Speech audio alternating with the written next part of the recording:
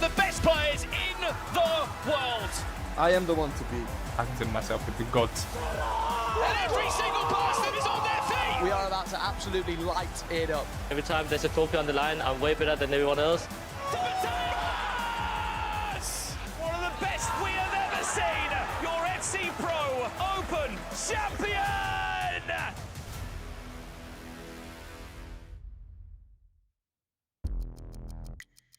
What does it take to reach the FC Pro Open? Passion. Determination. Strategies. Composure. He will be back. Knowledge of the game. Consistency. Instinct. Beating the best. What does it mean to reach the FC Pro Open?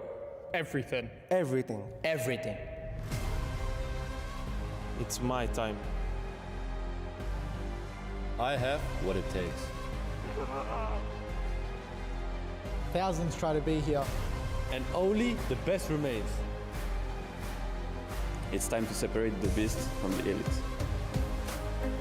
It all leads up to this. This is the FC Pro Open Global Qualifier.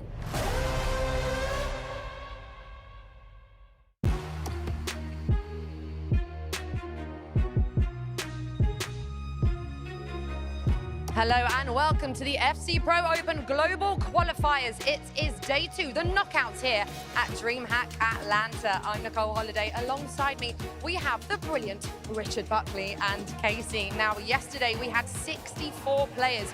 32 made it through to today. And by the end of the day, we will know the 16 players that have booked their spot in the FC Pro Open. Richard, what an unbelievable day it was yesterday. Have you managed to calm down after it? No, I've not. This feels absolutely massive. Over 60,000 players tried qualifying. We're down to the final 32. 32 of the best players in the world. We lost yesterday. I can't wait. I simply cannot wait to get going. And Casey, today should be just as good, just as exciting as what we saw yesterday. It's crazy though, because every single one of these players wants to make it into the FC Pro Open. It sets their season up for success. But they went through the Swiss stage, they're feeling great, but they have a whole knockout stage today that they still have to get to. They're almost there, they just have to cross the finish line.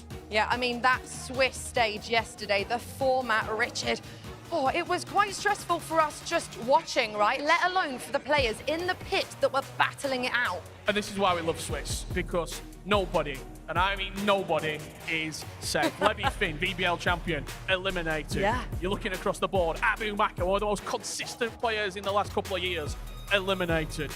MS Dasari, the king of the jungle, he couldn't get out of Swiss as well. Who impressed yesterday in Swiss for you, Casey, then? I mean, I think we have to go with either Stingray or Guga. They both went undefeated, but specifically Guga. He got signed by Man City Esports this year. He's only 17 years old. We didn't know what to think of him this season. He is coming into this competition with absolutely no fear. Richard, what were you doing when you were 17 years old? Do we want to know? Probably not. Let's move on. We spoke a lot yesterday about how difficult it is to get out of Swiss. And Richard, I mean, that's exactly what we saw, right? It was tough. Yeah, and I had the opportunity to speak to a couple of players as well in the pit. The atmosphere. It's not just us here. We're a small part of this huge festival here in Atlanta at DreamHack. There's noise, there's distractions, there's lights. It is a struggle in itself playing. Never mind before you go up against one of the best players in the world sat a couple of meters across the stage from you. And we saw a lot of emotions as well, didn't we, Casey? Because we could see, and we know exactly what it means to these players. We saw screams, we saw tears as well. And Swiss is a roller coaster of emotions. So you could start the day off on a high, you could go 2-0, and then be knocked out at the end. So yeah, we saw frustration, we saw celebrations, but it was very entertaining for everyone here. Yep, so today, 4 groups of 8. Shall we take a look at how the groups are looking right now? Group A, Richard, talk to me. What do you think? Yeah, it's an incredible group. You look on paper where you'd expect potentially 4 of these 8 players to go through. I think it's really, really difficult to call. I would swing, you've got to go towards the player who went 5-0 in Guga Ferraz. Johnny is a very, very difficult player to beat twice. How are you going to get through these groups? You win 2 and you go through. You lose 2, no FC Pro Open this season for you. Johnny versus Tuga, though, that should be a really good game, hey? I think on paper, I'm going to go Johnny. I think he's just got too much firepower against Tuga. But how many times have we seen Tuga go late, go into a penalty shootout, go into extra time? And when it does go late, Tuga usually goes through. I love that Richard is giving me predictions when I'm not even asking for them, Casey.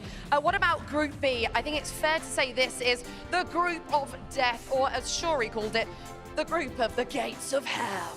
Absolutely. No, this group has so much firepower in it. As we look at the top there, I'm looking at Stingray versus Danny Pitbull. Yeah. Stingray, like we said, went 5-0. Danny Pitbull coming through that last chance qualifier as well. On the bottom half, we have Tex versus Emre Yilmaz. I mean, if you would have told me that this was going to be the first game of the day, I would have said that is insane, because those are 2 players that we've seen so much success from, and so it's about to be a good one. Yeah, Tex versus Emre Yilmaz is unsurprisingly our feature match, and that should be so good, Richard. What about Group C then? Yeah, a really, really good group. Yeah. I like the right-hand side of the bracket, I'll be completely honest. Katya has been a player in unbelievable form. We had Levy on the commentary yesterday. He said Katya is the toughest player and the best player he's played against in practice. Against Darkly, again, it's going to be a very, very tough matchup. I also love watching X-Sharif, the passion, the love for the game that he shows. There'll be tears no matter what. If he goes through, there'll be tears of joy. If he goes out, there'll be tears of despair. All the emotions. That's what we love to see here in Atlanta. And Casey, finally, Group D. Any fixture in particular that has caught your eye? I'm going to not go with fixture. I'm going to say players for this one. Okay. Hezers has really impressed me this weekend. Another player making it through that last chance qualifier. He beat Fuma to even make it into Swiss yesterday. He is up against Max Polomai. On the other half, Umit had a rough start to his day. He went 0-2, but then qualified up against fantastic South American player, Gueric. Well, anything can happen here at DreamHack Atlanta. I don't know about you guys, but I cannot wait to get things started. We have some of the best players in the world battling it out here today. So you know what? Let's kick things off. Vamos, let's go. It's game time. No one is on my level. It's time to show the world who I am. Let's go, come on. Remember the name. It's game time. I have what it takes. It's all lean up to this. This is my time. This is my moment. My spot is there. Time to claim it. This is my house. Time to show the world who I am. My season starts now. This is my house. Greatness begins here. Day 2 is here in DreamHack Atlanta. Brandon Smith and Shells have got the pleasure of guiding you through the first step of what will be a day to remember here in the United States. There is only 16 spots, 16 tickets available for the FC Pro Open this year, and Shells, in a few hours' time, half will be eliminated, their dreams will be shattered, and for the other half, it's looking ahead to London in a few weeks' time. We finally made it. This is what it all comes down to play for. This is where it doesn't matter. 3-2, 5-0, your record resets. You got to win 2 before you lose 2, and you can potentially book yourself a chance in the FC Pro Open. Well, look, let's not hang about it at all. Let's get this party started here. And let's get these matches underway. It's Tex against Emre Yilmaz first and foremost. This one coming from Group B. 8 games taking place right now, all in the upper side of the bracket, all on the winner's side. 4 from A, 4 from B. 2 wins is the magic number, Shells. 2 wins, you could be going through to the FC Pro Open. How big is that for these players that have made the journey here to DreamHack Atlanta? I mean, if you told every player this before the tournament, you only need 2 wins to make it, they'll 100% take it. But you got to control the controllables. You got to Tex starting off strong there, but you got to take down the player that you're playing first. And Emre Yilmaz versus Tex. Obviously, we see Emre taking down Desari after coming back. It'll be interesting to see how this game's going to turn out. But 2 wins. Oof. In case you missed it yesterday as well, you can just see the teams coming through at the bottom side of your screen. It was a 7 million coin budget that the pros were allowed to use here in DreamHack Atlanta for the FC Pro Open Global Qualifier. In that, 2 ultimate screens must feature. Those ultimate screens are from Team 1. They couldn't use players from the recent Team 2 that just dropped on Friday. And as you can see on the left-hand side of the screen, loads of people saying, where's Anders Vergang? Where is he? He's already qualified. 4 players from the FC Pro Open last year, the finals in London, re-auto qualified for the FC Pro Open this year, and also the top 4 from the FC Pro World Championships in Saudi Arabia in the summer also made up the other 4 players there. As you can see, the groups are already starting to fill out there. Levi David and Gabaros, both in Group D. We have the pleasure as well of being joined by Shori on the commentary. Shori, how are you? Welcome on. Hello guys, I'm joined by Greatness on my left and right. I'm watching Greatness on the screen. I've got it next to me as well. How are we doing, fellas? We're doing well. I mean, how big is this then, would you say, for the pro players that are here? Because there is so much on the line as Emre Yilmaz will look to open up his account just before the 10th minute in that game. How important is this, number 1, Shori, and 2, let's speak about that game against MS Desari yesterday. I mean, you need to start the day well. You need to start the day well, these players. We've got Tex 1-0 down at early doors. We were saying, Shells, before how little Tex has conceded thus far this tournament compared to a lot of other players. We've seen 10 goals fly in. Tex will be disappointed with that, but we know on FC 26, we know how quickly the goals can absolutely fly in. Especially, even saw Emre's come back against Desari. We all thought he was going to lose when he was 4-1 down, but that went down to the wire. I still think we're going to see a lot more goals coming in this game. Yeah, the fact he pulled that back it's out of this world. I cannot believe come back like that. That's why you guys playing your champs games at home, never give up. Never give up. Speaking of Emre Yilmaz, he looks to try and find the same style and finish there. Mbappe from Nico Williams. Do let us know at home in the chat. We can see all your comments come through. Who do you think is going to make it through to join those groups already? You can already see Brees, runner-up at the FC Pro World Championships in the summer. He's with Nicholas already in Group C.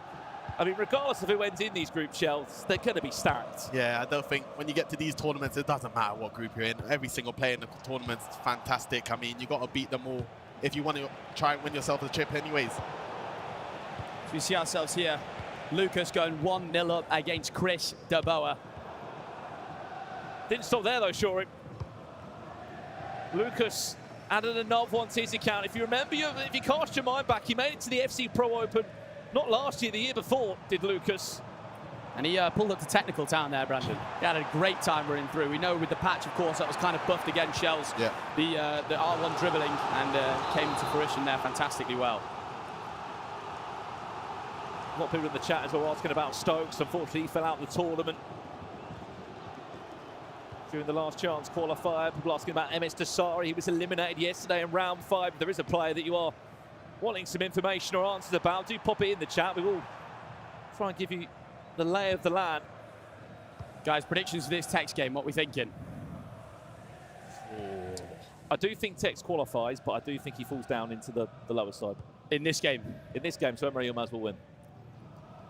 We called Emre Yilmaz Mr. Consistent. This man, I mean, the chance that Dusari missed in the last minute yesterday to send Emre Yilmaz out of the tournament was just absolutely insane. You see Emre building up really well in the box here. Lovely little low driven.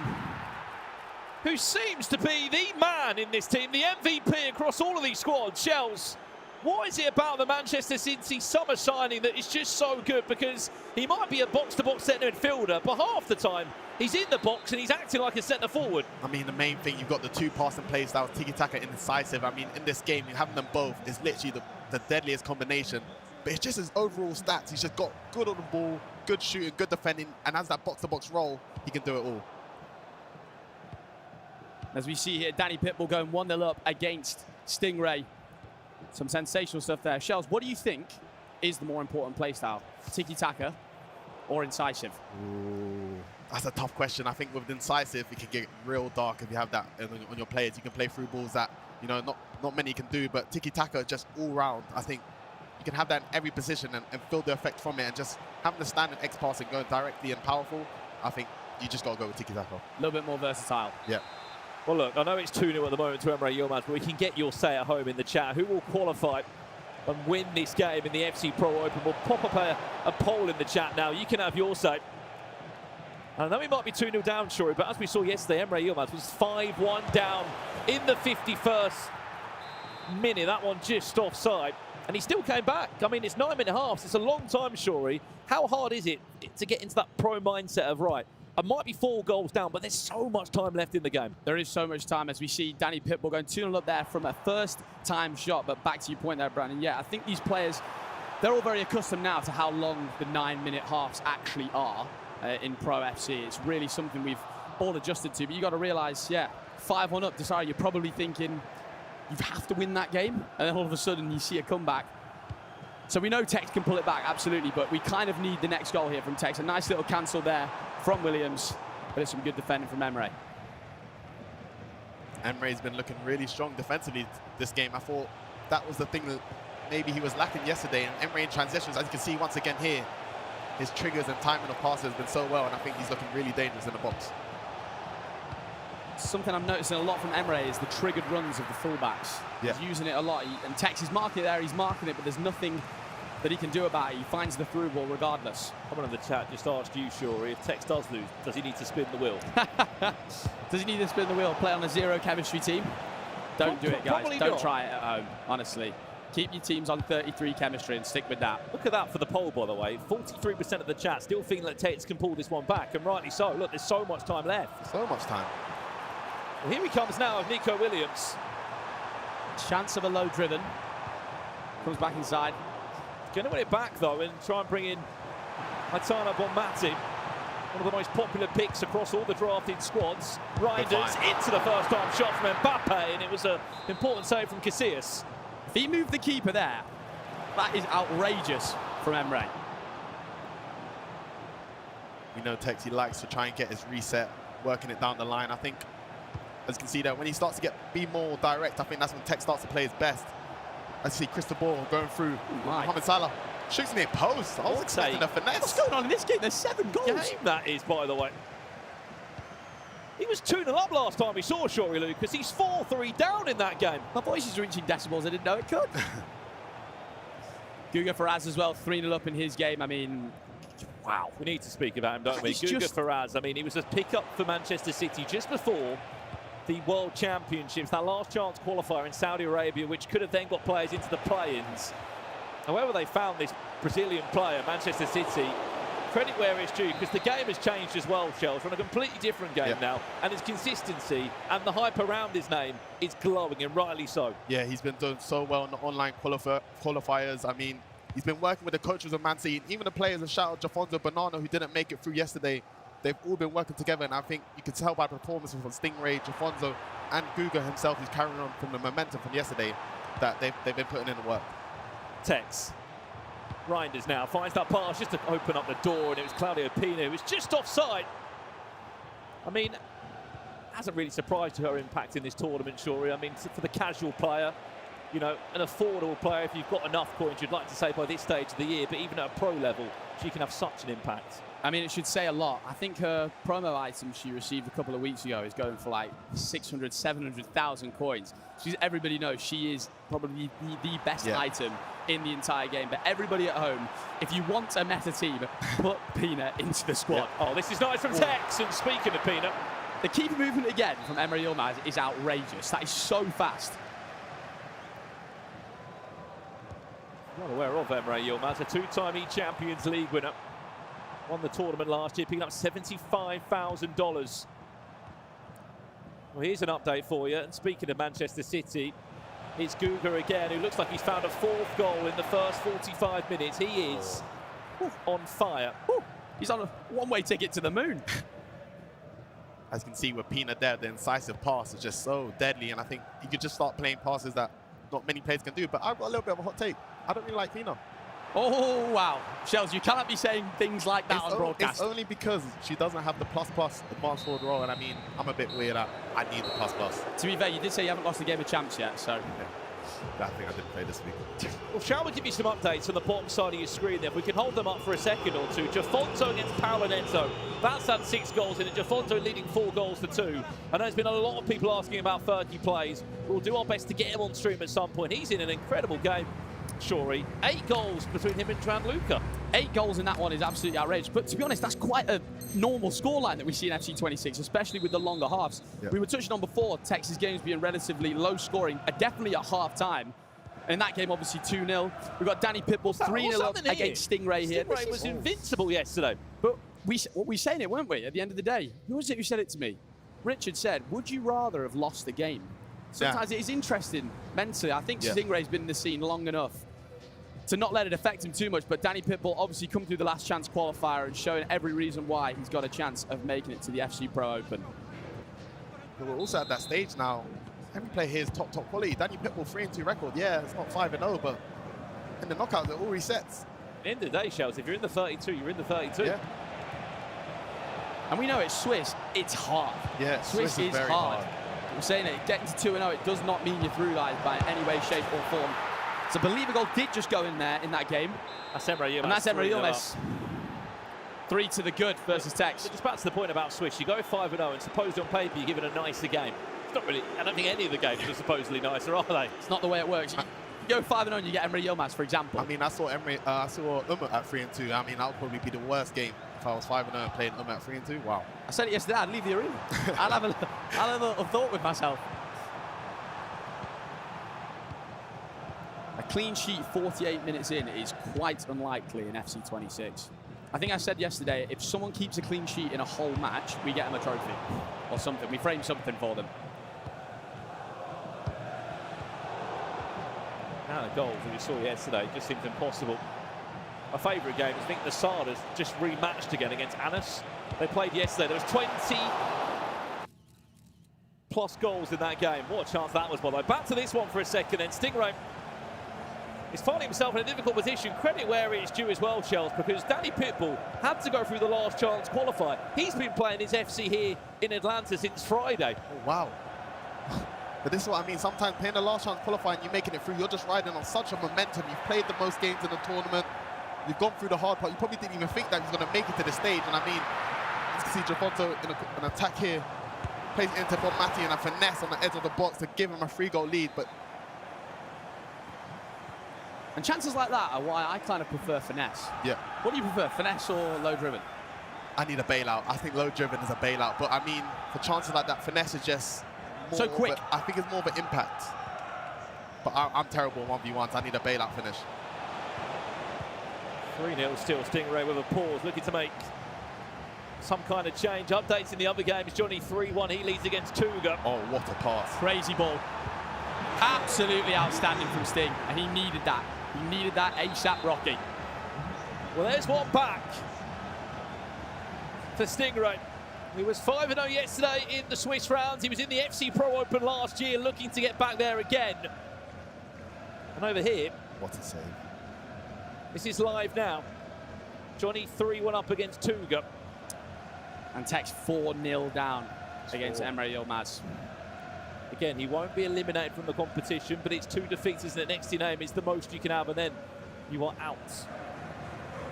Let's talk about Emre Yilmaz. I mean, I've been hearing that he's been kind of struggling early on in this game, and it's weird to say when Emre's struggling, it's not the same as struggling as everyone else, but these last 2 performances we've seen from him, I think he's heating up and at the right time. Emre Yilmaz, when he does heat up, I think there's a reason why he's won the ECL twice, and he's looking to try and book himself a spot in the FC Pro Open once again. There's a reason why this player is playing for Ajax this year as well. Chris de Boer, runner-up last year in the Dutch Eredivisie.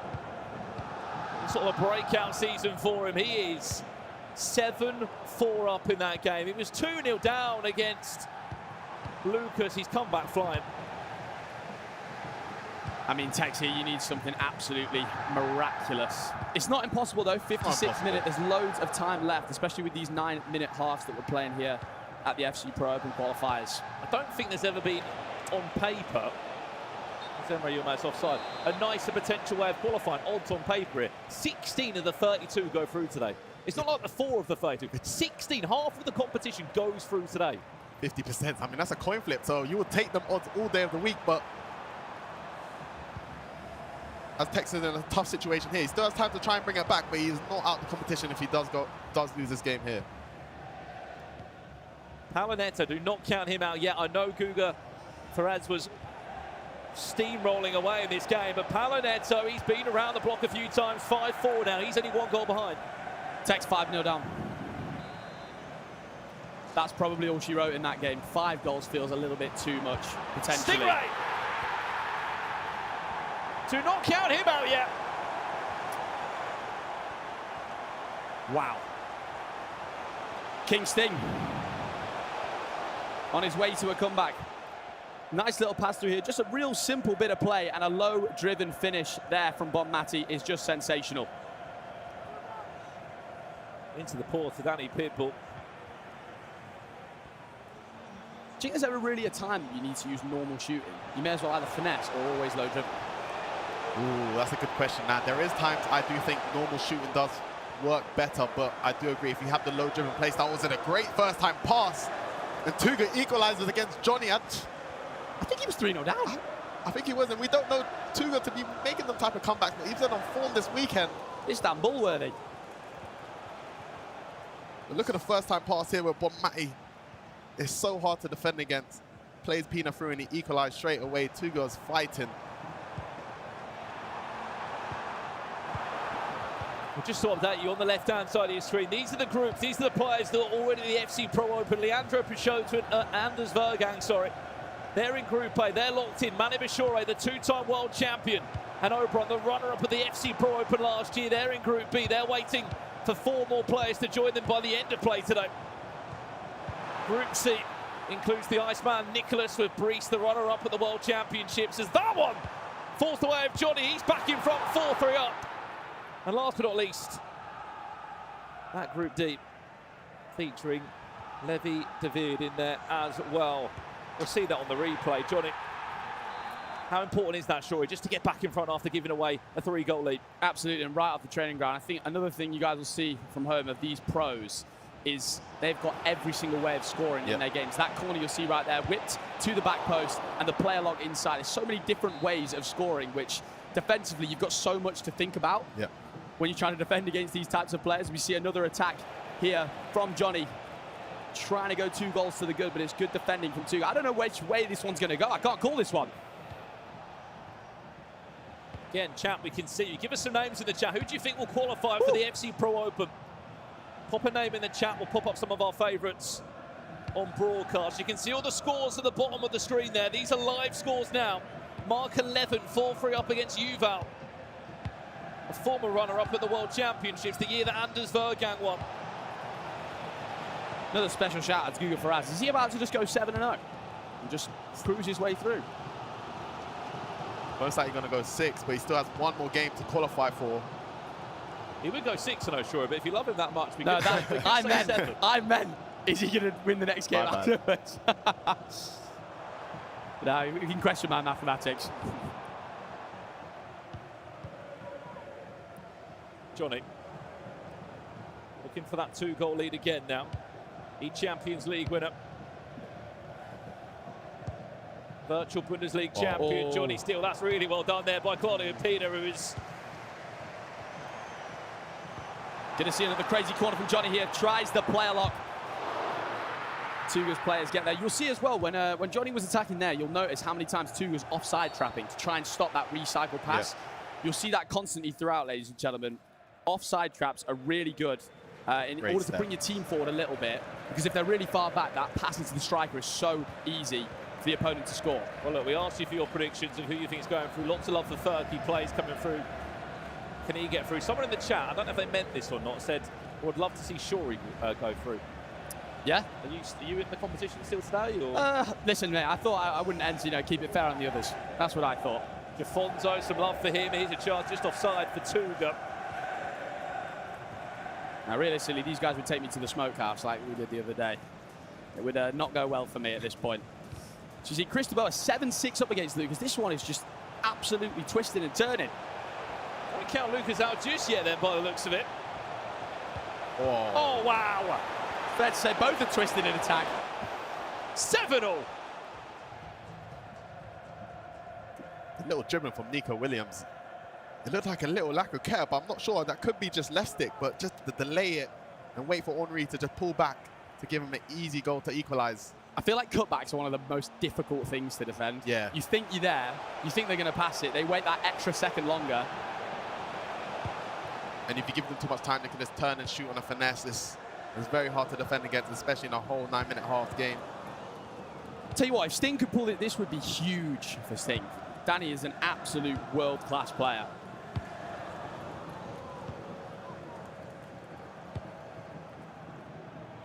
Guga Ferraz still 5-0 up in his game against Di Fernandez. The only person not to have scored in this round, Di Fernandez. Not to try and out him, but I'm just saying, keeping a clean sheet in FC 26, I keep saying it, it's outrageous. We got to give praise to Guga, I think. Have to. When I've been watching him play, especially yesterday, he seems like he's so disciplined, but he's got a bit of sauce about him going forward as well. And he could be putting his name on the map in the FC Pro scene this year, maybe book himself a spot in the Pro Open. Last 6 minutes of this game, Stingray on the hunt for that equaliser. Pateas runs into Yap Stam. Goal update here is 7-7 a second ago. Cristobal now back in front in this 15-goal thriller.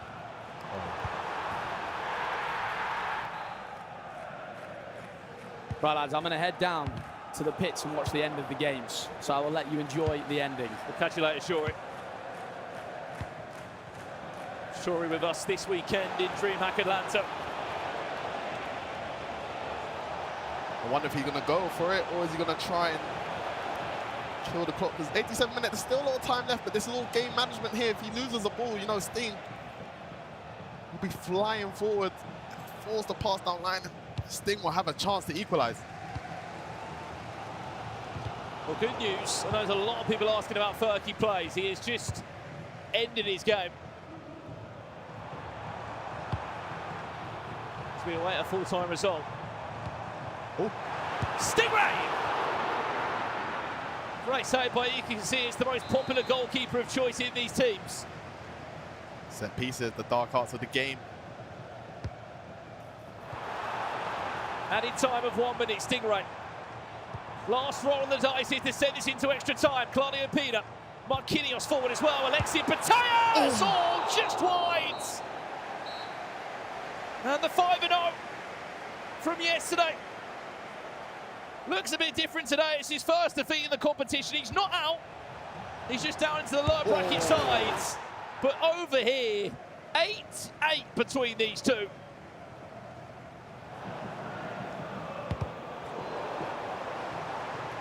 Let's stay with this one for a second, because it looks like that one's about to go into extra time. Tex, unfortunately, 5-2 down. There's just not enough time, really, to try and find 3 goals, unless he wants to prove me wrong. I think he needed that chance there, but... It's going to fall back nicely to Reinders. Who knows? I think there's a chance. Depends how much added time there is, and if he gets to goal before the 90, really. I'd like to say, though, a player of Emre Yilmaz's stature, Shells, should really be able to see this one out. I mean, yeah, of course, he's so experienced, but anything can happen the same way Tex is experienced as well. He's done comebacks before, but think it is just a little bit too late. And Emery Yilmaz will be one game away now.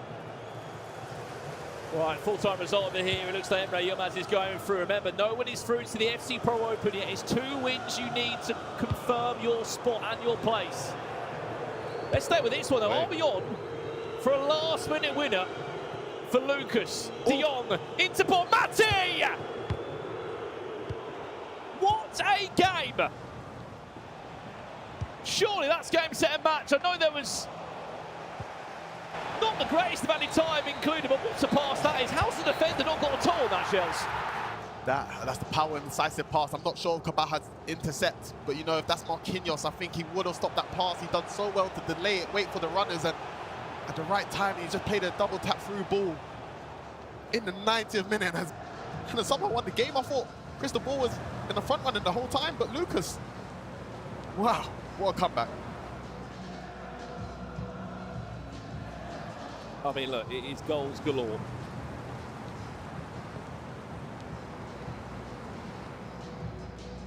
This is the last game that is live in this round, by the way. There's your scores at the bottom of the screen. Mark 11, important win for him. Fergie plays 10-4. He ran away with it in the end, didn't he? That game was 4-4 at one point, Chels. Sometimes when you just get going at the right time, the momentum is so big. Sometimes when you're just feeling it, your attacks will start to flow a lot bit better.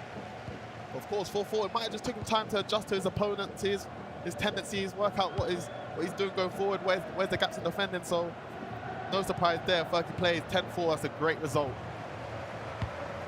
Added time of 2 minutes.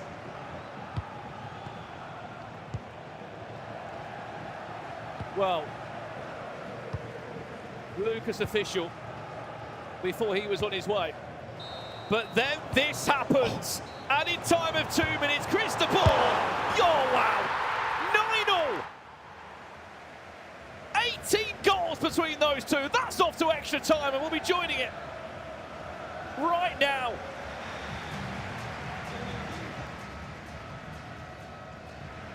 I mean, look, we've had some scoreline, Shells. We've had some games. But how about that one? You can just see there, that's our main stage, that's our player area. 4 games taking place all at the same time. Players that have just finished, there's only 1 game left to be played. Cristobal against Lucas. As you saw there, I mean, Lucas stood up, he thought he won, he thought he celebrated, and then you see Cristobal standing up straight away, letting him know he's still here. And I don't know what's going to happen in extra time, but 9 goals for them both in a full game, and we're going to extra time. We're going to see a lot more. Nobody has been eliminated from today. The 32 players from today, no one has been eliminated as of yet, for those that are asking. If you win 2 games, you go through to the FC Pro Open. If you lose 2, you are out. Where's the ball, man? Look how fast he paylocks. Those are your scores then. The hope of a clean sheet did go, unfortunately, for Guga. Di Fernandez did score 1. 6-1, Guga against Di Fernandez. Stingray losing against Danny Pitbull. Jafonso, former eSports World Cup champion. 8-4 win against Paolo Neto. Mark 11, 4-3 win. Johnny beating Tuga, 5 goals to 3. Fergie plays, running away with a 10-4 win.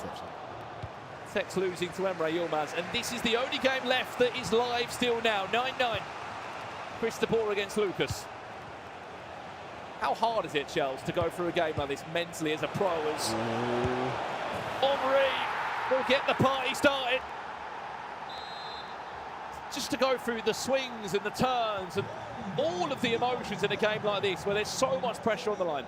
I don't know, it's a weird one. I think it works both ways. As you can see, the first time through ball, it's the first time I say it, the dark arts is still here in FC 26. But I think both of these players are attacking well, and I think if you know that you can score, that's all that matters. I think mentally, both these players are playing in full confidence right now, but no one likes to play in a game like this when you feel like you can't get a lead going on.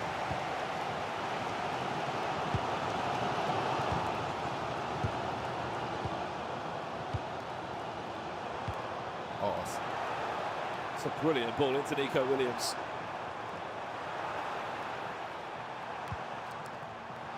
Patrick! There wasn't anything too fancy about the finish there. Just a second ago, Shore was speaking to us, Shells, about different ways of shooting low driven, finesse. That one, just get your laces through it. I mean, with precision shooting, sometimes you just got to hit it. And I think what Cristobal was thinking there, because I wouldn't have shot that personally, but he was going to try and get a corner where Patry puts it in the back of the net, equalising once again for Cristobal this game. That's what I mean. Both of these players are playing great football going forward. Sometimes they get like this, but is Lucas the only one using this Thierry Henry in this tournament? I'll have to have a little look, because certainly is worth a conversation there. I find it so interesting to see the items people choose up front. You know, do you want a playmaker? Do you use Peanut because of maybe value for coins? She offers you everything, maybe lacking on the pace side, but Thierry Henry. Here you go, Shells. Two people have chosen Thierry Henry. Out of the 64 yesterday that were competing, 2. Who was the other, you know? I don't know the information, unfortunately, but I can tell you that Lucas is one of them. He's just one of them.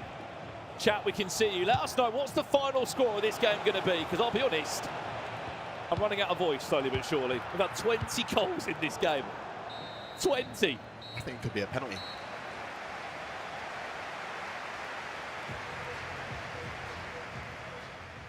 I think it needs penalties.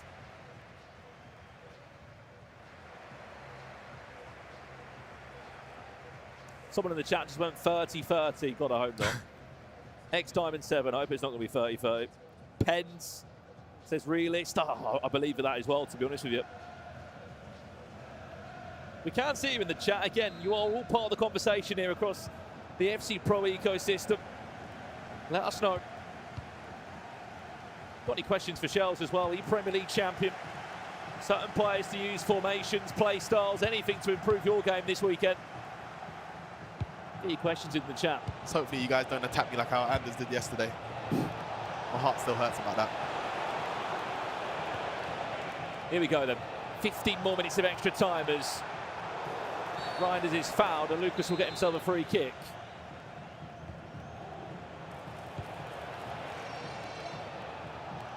Nico Williams. He's a great example of a player that's very much affordable, Shells. Yeah, Nico Williams, I think some players have roles in a team. By line, Nico Williams is so fast off the ball, trying to get your team in the right position, and you've got to try and spread the coins wisely. And some people will call to use maybe Salah with the gold finesse, but I think Nico and Mbappe as the wingers, they're both the fastest wingers in the game. They're so hard to stop them in transition, and then I can see Cristobal in another transition, which is so hard to stop in FC26. Someone that you all know well, Shells in the chat, RSD, the Premier League veteran himself, has said, what's your favourite formation this year? My favourite, it won't help Ricky, that's for sure, but the 4-5-1 for me, the 3 centre mids in defending, it just helped me out so much, and going forward, we've got to play a little bit more patient, but 4-5-1 for me is the best formation. Foot Accountant said, I want to see Brandon get on the sticks. I'd love to see that. I don't think you want to see that. If I was in the Swiss rounds, by round 3, I think I'll be walking out the building.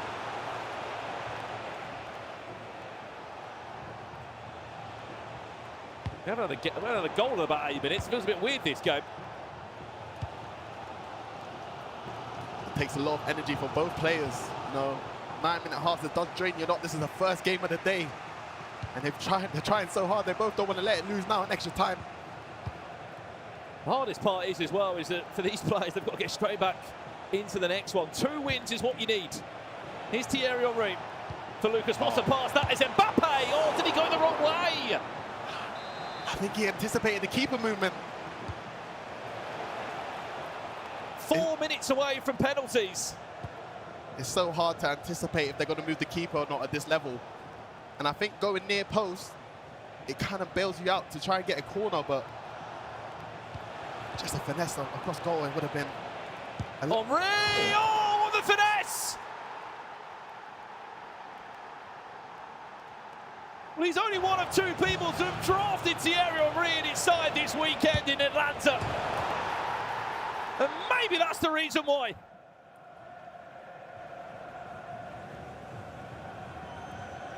What a finish. We were speaking about finesse, low driven. Sure, he's mentioning them areas. don't even need to have it go with precision shooting. Thierry Henry has banged it from outside the box. But is it the winner? Probably not. Nah, I think honestly, Chris the Ball's probably got some not. fight in him.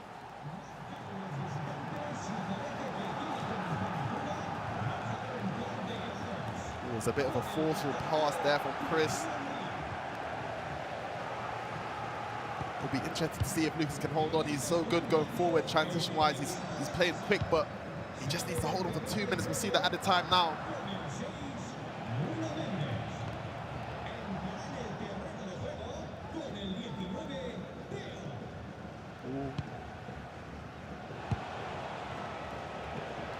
Any time of 1 minute, Lucas keeping himself on the upper bracket side. Well played, what a game. Chris the Ball, there just won't be enough time for him to get the ball past the halfway line. 21 goals in it, but only 1 goal to separate the two. Lucas official stays on the other side of the bracket. Chris the Ball will go down to the lower side now. It's not out. Now, I think Chris the Ball played a great game. I think, of course, he's going to be disappointed not to come out with a victory there, but he had a great Swiss yesterday, and I think it's not a bad loss to have. You know, some guys maybe lost by a couple goals, but he fought to the very end, and I think he'll be feeling good about himself, and I think it'll be important to take that momentum into the next game. Well, absolutely. Well, look, up next after this break, 4 players will qualify for the FC Pro Open, and 4 will be eliminated from the competition. Do not go anywhere. This is really starting to heat up in DreamHack Atlanta.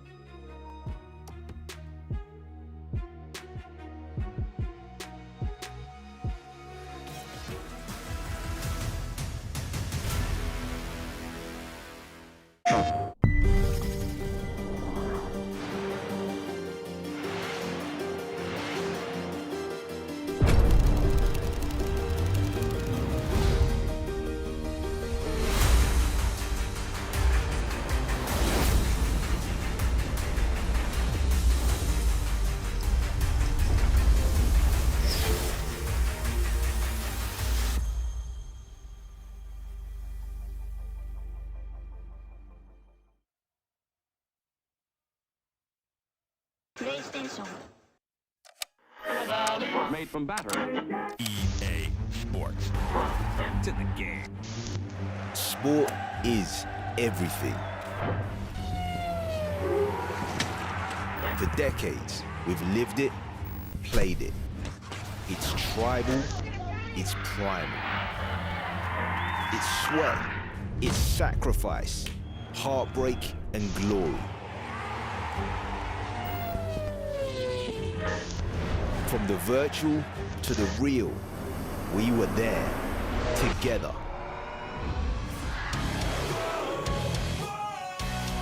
Heroes, villains, rivalries, and legends.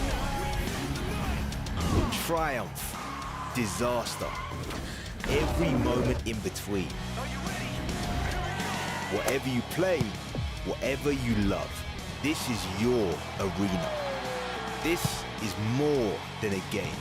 This is sport. Everywhere. Always. Sport is the EA Sports app.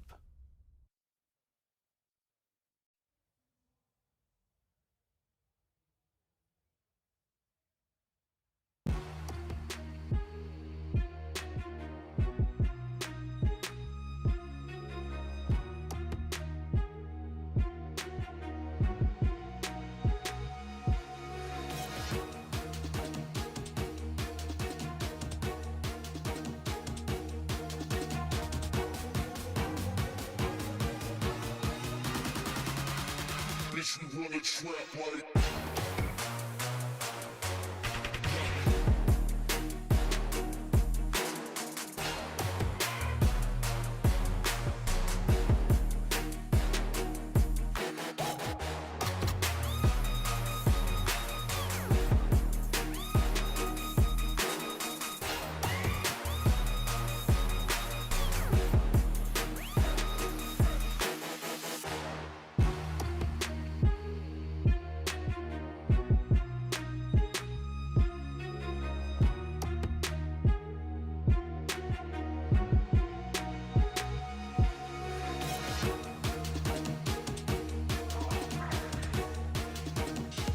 Play FC26 and win prizes on PlayStation tournaments. To sign up, look for the in-game PlayStation Tournaments button or head to the FC26 Game Hub. Bring your best squad, show your skills, and compete for prizes and more. If you want more rewards, join in on the action of the FC Pro Open match days at Twitch/EA Sports FC or YouTube/EA Sports FC Pro by linking your EA account. If you watch 15 minutes of knockouts, you're eligible to receive an 80+ triple player pick. Watch an hour and you can claim 81+ times 5 player pick. For more information, go to www.fcpro.com. Okay, welcome back. Wow. Well, Richard Buckley, your eyes say it all. You still look shocked from what we've just seen. I mean, a brilliant opening to today's games, right? I think when you consider the level of opposition, it's quite hard to actually predict what's going to happen. I mean, all the games, just drama all the way through. And I think you sort of saw that in a lot of the scorelines, super tight games, but then we also had some outrageous results, to be completely honest. I mean, Shuri, you were there, you were in the thick of it, watching the games as they were happening. Anyone in particular that really surprised you? Surprise is probably the wrong word. I'd say the Emre Yilmaz Tex game, that being 5-0, obviously in the end, Tex managed to claw a couple of goals back. I actually just spoke to him backstage in the words of Richard Buckley. Tex said, look, you know what? He just played amazing. So I don't feel like you don't hear that enough sometimes. He just gave credit to him and said, look, you know what? But Emre, after yesterday going 3-2, you probably tip him to go all the way now. Let's have a look then at Bracket A and how things are shaping up here at DreamHack Atlanta. Okay, guys, are you with me? You know where we're at. Oh, I'm ready. You know I know what's popping. I can see an All-Man City game. Yeah, go on, Rich. I mean, two players, they matched yesterday. I don't know if we remember that. In Swiss, it was kicked off about 9 p.m., 9:30 last night. They were both 4-0. Gugo beat him 6-3. That's a rematch. You know what they say, Shuri? When you play once in Swiss and you're playing the knockouts, typically the result reverses. Things could get a little bit shady as we jump into some highlights here. This being Emre Yilmaz going 5-0. We were touching a lot about finesse and low drivens, and those finesses were absolutely flying to the moon in that game. What about this one, guys? I mean, Stingray, an unbelievable day from him yesterday. And this was close, to be fair, but he couldn't get the win, Rich. Yeah, Danny Pitbull is, it's in the name. He's a dog. He will not let it go. And when he goes 3-0 up, it's a real tough position. I don't know if you caught the end of that game, but he was holding the ball, not allowing Stingray to play through him. That was a ridiculous game. Oh my God, it was so good. We were watching it backstage, Richard. So many goals. I could not keep up at all, Shuri. Yeah, can we talk about how he was using Thierry Henry item? One of only 2 players to use him in the whole tournament, as we see the Group B bracket here as well. Mark 11, gone slightly under the radar, won his game 4-3. I just spoke to Dan, Footwiz Dan, backstage. He was saying very tight game, very tight affair. But Mark, after a really tough first round yesterday, has bounced back extremely well. We're going to have players going to the FC Pro Open in, what, 30, 35 minutes time. Mark 11 could be back there again. Danny Pitbull for the first ever time. Emre Yilmaz. It would feel wrong, Emre Yilmaz not in the Pro Open, but Fergie plays. We've not probably mentioned him enough. He's really been going under the radar. The chat absolutely love him as well, I've got to say. Every time we go in that chat, Fergie Plays is one of the most popular names. Yeah, I think Casey is with one of the players ready for a chat. Casey, over to you.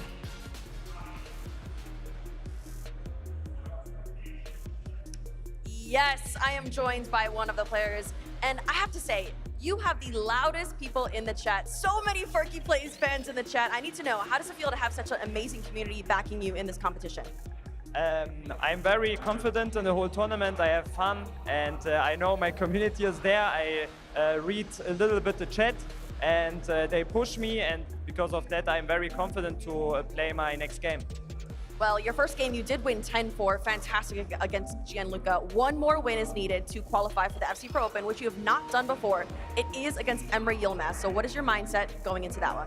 I think Emre is a very, very good player on the biggest stage in the last years, and Yeah, but I'm very confident. I played a very, very good tournament, and I think I have to be confident, and I have fun. And how important is it to you to qualify for the FC Pro Open? Because it really does set your season up for success, doesn't it? I'm not here to play only for playing, only to have fun. I want to win, and I want to win my decider game against Emre, and I think I can win if I make my game. All right, well, Ferky, I will let you get back to it. Good luck today. One more win, you're almost there. Gonna send it over to Brandon and Shells for some analysis. He is in to try and qualify himself for the FC Pro Open. This is R3. Welcome back for another season of R3 Clips. This is your chance at home to take a thing or two from a former pro player. We've got Shells alongside us, a former E-Premier League winner. This is R3, Shells. This is your chance to show the people at home something that maybe's happened across the last weekend to take and improve their game. What are we looking at today? Listen, I'm going to take this for myself, but we're going to be looking at player locks. Of course, we all know about player locks. If you don't know how to do it, I'll be explaining it here. But it's all about the choice of decision, what to do once you've done the player lock and make the right run. As you can see from Emre versus the Dasari yesterday, player locks they were doing between the middle of the centre backs was unguardable. I think we've got to learn this one. Yeah, so this game yesterday, just for context, had 17 or 16 goals in it. We'll roll the clip now for you at home. Full paced. I mean, I think this was goal potentially number 9 of the game. It's coming through. This is Emre Yilmaz here. It's so quick the way it's moved, but he makes it look so simple as the Champions League winner. We're seeing a few of his highlights from yesterday. How does he make it look so simple? It takes a lot of practice, but as you can see, a great piece of skill there. But look how quick he is and responsive. It's literally unguardable, but I think it just takes a lot of practice and a lot of time developing and putting the hours in. And as you can see, it kind of gave him momentum because he was trailing against Dasari, and I thought his attack was a bit stale. But once he started play locking, it started opening up his game. It just made Dasari struggle in defending him. Well, first and foremost, Shells, how do you do a player lock? Just on the controller for people at home. Can you show us? Firstly, you got to press L3 and R3 together, and then now activate the player lock, and you'll see the little icon above it kind of get a bit thicker. So once you see that, you then use the right stick to switch player to where what you want to go to, and then make the run yourself. It does sound a bit complicated. Right, we'll jump into the footage now. Let's play this a bit slower, and Shells, you can guide us through maybe 1 or 2 moments of player locking that we saw from Emre Yilmaz that was really impressive from him. Let's play the clip. Here we go then. So this is Mbappe. Great piece of trickery. As you can see, straight away, you press L3 and R3. Once again, you click it once, and then you got to use the right stick to flick to change player. But mainly, once you switch, you got to use the left stick to try and get them in the right open space to find the pass. But once again, L3, R3 together, right stick to switch player, and then the left stick to move in the right position. And then choice of pass is also very key. X, R1, X, square, depending on what you want, is the pass that you receive. This clip here had a lot more player lock, Shells. Talk us through it. This one right here, the great piece of skill, but the player lock, see, pause it. Let's stop right there. I don't even want to see the goal yet. Let's go back just a second or two. I think I know exactly what you're looking at. Is that like a fake player lock I'm seeing? Right, well, let's just stop it there. So is this player here in particular, Shells, what's happened? So of course he's pressed L3 and R3 and used the right stick to switch. So he flicked it up to switch to Bonmati. As you can see, the icon above her head means the play lock is activated. But what he does here, he presses L3, R3 again to cancel the player lock. And if you resume the clip, it forces the defender to change player. Look, he's already fell for it again, but pause it again. The way how quick Emre Yilmaz has switched the player lock to Bonmati once again to open up the lane, and it's just an easy goal. This is top level stuff. I'll be honest, I'm lost at that point. But at home, if that helped you, please do implement it into your game. And let us know in the comments, what do you want to learn about in the next R3 segment? So many big games underway. And remember, after this next round, 4 players will qualify for the FC Pro Open. It's up next. I can't wait for it. It's game time. My spot is there. Time to claim it. Vamos, let's go. No one is on my level. Let's go, come on. It's all lean up to this. Time to show the world who I am. Greatness begins here. Well, it's time to book some spots in your 2026 FC Pro Open. We're about to put some names to join the 8 who are already there. Myself, Richard Buckley, joined alongside Shori. This feels like a very, very big moment. How would you be dealing with this pressure right now when you know you're one game away? We're underway in one of our matches for a qualifying game, Guga Ferraz versus Jafonzo. But how would you be feeling about this? Well, Buckley, first of all, an absolute pleasure to be next to you. Commentating some games where we're going to see some places bugged. Absolutely. I think for these players, when you know you're qualifying for something that's not just a one-off tournament, it's weeks and weeks of playing, getting to turn up, have some fun. At the end of the day, it's the reason that they play it. Is to have some fun and enjoy playing FC 26. So, no, a lot of pressure on these guys. Absolutely. But these are players that have played right at the very top and won many a tournament. As you see Guga here getting underway, he's going to be kicking from left to right in the home blue of Manchester City, and in the away will be Jafonzo from right to left. Did you see his draft scrolling through at the bottom of the screen? Both players using Giorgio Chiellini alongside Xavi in the middle of the park. Yeah, I just want to touch on a couple of these players as players, should I say. Guga Ferraz up top using Rafael Leao, the Finesse Plus playstyle. Buckley, we were talking about it many a time. It's low driven or finesse. And I think you're going to see loads of those come through this game. The all-Manchester City matchup. Buckley, quick prediction for me. 1-0. Guga Ferraz. He has been absolutely perfect so far in this tournament. 5 wins, and we have to remind you, these two played yesterday. They matched in the last round of Swiss, where Guga won 6-3. Let's jump on board here with Mark 11 and Danny Pitbull. 2 times Mark's been there at the Pro Open. Danny Pitbull never played in an FC Pro Open. Will it be a hat-trick of performances and appearances for the Aussie representing Footways, or will Danny Pitbull make his debut? I'm backing Mark.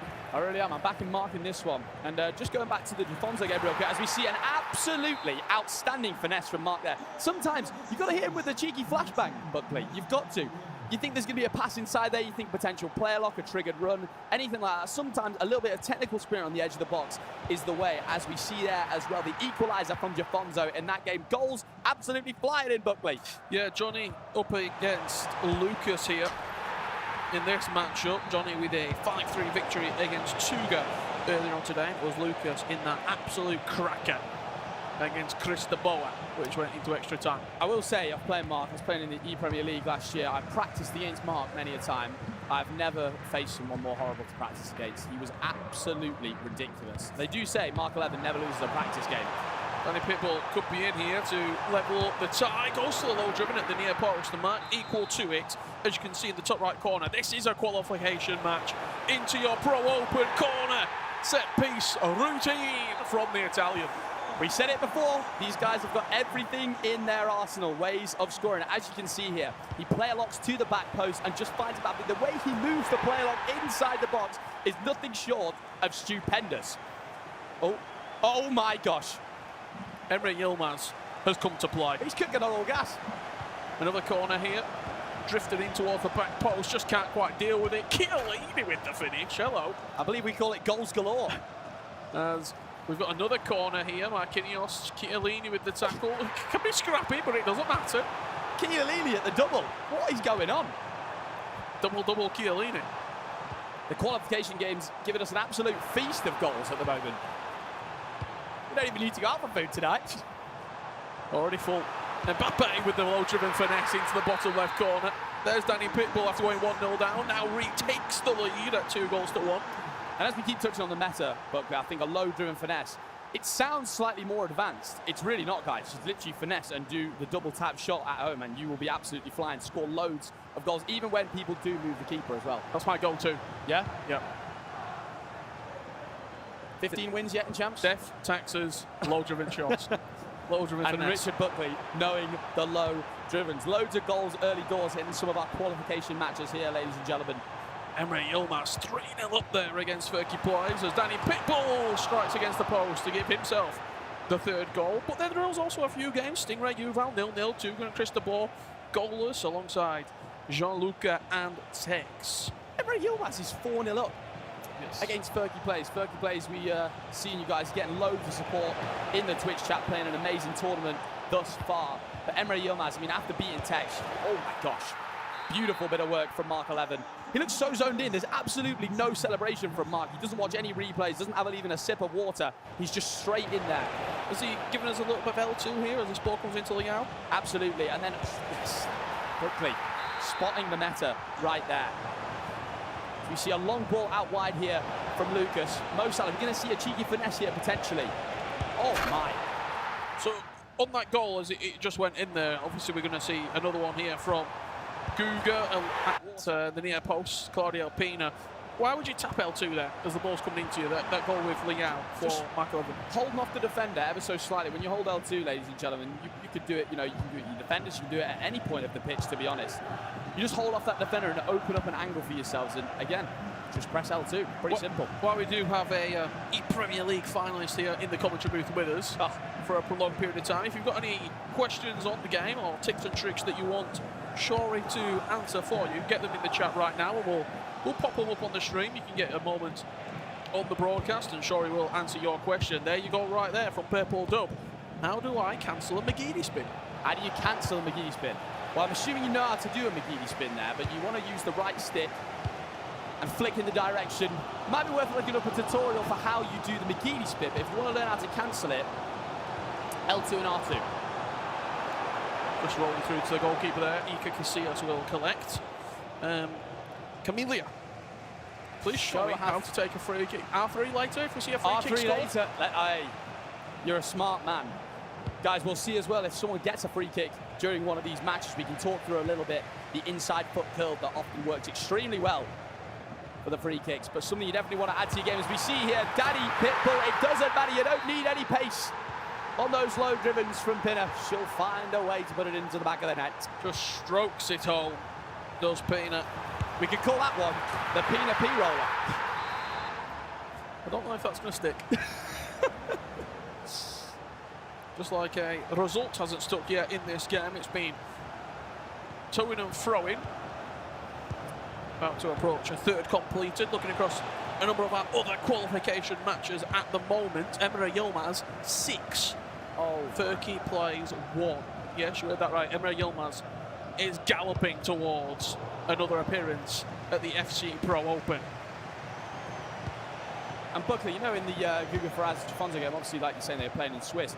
So you can, in your head as Jafonza, like you've already lost once in this tournament.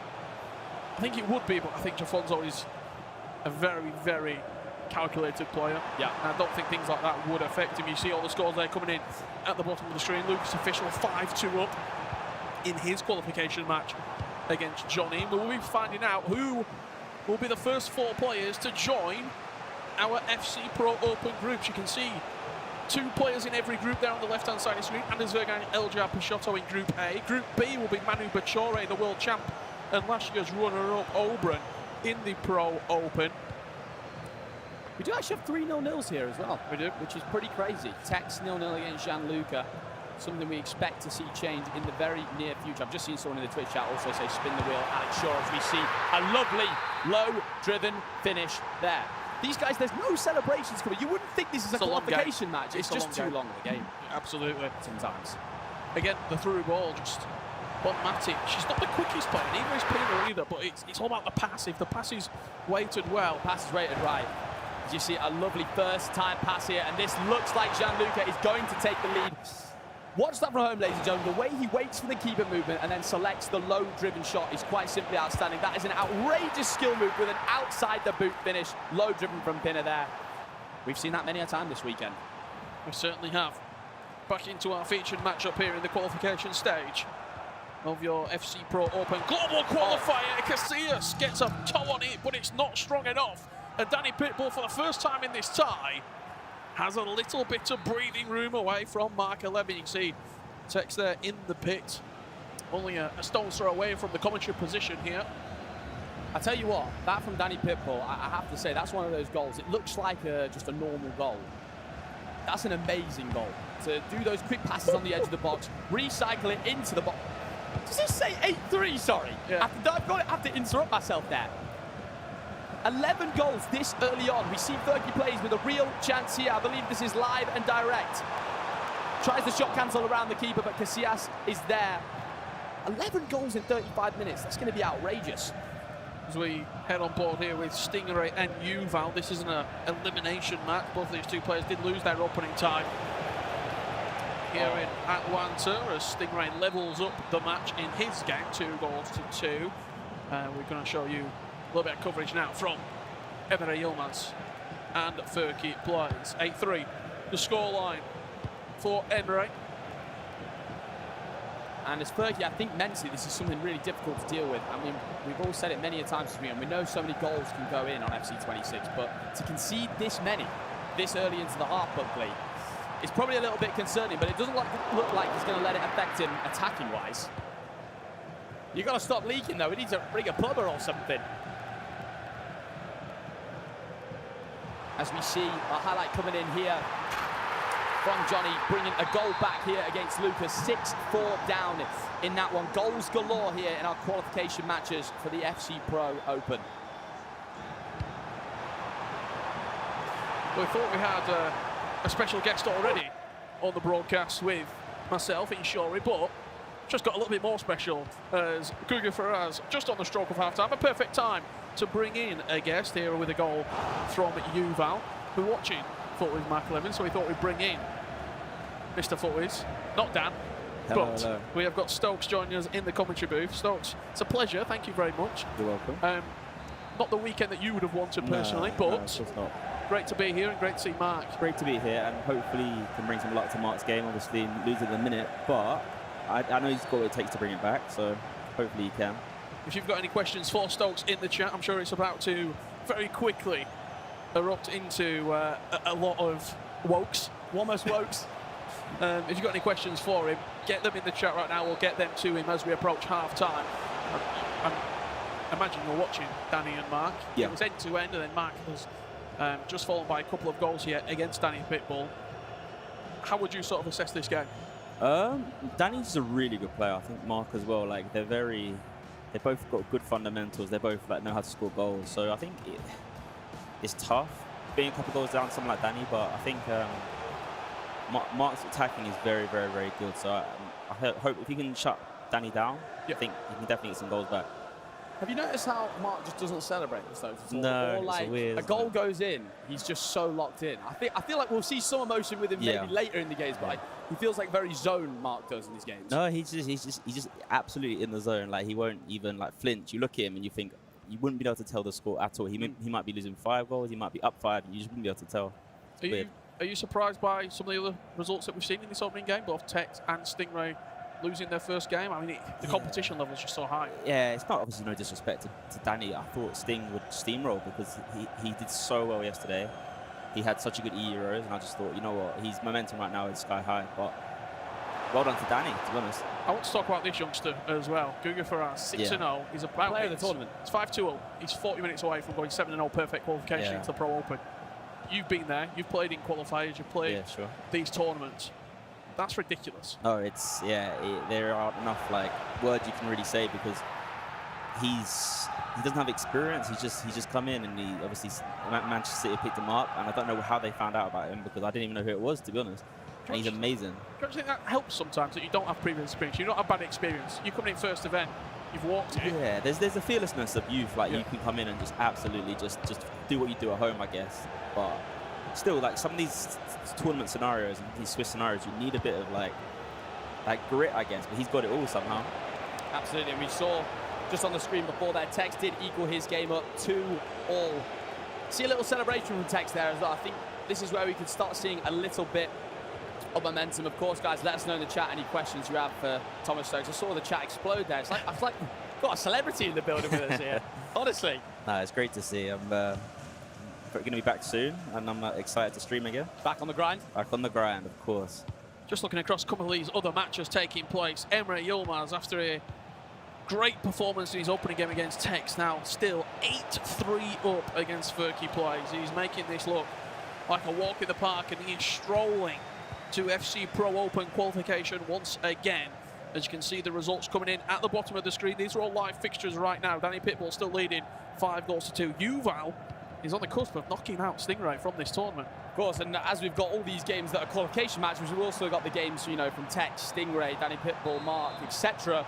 All elimination matches in there as well. So it's all absolutely going off here. Well, we asked 4 questions for yourself, Stokes, and I think we've picked some of the best ones out from the chat. We'll be able to show you very shortly indeed. Gramps, why are you not playing? Yellow card. Well, let me talk you through that one. I did play. I got through the first day-ish, and then I met someone called Gueric. I'm sure you'll see him later. Yep. And yeah, no, I was up until that game. I was posting all my screenshots on Twitter, but what happened in that one? That one, well, I'm going to keep that screenshot to myself. I think it was 10-2. Okay. Excellent player, fair play. Just played really well. I literally came out and said, you are way too good. Fair play. Question here from MS. Who do you think is the best budget player for under 50k? Should we ban Pinner to be in the answer? Yeah. That's a great shout. Best budget under 50k. Try and get you someone that's been used in this tournament that I've been liking. I think there's I don't know, to be honest, I don't know her price, but Inform Lavelle, she gave me a lot of, she gave me a hard time, and I think a lot of people are using her because she's very, very meta and she's very good in game. I mean, we'll see the recycle on the edge of the box and then that ping pass straight back in. Trogs, how was your weekend league?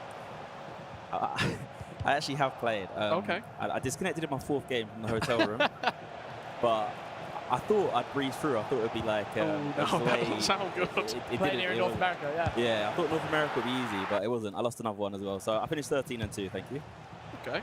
Good stuff. Do you know what? That makes my record seem a lot more acceptable. So I'm usually a 13-2 player. Jafonzo getting one back here. This game's not over yet. If there's a player with the experience and level to pull that around, it is Jafonzo. Luke's official is in an absolute banger once again. 11-10 last game, 6-6 now, surely. He knows how to score last-minute winners, doesn't he? As we see Yuval as well sprinting through here against Stingray, the extra pass. So I wanted to ask you about this. We're trying to touch on the meta a lot this weekend of telling people back home how to do these kind of meta things in game, low drivens, all these kind of finesse shots. But one thing, first-time shots feel like they're back to 19 again a little bit. Yeah, so long story short, you don't have any punishment from shooting first time, so there's no, the error isn't there. So you can, if you think you've got an angle, or you think you can maybe surprise the goalkeeper and make sure they don't move, you can hit some crazy ones. I mean, I've been seeing ones from outside the box, inside the box, weird angles. So yeah, I'd say just experiment with it. Don't finesse it, just normal shot or low driven, and they're very, very, very, very good. Yeah. I think this is one of the years where we've not seen too many outside the box shots. We've had Travellas obviously in FC 24 and 25. But the first-time shots feel like a way that you actually can score outside the box. Yeah, so you can kind of catch the keeper as they're moving across, and then they won't be able to react. Well, let's jump back in here. Stingray right from kickoff after going down 5-4. Frenkie de Jong will tee up Mbappe, a little touch out of his feet and a low-driven straight to the bottom corner. Is this 6-5? Double trouble. Against first time shot, Mbappe. Incredible comeback from Sting as well. He was down 4-2, right? So big one for him. 6-6, Johnny and Lucas. I mean, even when you look back to last year, the first few events of the season, the Pro 1 Global Qualifier, first-time power shots were the go-to. So I think there's probably a little bit of untapped potential as well within the meta where we might still see a few things coming in. We've seen a lot of corners, the player lock corner, the head down. Yeah. That's definitely something people at home should be taking note of, because those corners, they're very, very hard to stop. Like, it almost feels like if they win the header, you're in big trouble kind of thing. It's over. Yeah. We just touch on Danny Pitbull here as well in a qualification game here to the FC Pro Open. As Mark looking to get one back there. Danny Pitbull lost the game to qualify back at home. Comes through the last chance qualifier and now almost booking his spot is pretty outstanding. I mean, just when you look at the last chance qualifier in general, obviously you mentioned Gueric, but then Umut, last chance qualifier in here. I think 6, if my maths is correct, from the players of the last chance qualifier are in the top 32. Yeah. It just goes to show like the level of the last chance people that didn't even manage to qualify at home. You know, there's a lot of, you need a lot to go right on the day for you, really. Some of these players are just top notch. Tex takes the lead as well. 4-3 in his game. A lovely little low driven there from Pinner. Not seen that all year. And Emery Yilmaz, it's breadsticks 3. I want your opinion, Stokes. Obviously, Emery Yilmaz, a player that I'm sure you've played against throughout your career. He still feels underrated. Yeah. In the grand scheme of things. Talk to me a little bit about Emery as a player. Yeah, it's weird because he's got. Sometimes he doesn't play well, but then he's got this characteristic, like I don't know, like a trait. He just doesn't lose the game. Yeah. Like, I remember seeing him against Tassari yesterday, and Dasari was up by so many goals. He was on the verge of going out, and then Dasari's through in the last minute, and he's moved his keeper perfectly. He just doesn't know how to lose games. It's really like, it's unique. And when he's at his best, like he is right now, he's absolutely unstoppable. I know how to lose games. Does me too, don't worry. I actually think when you look at the prime of a lot of players, there's not many players who can touch Emre when he's playing at his best. 100%. Let's have a look at some of the other matches taking place right now. Paolo Neto staying alive in the Pro Open. He will be progressing into a qualification match, beating Di Fernandez 8-3. Tuga, what a player he is. 5-2 up against Chris de Boer. Tough one for Chris, because that game is that loss was so excruciating for him, and then he goes straight into a game against Tuga, which is tough. Text you just saw flash up in green at the bottom of the screen. He has just added a 5th against Gianluca. As it stands, he will be continuing his tournament. Jafonzo 5-3 down against Guga Ferrez, and Danny Pitbull 6-2 now against Mark 11. And I believe, I could be wrong, I believe that game could be Tex versus Mark. It is indeed. It'll be Stingray versus most likely Furky, and Tex versus Mark, which no one wants to, well, I'm sure a lot of you guys want to see. I don't want to see it, but I mean... Oh, I don't even know how to support that game. That's horrible. Tough. Stingray just added a 7th there against Yuval. To say he was, what, 4-1, 4-2 down? Yeah.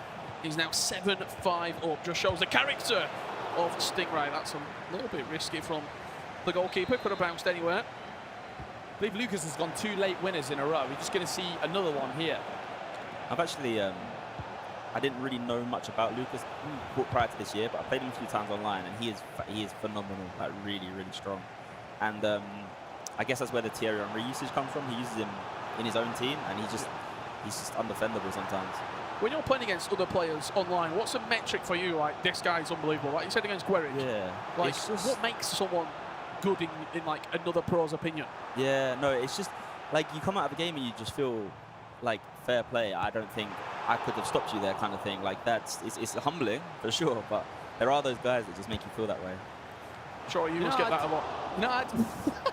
You know how I'd describe it? When I would leave a game, not actually physically leave the game, against someone really good, I would feel exhausted after playing. Yeah. Like mentally, it had taken so much concentration. I could say this, I might have lost 5-0, but you know. I think that's something that Ryan often speaks about when he play against Dossary or you play against someone like Tex.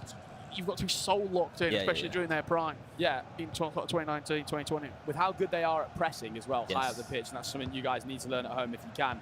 When you right stick switching, L1 switching, and you can press high up the pitch, it's a nightmare to play against. You're not even safe when you got it with your back four. Yeah. I would imagine that's how a lot of people feel against Emre Yilmaz, as he's just had their 12th goal. And these guys are complete as well. They have every facet, like press, defending, attacking. It's just, it's good to watch. Well, let's jump around a few of these matches and see some full-time results. Players qualifying, players going home. Emre Yilmaz, 12-4 victory against Furky Plays. Emre Yilmaz will be in the FC26 Pro Open, and he has done it at a canter, Shori. He's just a machine. He's not a well-oiled machine. He's just the machine. Like, I don't even know what to say about Emre Yilmaz. Almost goes out against Dasari, does not let him phase him. He's quite emotionless when he's playing. Yeah. Just really, really focused and locked in. We got some smiles out of him last year when he winning the ECL and things like that. Congratulations to Emre Yilmaz. Another year, another Pro Open. Job done here in Atlanta for the Team Liquid representative. He'll be joining his teammates, Levy and Manu, at the Pro Open. I think we've got another late winner. Is that? He's done it again. He's done it again. It's not Lucas, is it? Lucas official. Wow. No, rebound to the back post. Thierry Henry with it. There's 15 seconds on the clock. Johnny doesn't know what to do. And Lucas official, after 120th minute winner, he's done it again. 90+1 winner. What a way to do it. That is incredible. I don't know if his emotion there is like, has he got enough time to go and attack? I don't think he did. I think by the time the replays all show through, that will be all she wrote in that one. Yes, it looks like Lucas will be booking his place as well into the FC Pro Open. Danny Pitbull, for the first time in his career, will be going to the Pro Open. Huge congratulations to the Italian.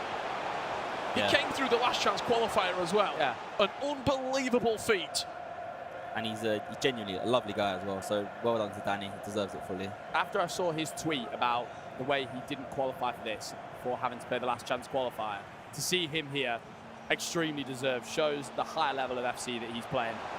We'll see some shots of Stingray here going and saying GG's to his opponent. He'll have one more match to see if he can make it into the FC Pro Open. Wow. Unbelievable. Danny Pitbull, absolutely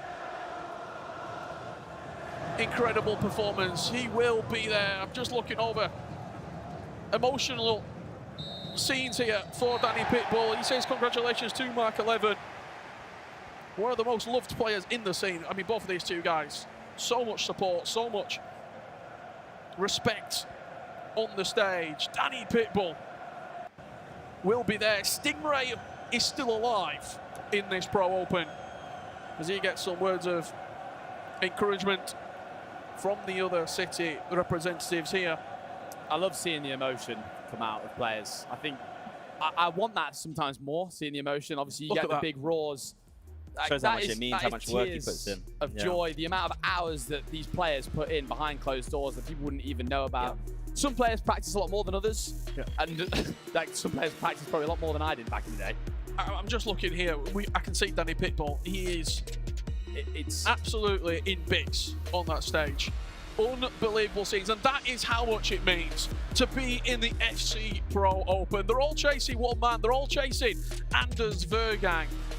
And this is, in his words, how he won the FC Pro Open. FC is a stressful game as well. You know, you can be up 1 minute, you can be about to win a tournament, about to win and get through, and then you can be down the next. It's very, very tipsy-turvy.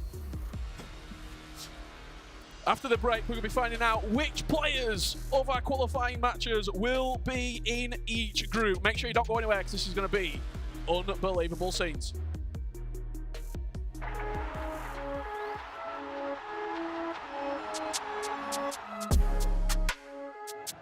I remember first game, I think I was leading 3-0 against probably the worst in the group on paper, and then I was down 4-3 in 90 minutes. Then I scored on kickoff, so it was 4-4, but still, like, my expectation is always to win the group, and to not be first after the first week was, of course, like a disappointment, but I think all of us know how the group ended up, so it was not that important at the end. It could be an absolute statement from the world champion. Anders Vergang will be there. I remember that going into the game, he was #1 in the world on the ranking, and that was something I wanted to prove that was wrong, and I won with like 5 goals or something. Anders Vergang will book his place in the semi-finals of the FC Pro Open. No handshake between Anders and Abu Makar. I don't care what people says about my behavior, because I know it's completely respectful to everyone, and I know I do the best way to motivate myself 100% every time. LJR Pashotto and the fan favourite Anders Vergang.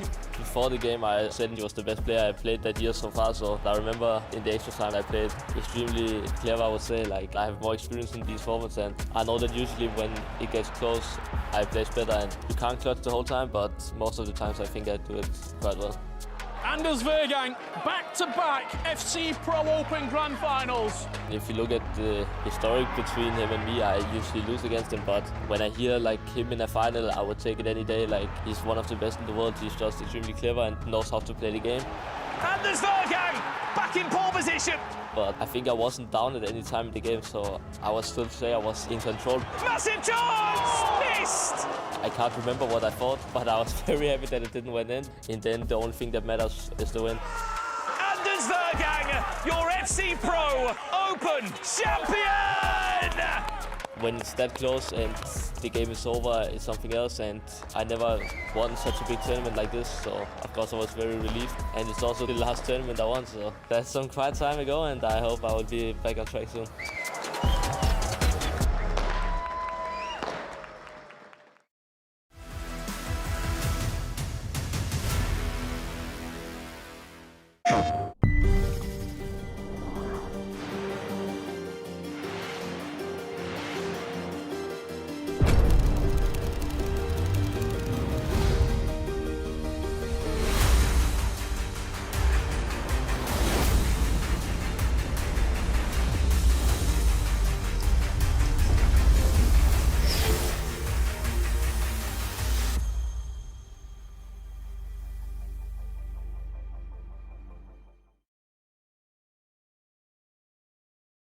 PlayStation Made from batter. EA Sports. It's in the game. Sport is everything. For decades, we've lived it, played it. It's tribal, it's primal. It's sweat, it's sacrifice, heartbreak and glory. From the virtual to the real, we were there, together.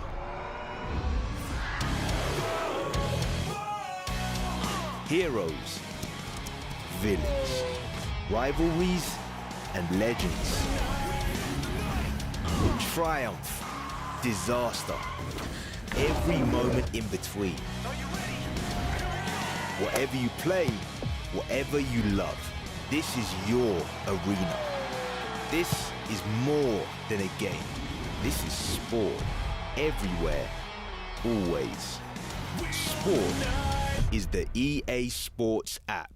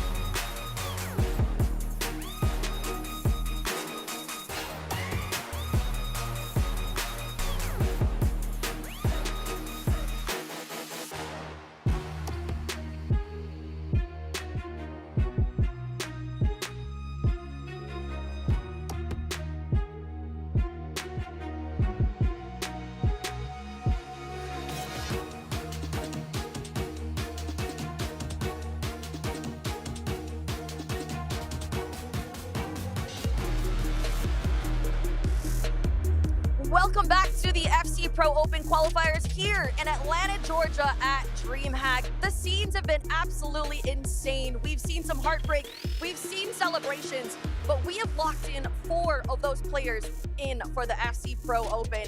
And we are so excited because it is time to figure out what groups you both will be in. So this is Group A. We have Guga and Lucas, but let's take a look at that bracket to see how they made it to this spot right here. We're talking about Group A. As we can see, Guga, he went undefeated throughout this entire tournament so far. To lock in that spot, he did take down Jafonzo, who's not out of the competition quite yet, but he will have one more game to play. On the other half, oh my goodness, that game went down to the wire for Lucas Official up against Johnny. But they are now qualified for the FC Pro Open. Couple more games to go for Group A, but I'm excited because you guys will need to be pulling some balls out of this cup right here, and that'll determine who you play against because 8 players are already qualified as well, so we'll see who's already in your group. So Guga, question for you. Anyone that you are looking to avoid going into the FC Pro Open? Guga, tem alguém que tu queira evitar chegando no Pro Open? Algum dos classificados? Creio que Nicolas, que é uma inspiração para mim, acho que até o estilo de jogo é um pouco parecido. Creio que seja adversário bem complicado nessa ocasião. The one that he wants to avoid is Nicolas because it's an inspiration for him. He looks out to Nicolas' playstyle and he doesn't want to face him in the Open. All right, well, we will have to see Guga go ahead and take one ball out of here and then show it to the camera. Feel free to reach in. Choose a good one. It is Group D. That is Levi David and Guy Barros. Initial reactions on that group? Yeah, tough group, as every group. Qual a tua reação de ver esse grupo? Tem o Levi David e o Guy Barros. É um grupo bem complicado, mas a gente não tem como escolher adversário, todo mundo é do nível muito alto. Então, é só entrar em qualquer grupo e tentar praticar o nosso futebol. Yeah, he said to win you cannot choose your opponent. It will be tough as every group, but he wants to compete against them and show that he's the best. All right, congratulations, Guga. On the other half, are you ready? So talk to me. In that last game up against Johnny, it was insane. How are you feeling? Because you finally made it. I'm amazing. I was 6-2 in lead. I was confident, but it was 6-6, and there I was a little bit nervous. But in the last second, I scored a goal, and I'm very happy to be 2 ties in the group stage. All right, well, it's time. Go ahead and choose a group here from the bucket. Let's see, we have Group A. That is Anders and LJR Piaggiotta. Thoughts on that one? It's a tough group. I'm very happy, and yeah. All right, well, Lucas, Guga, congratulations. You can now take a breath, relax. But I believe we have 2 more players. Nicole, let's see what groups are in. Let's go, guys. We do indeed. Thank you so much, Casey, Emre Yilmaz, Danny Pitbull, if you join me here. Congratulations, both of you. I love that Danny Pitbull's saying thank you. I feel like you can both take a deep breath and relax now, Emre, because you have booked your spot in the FC Pro Open. Here it is. This is Group B, the group of death. And this is how you guys have made it through to the FC Pro Open. I mean, Emre, with that massive win against Tex, after nearly going out last night, Danny Pitbull taking out Stingray in the first game as well earlier on today. A huge matchup. Emre, we'll come to you first. Yesterday was a bit of a mixed bag for you. How does it feel that you have booked your spot in the FC Pro Open? Yeah, I didn't expect to reach Sunday, and now I made the Pro Open, so I'm happy. Do you want to find out which group you will be in, though? Yes, as quick as possible. Okay, come on then, if you take a ball out of there, please.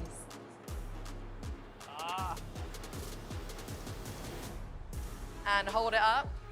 Group B, okay. So I know that that is not a group you particularly wanted to be in because it is Manu Bashori, a teammate of yours, and Oberon. What are your thoughts then on being drawn into Group B, Emre? Yeah, it's a tough group, but I'm now happy that I made it, and we'll see in London what we're gonna do. Okay, brilliant stuff. Well done again. Danny, congratulations. You made it through the last chance qualifier. Does it feel even better that you have qualified? Danilo, sei riuscito ad arrivare fino a questo punto. Ti senti bene? Ti senti contento di quello che hai? Sì, ringrazio Inovo che ha creduto in me per farmi arrivare qui a Dallas, che mi ha pagato questo viaggio. È stata una grande emozione vincere dal Pro Qualifier.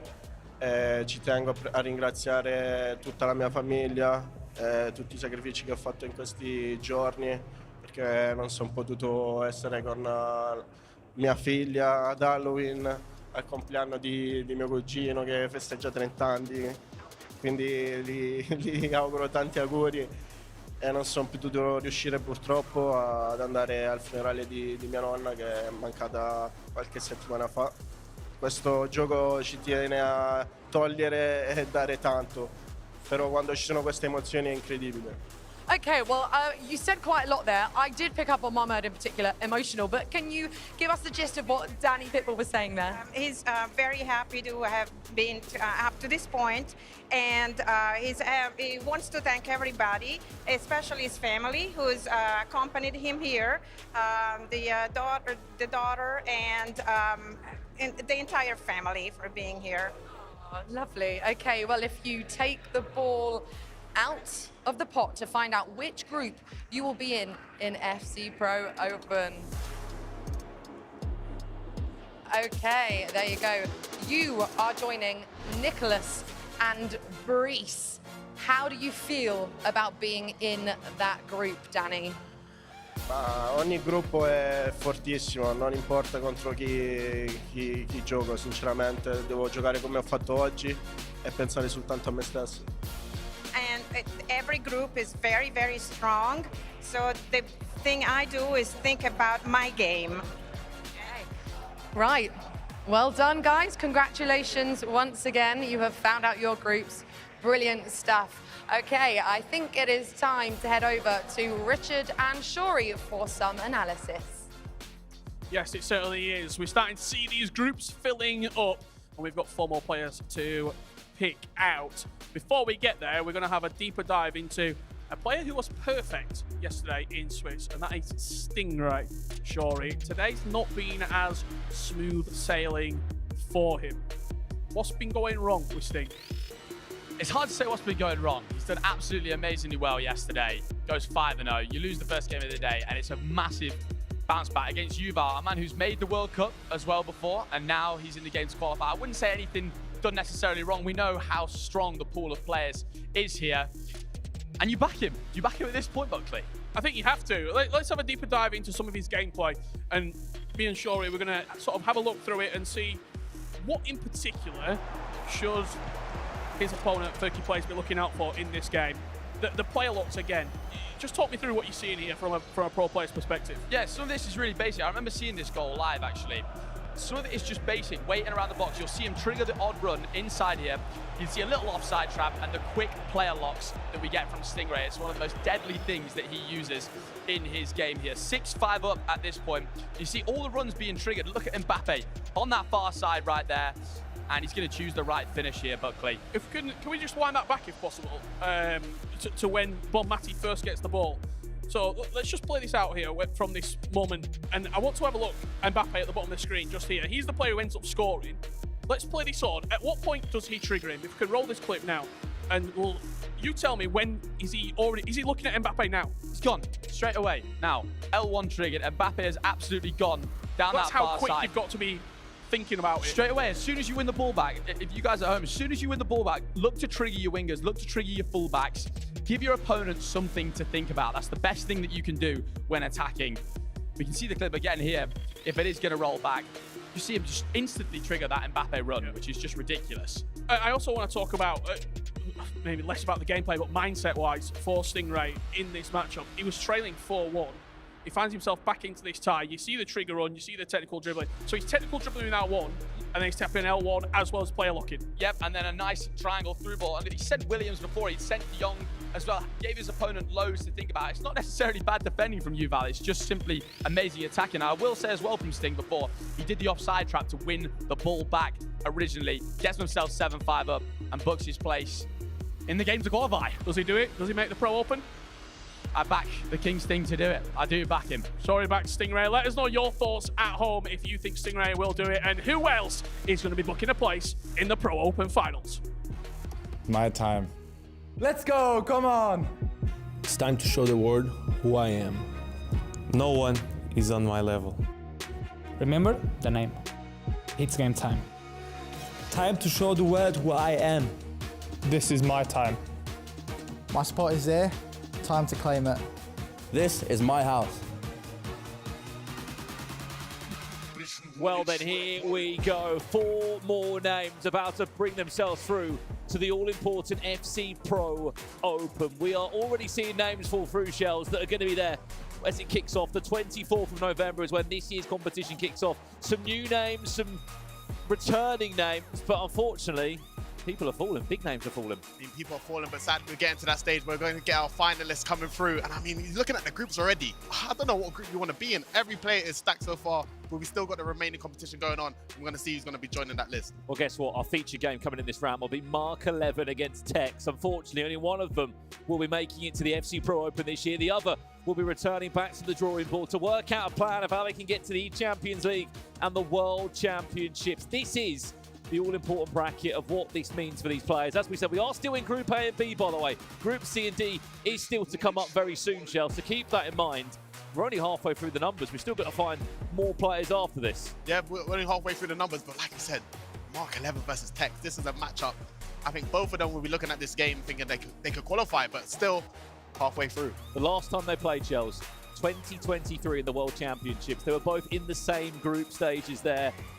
What was the score? They drew, and Tex won 3-1, but that was years ago. Years ago. They were both in the FC Pro Open last year, of course, in the group stages there. Well, here we go then. Tex against Mark 11. Only one of them will make it to this year's FC Pro Open. The other will be eliminated here from Atlanta. Remember, there are also 3 other games taking place at the same time here. Those include Furky plays against Stingray, Johnny against Paolo Neto, and last but not least, Jafonso against Tuga. The 2 Portuguese players match again. They played in the Swiss yesterday. Only one of them will be going through to the FC Pro Open. Here we go. This could be an early start for Tex. His shot is blocked. But already, 3.5 minutes in, Shells, we're seeing a decent chance down both ends. Yeah, Tex started off well going forward. A bit disappointing in his performance against Emre Yilmaz. Obviously, still has a chance to redeem himself here, but he needs to start strong against Mark, because Mark going forward, he's one of the best players in the world. And I think for himself, he's trying to put himself on the map. I think this is a big mental game for Mark, because he hangs around with a lot of the UK players, so I think we all know how we speak about Tex. Tex is one of the best players to ever play in this esport. So playing for a qualification game, this is a tough match. Rafael Leao. Oh, a little scoop turn around his man, Mark 11. Tricky as ever in the box into Reinders! And it's forwards, it's Mark 11 that gets off the mark first in this one. Talk about the build-up, Shells. Mark 11, listen, he plays a lot of pro clubs over in that Oceania region, and that was a bit of skill moves there with Rafael Leao, and then finds the extra pass in the box, but the touch with Tajani is so important just to get enough space to get the shot off, but it's a strong start for Mark, but still a lot of time left. Might not even ask that long, because Matti is in the box. She wins a corner. This is Tex now. First corner of the game. Matti over, keeping on the player locks. It's Yapstam towards the back post. He's not used, but Williams is. Just like that. We're all square at 1-1. And on that note, it's a perfect opportunity to ask you at home, who is winning this game? We'll get a poll up in the chat if we can. Mark 11 or Tex, who is going to the FC Pro Open? Have your say. Give us a prediction. Already, Chelsea. We're already square. Yeah, I've got goosebumps already. I don't know what's going to happen. It's going to go down to the wire. I think that's a big goal for Tex to equalise. Scoring off corners and set pieces, the dark arts of the game, we always need to score those goals. But Mark is on the attack here. Maybe he's got something in his locker as well. Mark's time to try and make something happen from the corner. Just a word on that corner from Shells. How hard was that? To do or defend? Either or. Well, I struggle with that corner as well, but it's quite simple. You play the corner to the back post, but you got to play lock instantly and bring the player for the knockdown. And I think if you do that, you have a high percentage of winning the knockdown. And then you just got to do the easy part and put the ball in the back of the net. Well, that's live now. Stingray up by a goal to go against Furky plays. Also a qualification game for the FC Pro Open. Here's Tex now. Still Tex. Good save, Casillas. He scored from his last corner. You can see, look at the keeper. Like, penalty spot. Let's see what we can do this time. Borde over it, plays short to Mbappe, and now will rework his way into the box. Still with the pass on the left, back into Reinders, it will turn and just put it top bins. Tex leads by 2-1. Tex, we've seen him in this situation so many times on the edge, waiting for the right passes. They play team to set up, but the touch was Tajani and off the roof of the net, off the bar. What a finish! Update over here as well. It looks like Johnny is leading by 2-1. 17 minutes in that game against Paolo Neto. Also a qualification game for the FC Pro Open. See the power of Theo Hernandez there at left back.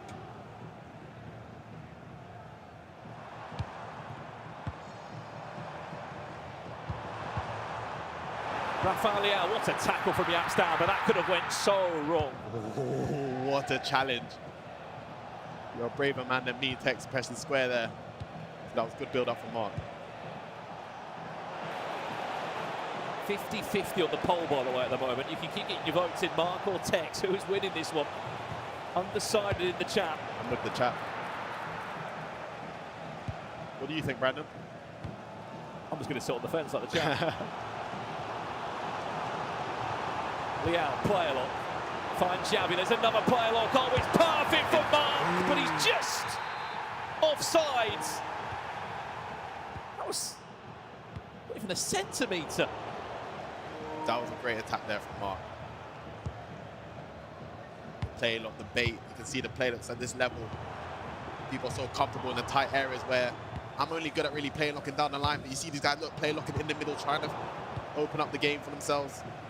Updates in the other game, Tuga leading by a goal to 0 against Jafonza there. 30 minutes in that one. Stingray still leading against Furky, plays by a goal to 0 on the game that's had all the goals at the moment. It's been Johnny against Palinetto and Tex, who is looking for a third now of Mbappe! In poor position. I love that whole attack from Tex. And you saw earlier, he delayed it and went back out to find with Valverde. And he just looks for his look. He tries to find the CDMs in the box, and Mbappe just timed his run perfectly. It's fundamental stuff, honestly. Watching Tex play like this, it's back at his best. Well, this is live now. Johnny 2-1 up against Palinetto. I feel like every game Johnny plays is just goals galore. Although his performances haven't been great at the FC Pro Open Shells, his track record in terms of getting there is pretty good. He's been to the last 2 FC Pro Opens. Qualifiers here will be 3-3. Johnny, he's one of them players, I think. He is so strong at his strengths, his defending and his transitions. And he scores a lot of corners. He is so frustrating to play against. That game against Sting, I had a joy watching that one. Update over here, it is a second goal for Tuga. It's a cheeky chip from him. I think that'll be a tough one for Jafonzo because beat him in Swiss and now you've got to play him in knockouts. We all hate that rematch. Let's have a look at this one for a second now. Same could be said as well for Mark 11. He's been so consistent in the FC Pro Open. He's been there the last 2 years.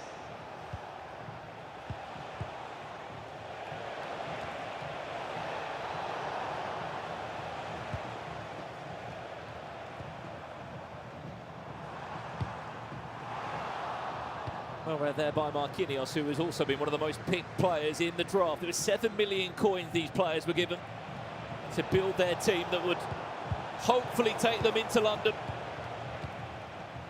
As you can see with these players, oh, look at the timing of as he skipped over to this game. Well, look, the chat are crying out for it, Shells. They want an update on Furky plays, especially. He's 1-0 down at the moment. One goal in this game. I'm a bit surprised both these players going forward are some of the best players we have in this competition. So 1-0 at this stage. Surprising me just a little bit. Furky plays now. Claudio Pina finds Bonmati, but only gets far as De Jong. Some of the chat asking you, Shells, what centre-back duo would you pick? 7 million coin budget, who would you be choosing?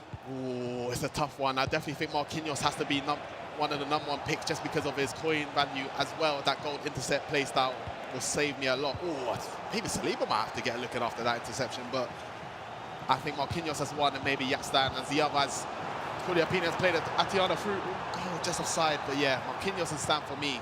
I hate playing against Stam every time I play him.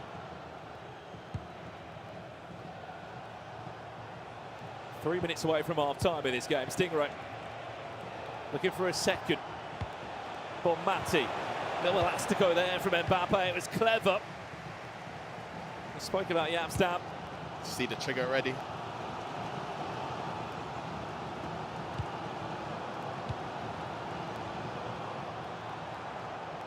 Furky plays.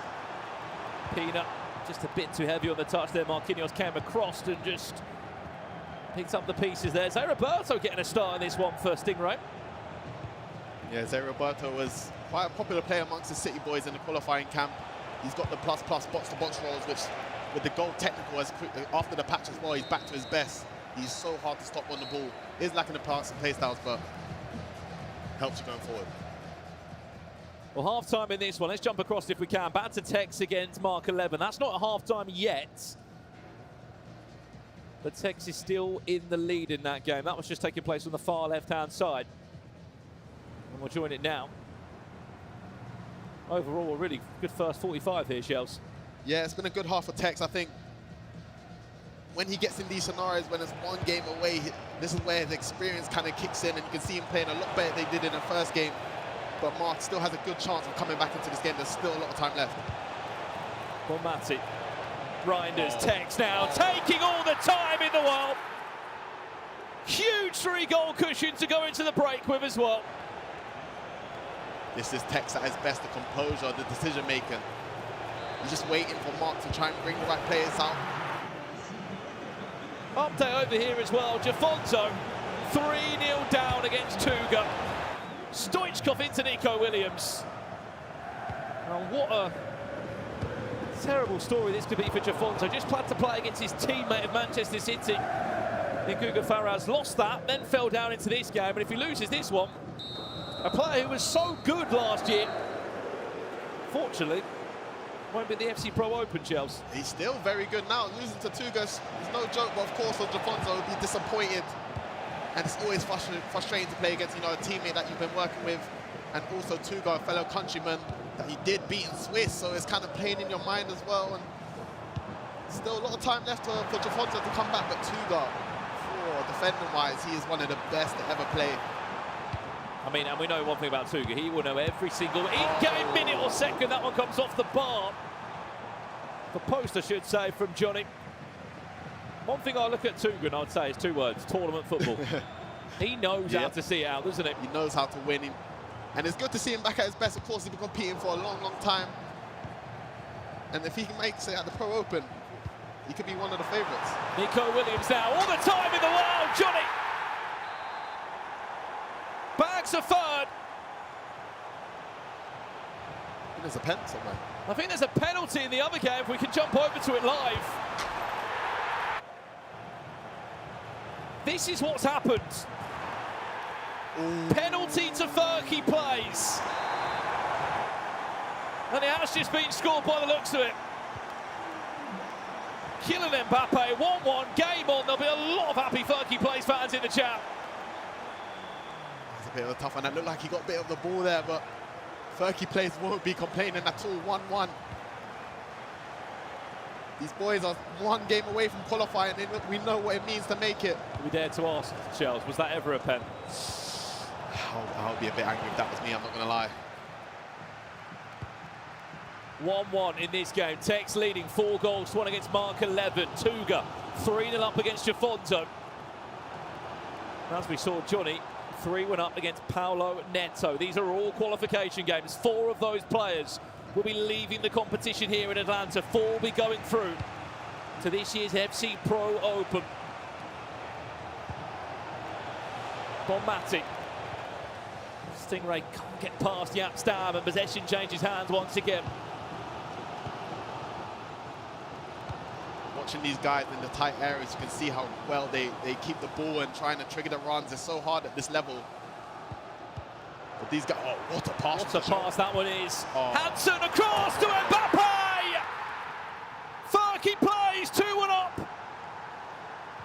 Stingray's had that pause cued. He's been wanting to make a change. He will get to make that change now, but not in the circumstances that he would have wanted to. As you can see, Stingray, he pulled out Marquinhos just a little bit but the trigger from Furky plays to make Hansen push him back anyways. But what a pass from De Jong, and once again the cross. He's using all the fundamentals in the game, using all the mechanics, and Furky plays has got the momentum after winning the penalty. Well, John, back to this one then. In case you've missed the update here, Tex leading by 4 goals to 1 against Mark 11. And another update here, Paulo Neto has clawed a goal back, Shells. See, that's why Salah's in the team. He's so dangerous when he gets into them areas. Everyone knows he wants to finesse, but you can see Jafonzo bringing one back as well. Ooh, with a low driven across goal. Listen, it's going to go down to the wire, Brandon. Every player here knows you got to control the controllables at this stage. Oh my wow, God! What's happened here? It's 3-3. Paulo Neto looking to return back again to the FC Pro Open. It was an FC Pro Open to forget about last year. He was grouped to the end.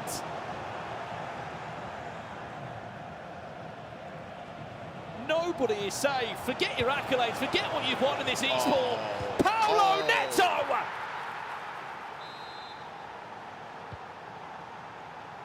How about that for a turnaround? It's going to go down to the wire area, but look, he triggered De Jong earlier, but he can wait it to the right moment, and then the L1, R1 flick past the Pina. It's so hard to defend against the composure to keep the ball and wait for the runners. Paulo Neto, but this is what I mean. Every player we're talking about, I'm no surprised that he's back in this game. How hard is it in this moment here, Shells, not to get into your own head of knowing what is on the line? From being 3-1 up, now 4-3 down, knowing that you're 24 minutes away from losing out on that ticket to the event that you have to be at. It's one of those ones I don't think anyone can really prepare for how you feel in the moment. You could spend hours trying to work on techniques and tactics on keeping your mental calm, but you can't recreate the situation unless Paulo Neto. What's the save? It's the 1v1, but you can't recreate the situation. Update in the other game as well. Furky plays Stingray. Stingray, do not count this man out. Was so good last year in the FC Pro Open, especially in that first period in the group stages. 3-2 there. Oh, sorry, I should say 2-2 in that game. Gold intercept, Marquinhos there. He done great bait from Furky players. I thought that's why you got to have that gold intercept somewhere. This is really going to get down to the wire, isn't it? You can see the emotion there from Stingray in the celebration as well. He needed that goal. It's 2-2. You don't really see that with Stingray games. He's so good going forward. The only player that looks the most convincing as it stands is Tex being 4-1 up. I mean, I'm not really surprised. I think Tex knows himself in these situations where you're one game away. Hang on a second, Stingray went for the extra pass. He still might be there. It's Roberto. He is onside. And the goal will stand. Pina causing havoc once again. He forced the double X across. Saliba did win the ball back, but because Pino's right there, I'm surprised Roberto was onside though. I don't think Saliba will be in your team anymore, will he? Yeah, no, he's not in my team. Oh, Johnny's just scored again. It's 4-4 over here. I'm not surprised. These players remaining in the competition, every single one of them could be in the Pro Open, and I wouldn't be surprised. So, if you can see the time of Johnny, he is so good in transition, waiting for the perfect time to play it to the wingers. And Lauren James has equalised for Johnny. We were speaking about player locks on R3 earlier there, Shells. That was a perfect example from Johnny. He's got it all, honestly. You've been seeing play locks from everyone. I think everyone's got their own way of doing it. Some people like to do it byline. Oh, God. Oh, he hasn't. Oh, he has. Frankie de Jong, 3-3. Furky plays against Stingray. Where do we look? Where do we watch? You got 4-4 Johnny against Paulo Neto, only for so long. Paulo Neto's just scored again. He's 5-4 up now. Time's running out. The tension's rising. That was the goal. But we just caught the glimpse of the ending to Marquinhos, the provider, into Mbappe on a plate. 5-4. Defending them short corners are really tough, but going back to Stingray's replays, conceding that goal, you see a lot of emotion. He knows he's at stake. That's what I mean, you can't recreate these scenarios, so I've seen Stingray quite cool and calm the whole tournament there. Oh, guess That's what? the first bit of emotion. There's even more. There's more to talk about as well. Jafonso Tuga. What? There's been another goal in that game, and it's gone the way of Jafonso. Jafonso's only a goal behind Tuga now. And that has got a long time left in it. I think it's only the 58th minute, that game. Like you said, Tex is the only one in a comfortable lead. I think we could be going into extra time in multiple games here. This is going to be quite hard. We're going to have to try and give you every single qualification moment as best we can. Of course, we can't control the pauses, the small gaps in play.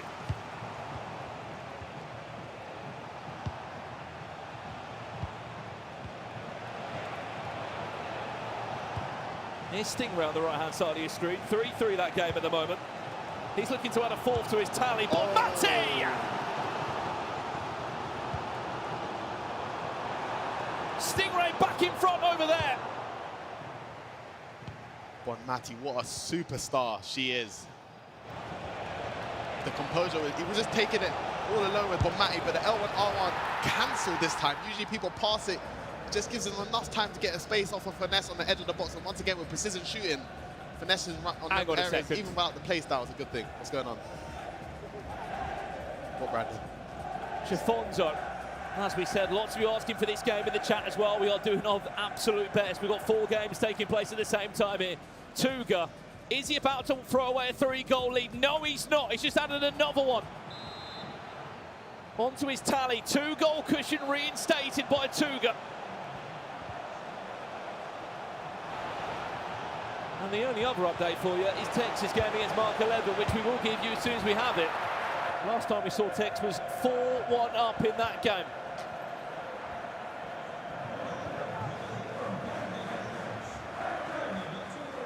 We are hearing there's been another goal in that game as well between Tex and Mark 11. We'll give it to you when we have it. 4-2 here. 25 minutes away, Tuga, from getting to an FC Pro Open.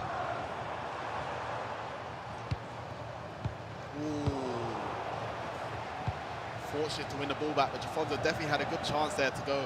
Well, let's jump to the first game that's going to conclude first then. Johnny Paolo Neto.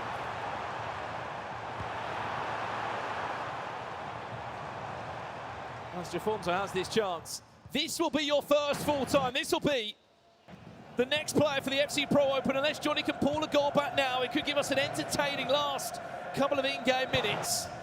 Oh, he's got to score this. Score this, then who knows?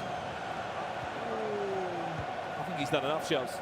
Yeah, I think Johnny, he had the chance there to turn up with Pina to hit a shot on goal, but I think it will be a bit too late. But Paolo Neto, what a comeback. Paolo Neto will be there amongst the best 24 players in the world in the FC Pro Open. He was groomed last year, but this year he is back to right those wrongs. Congratulations, Paolo Neto. He goes through. Commiserations to Johnny. He will not be the FC Pro Open this year. Let's jump across now to another game that's about to conclude as well. Penalty! Oh my. At the worst time possible. It's Furky Plays that's just bagged himself a huge opportunity here. 88 minutes on the clock, and Mbappe steps up, it goes in! 4-4, we're all square! I saw the keeper dive the same way. I thought he might have saved it. But from the I thought he might... Oh. Do you dive in there, Shells? Do you dive in there?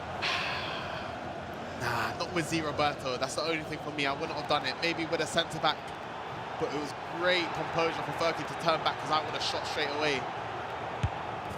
Keeper dives the same way, but he's gone bottom left. Furky's gone top left. It's going to extra time. It was like, I mean, Stingray. there you can see he was so close.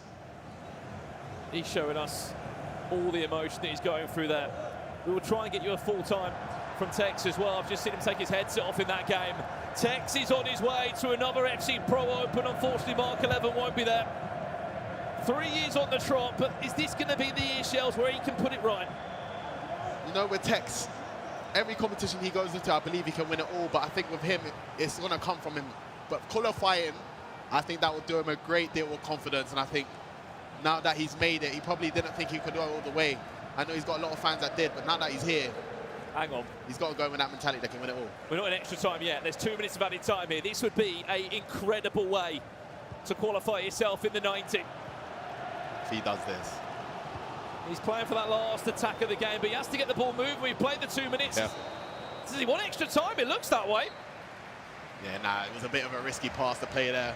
Smart decision. Let's jump back to Tex, get that full-time moment.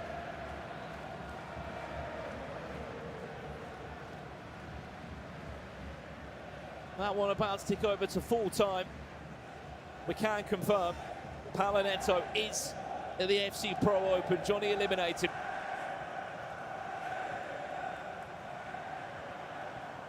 And Mark 11 for the first time in his career when there's been an FC Pro Open there. He won't be there this year. Tough one to take because, as you said, it means you have to go back to a league and you have to find a new route to try and get to the World Championships. Yep. It is tough. Commiseration both to Mark and Johnny. You know, two players that, like I said, every player here could be in the final of the Pro Open, but sadly, they will be going home. But still a lot to play for in their leagues, but got to find a World Cup spot for somewhere else. Only other update for you as well, Tuga Jafonza, that's in the 72nd minute. There's no surprise, there's been quite a few pauses in that game. Extra time then.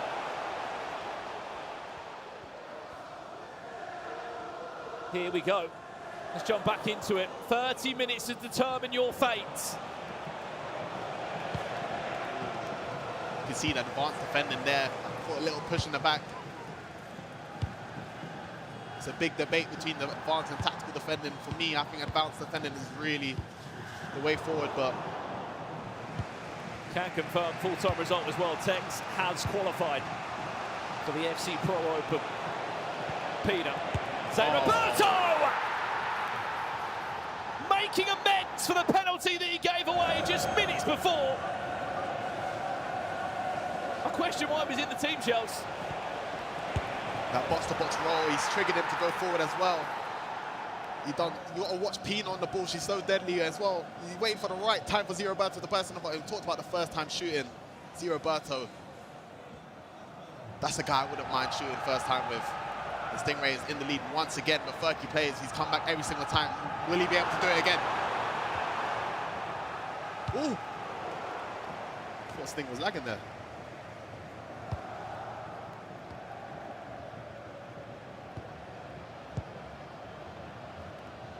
Keeping on that play a lot there, Mbappe.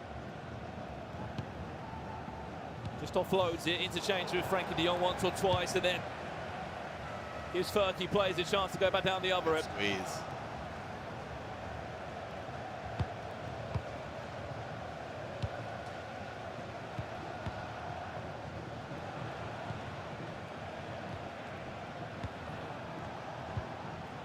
Sting playing a little bit more calculated, trying to play the right pass, but good defending there from Furky plays.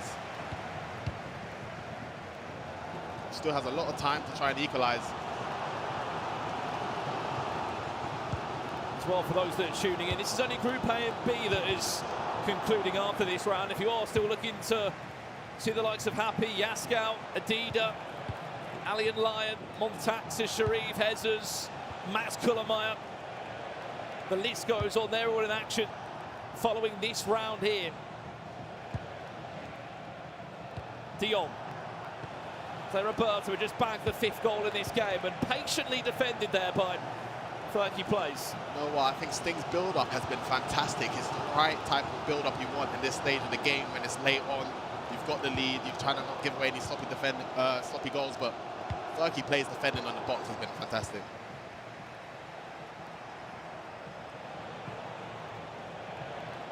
Pina, look at all the space she's been given there. Last minute of added time, then we'll jump across and check in with Jafonzo and Tuga. Furky plays will get the last chance of the half. But Matti, keepers off his line. Oh, wow!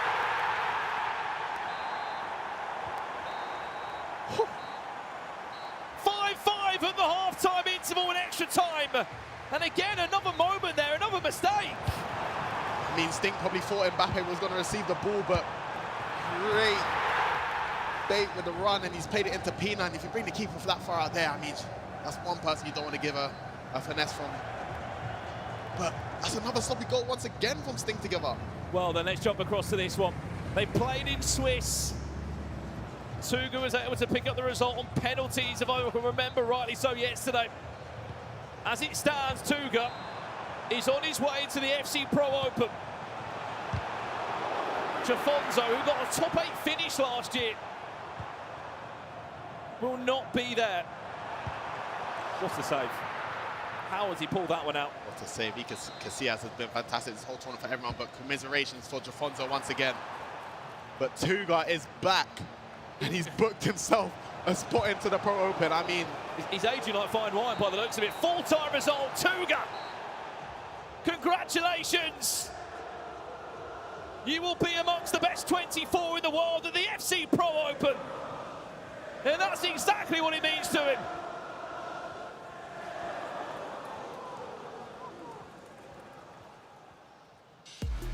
It's nice to see guys that's been competing for a while. Tuga is a legend in the scene.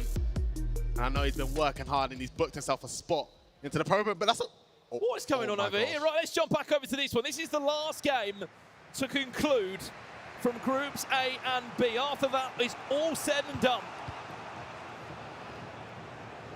8 players would have gone through by this point, and there'll be 8 more slots and tickets available from Group C and D, which will follow this round. I mean, we'll ask the chat, who's winning? It seems unpredictable to call. I feel like Stingray's been the better player here, but Fergie Plays has been fighting back every single time. And I think if Sting doesn't win in extra time, I think Fergie will win it for the penalty shootout. But Formatic, Claudio Pina, brilliant turn from Stingray, even better save from Casillas. Has to react quickly though, corner comes straight, heads it down, and Mbappe! Is that the goal? To end this 11-goal thriller.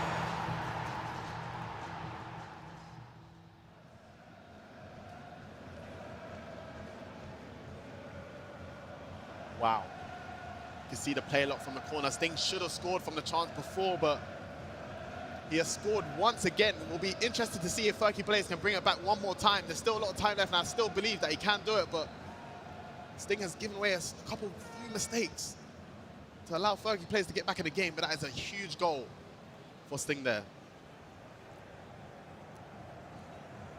If you really sort of dig deep into this performance from Stingray, there's been moments of brilliance in there, but there's been a couple of risks he's had. He's really walked the tightrope, which, don't get me wrong, it does work. Goalkeeper movement, we know. There's a lot of debate on it in the community at the moment about removing it or improving it or just adding it into your game.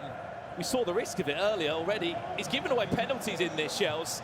He has to try and play quite safe for these next 6 minutes. Yeah, I think now for Sting, he's given away a penalty. He's done an offside trap to give him a through ball. I think now you've got to let Fergie Plays just try and break you down. But also don't change. Stingray's got to this position doing all of that. And you're playing against the best players in the world. It's not going to work all the time, but he's got himself a 1-goal lead with 4 minutes left.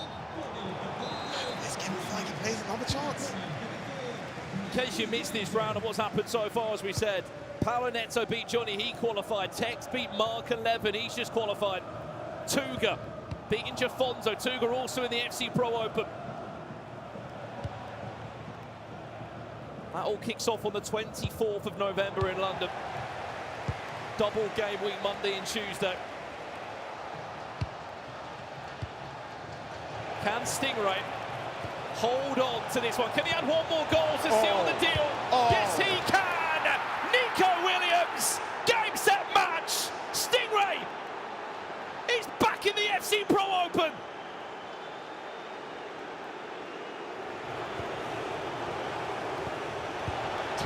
That slide from Stat was fantastic from Fergie. So unlucky not to intercept it, but great piece of play from Sting, and he's booked himself a spot and will be joining his City teammate Guga. I think that will be it for him. Well, it was only days before that Genji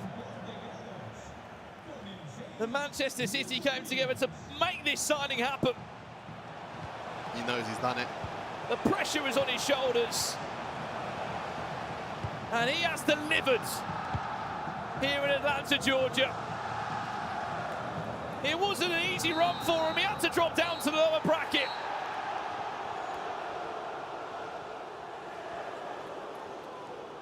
Congratulations, Stingray. Wow. Commiserations to Fergie Plays. He fought to the very end. Very unlucky with that last goal. I thought that was a great read to slide in the end, but Stingray, what a performance all weekend, only losing one game, which did put him down to the loser bracket, but it didn't matter. He kept it in his head, controlled the controllables, and he's back in the Pro Open. Fergie Plays, such a hard one to take, Shells. You lose that game, the qualification game. You're so close, but yet so far. That's the tough thing about this esport. With Fergie Plays, he needs to keep his head up. He's still got a lot to play for in the league. It's a great performance here, but sad for him to not book himself a spot. But that's how it goes sometimes. Well, we will try and catch our breath for a split second from this one. Groups A and B, that's only half of the competition done for today here in Atlanta. So good, so impressive. But let's not hang about any longer. Let's throw it to Cases with two of the FC Pro Open finalists. We're about to find out what group they're in. Right, guys, 4 more players have locked in those spots. So we're going to start off with Group A. We have Paulo Neto and Tuga. First of all, congratulations. You have officially qualified for the FC Pro Open. Paulo Neto, let's start off with you. I mean, you've made it again. How does it feel to be back in this? Because this is a pretty big deal. I mean, it's really good to be back. Today I started bad. I lost my first game 8-4 to Jafonso, but yeah, I could make the comeback. I think that I played really well the last 2 games, and I'm really happy for qualifying. All right, well, it is time. I'm going to have you choose a ball from the set here. Go ahead and reach in. Let's choose a group.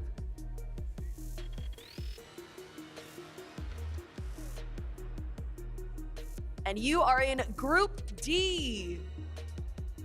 That is Levi David, Guy Barros, and Guga. Initial reaction on that group? I mean, a lot of Brazilians. Levi again, I had him on my group last year. Let's see what's going to be, but I'm really happy. All right, well, Paulinato, massive congratulations. Tuga, it is now your turn. I saw the emotions, maybe a few tears. How happy are you in this moment? I'm really, really happy. I knew that I was in my best levels so far. I think I'm 26, but honestly, I feel that I'm in my prime. In his prime, you absolutely love to see it. All right, well, let's see what group you end up in here, Tuga. That is Group A. Anders, LJR, Piaggio, and Lucas. Thoughts? Anders, I'm coming for you. You heard it here first. Tuga is coming for Anders, so we'll have to see how that one goes. But again, congratulations. We have 2 more players that need to find out who those groups are, so let's see how they get on. Brilliant stuff. Thank you so much, Casey. Okay, joining me right now, we've got Tex and Stingray. Stingray, I mean, I feel like I'm going to give you a minute to have a bit of a breather, because what on earth did we just witness? I know your emotions must be all over the place, so Tex, we'll start with you. You both have made it through from Group B, the group of death. Tex, a difficult start to today against Emre Yilmaz, but did you know that you would make it through to the FC Pro Open? No, I didn't know I was going to make it. Obviously, I've been playing well this weekend. I got battered by Emre, to be honest, but it's fine because we're here, and this is my dreaded time of this tournament. Every single time I get put in the group of death, so this ball means the world to me. Okay, is there a group that you're looking to avoid right now? Is it Group B with Manu, Emre, Oberon? I think it's Group B that you don't want. Should we find out? Yeah. If you would do the honors, please. Show it to the camera. Where's the camera? This one. Group A, okay. Vergang, Peixoto, Lucas, and Tuga. Are you happy with that? Yeah, there we have it. Me versus Anders. Let's go, man. Let's go. Great stuff, Stingray. What a day you had yesterday. Absolutely unbelievable. Got there the hard way today. The game that we just saw there, it was so close, right to the end. How are you feeling right now? Probably a mixed bag of emotions? I'll be real, I don't know what I'm feeling like. That game is something I never want to do again. My heart's not in a good place at the moment with that. But you made it through. Yeah, I made it through, but I never want to do that again. Okay, we'll let you pick your ball out to find out which group you were in. I like this bit, but I feel like it's quite stressful for you guys. And that is Group C. Nicholas, Brees, and Danny Pitbull. Thoughts on that one? No, you know what it is? I'm happy with that group. Obviously, I want a bit of revenge on Danny after him putting me into losers, but I'm fine with that group. It's not B, so I'm buzzing. It's not B, so I'm buzzing. Guys, congratulations. Thank you so much. Right, we are, of course, here at DreamHack in Atlanta. And on Friday, Casey and Shuri went out and about. Let's take a look.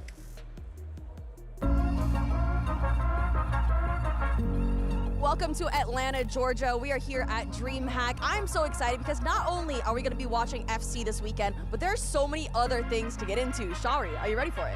Absolutely. Let's go get stuck in here, shall we? Let's do it.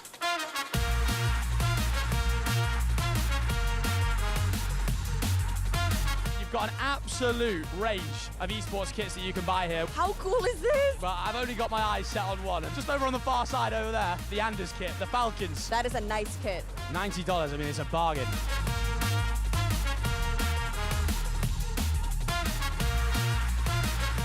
We've got some graded cards over here. And there is a card here worth $4,000. $4,000, is that normal for a Gen Mint 10 one? It usually sells between $3,500 to $4,300. $4,000, do I drop? Maybe if I was part of the actual players winning more prize money, I would.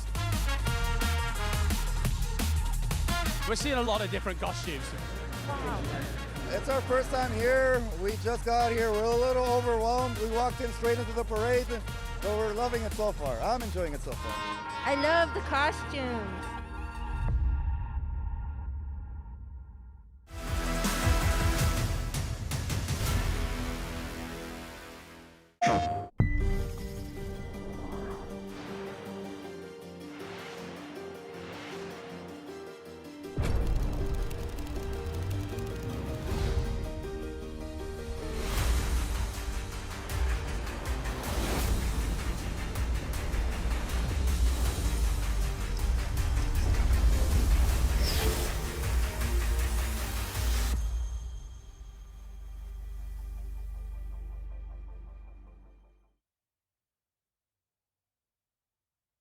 PlayStation. Made from battery. EA Sports. To the game. Sport is everything. For decades, we've lived it, played it. It's tribal, it's primal. It's sweat, it's sacrifice, heartbreak and glory. From the virtual to the real, we were there, together.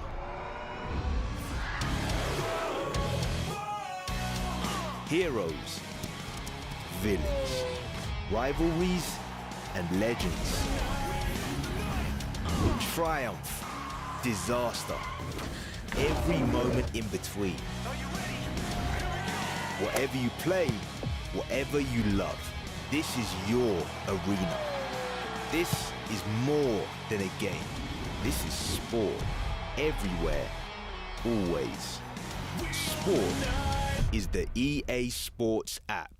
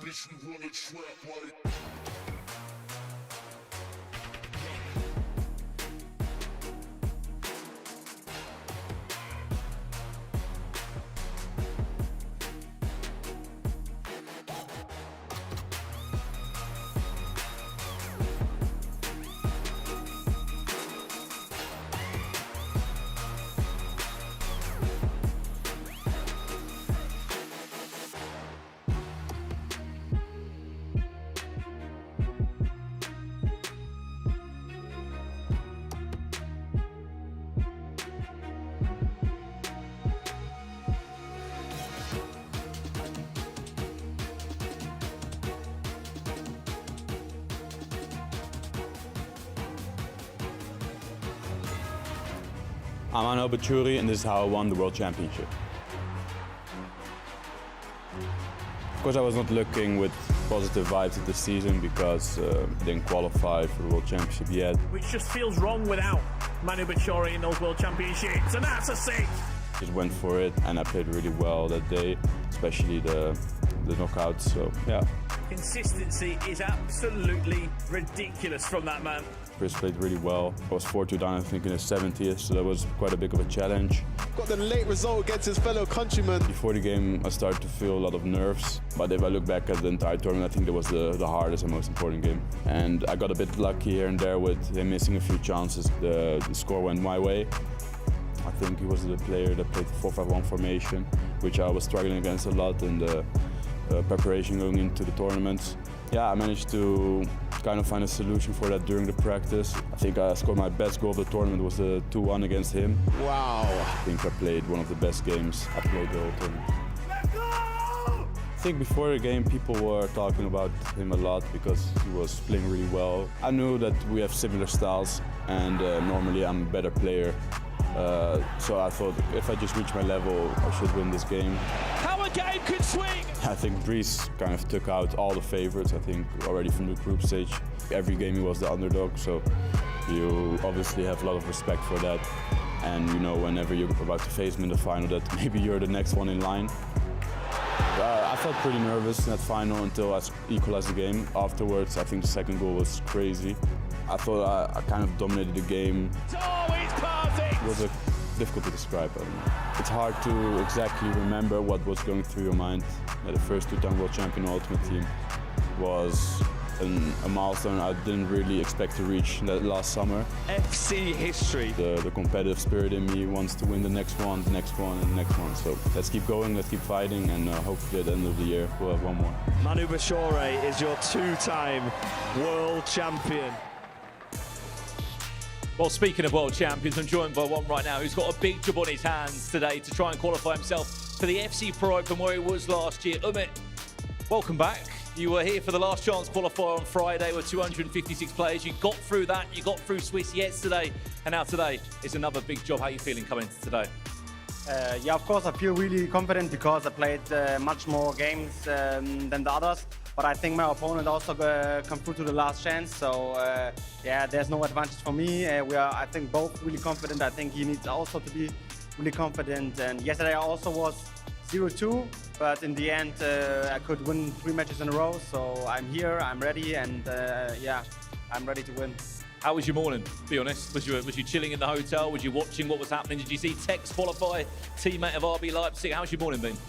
Yeah, I stand up a little bit later than the other days because I played today in the later group, but after that I just practice and I watch his games sometimes when I don't practice, and I'm really happy for him. Another player from our team is qualified. I mean, Guy and Tex are both qualified now, and I hope me and Alian will also get through. My last question, you're playing against Gueric, the Brazilian player who was flawless yesterday, near enough, nearly went 5-0 in the Swiss round. Do you know much about him? Have you looked at his gameplay? How are you going into this one? To be honest, if I play someone, in general, normally I played a lot of games against everyone, but against him, I didn't play one match so far, also because he's Brazilian, we can't practice against each other. But we never played, so I'm excited for the match, but he has to be really good. I mean, he was really good in Swiss yesterday, so it will be a really tough match. Absolutely. Well, look, Umit, I'll let you get back and take a seat. Thank you for your time. Nicole, it's back to you. More games on the way.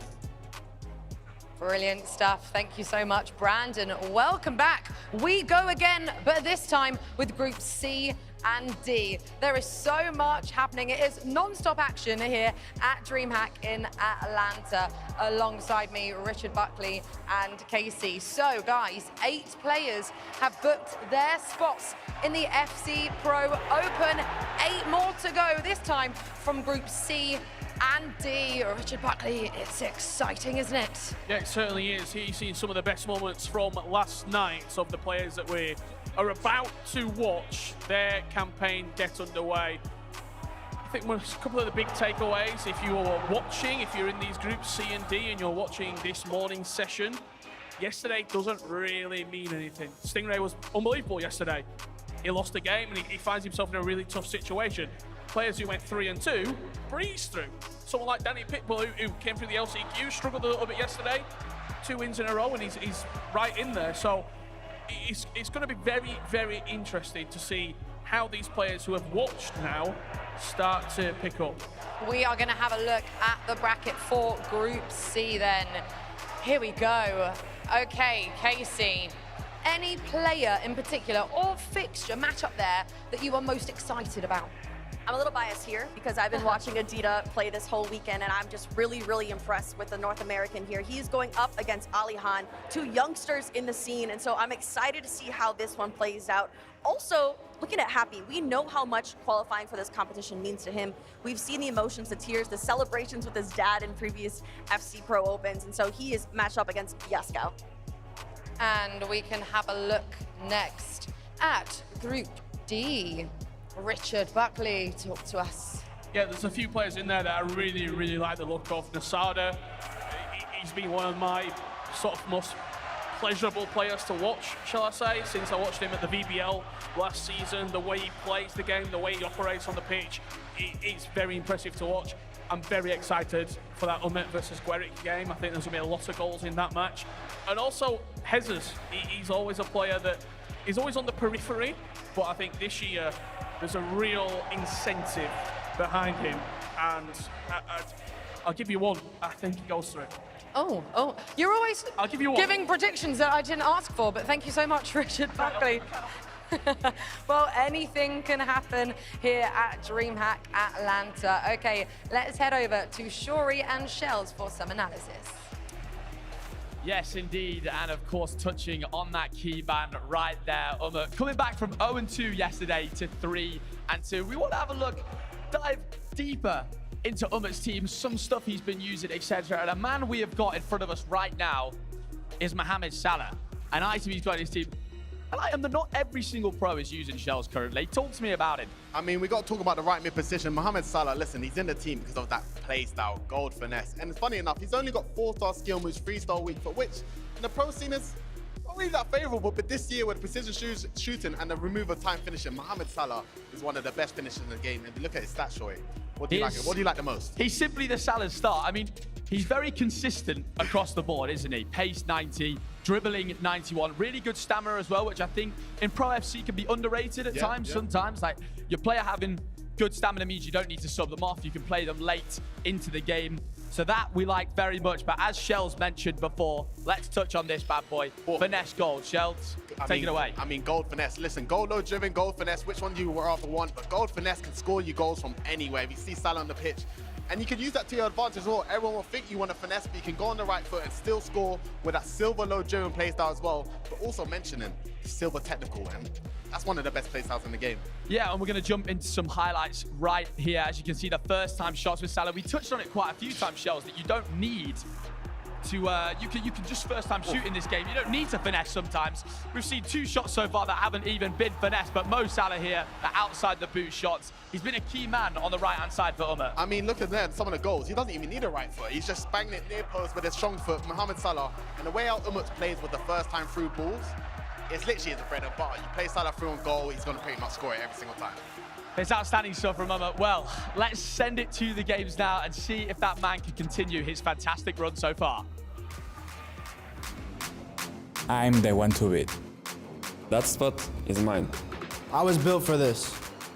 This is my time. This is my time. Greatness begins here. Time to show the world who I am. This is my time.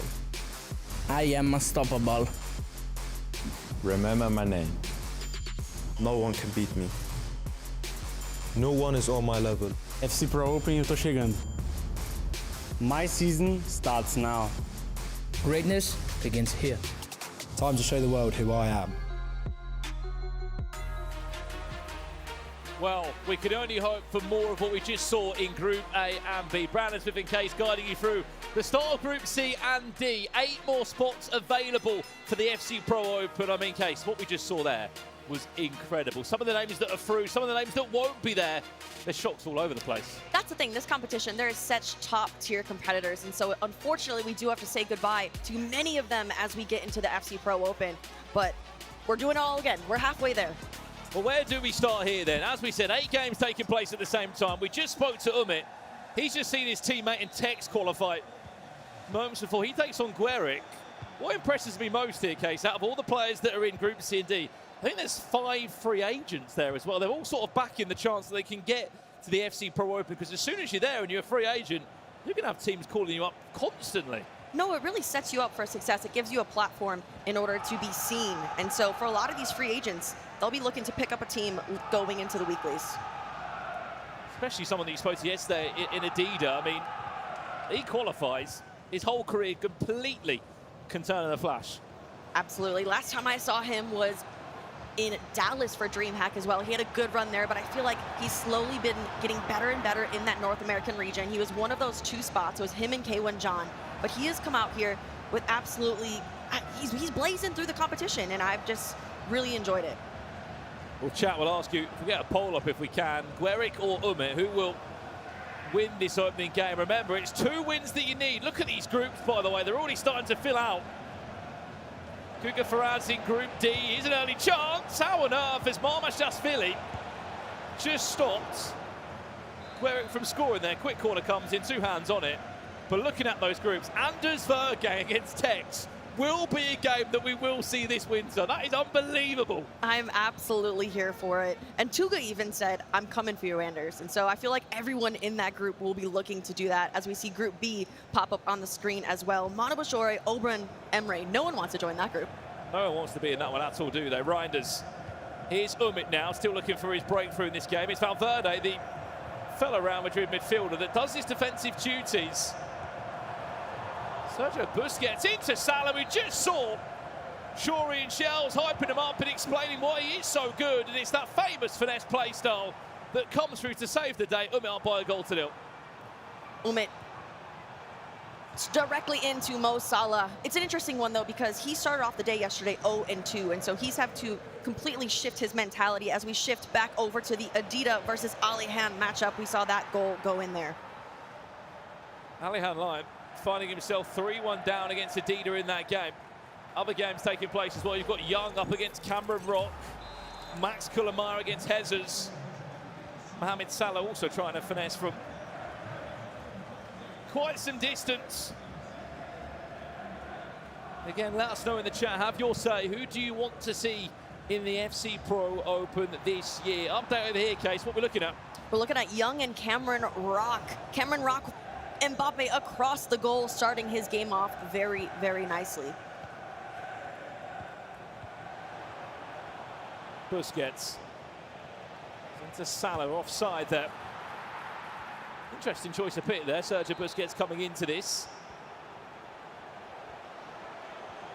Another update, Case. What's happened over here? Montaxa looks like he's just scored. That it does. It starts off with Reinders back into Aitana Bonmati. I mean, somehow he gets that across the goal with Mbappe. Another replay coming in here. It looks like another goal for Cameron Rock. Nico Williams twisting and turning. He makes it 2-0.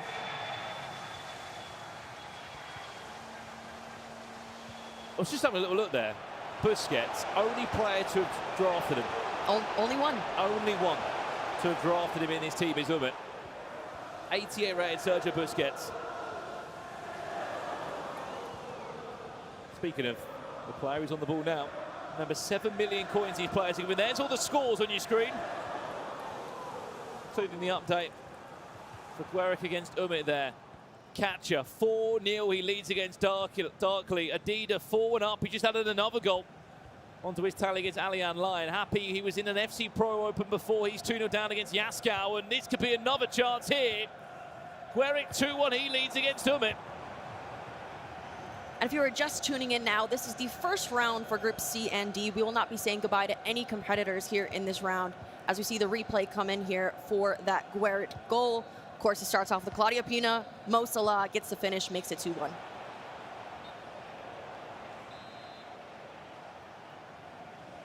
This is our feature game, as we said. Only 8 more spots available.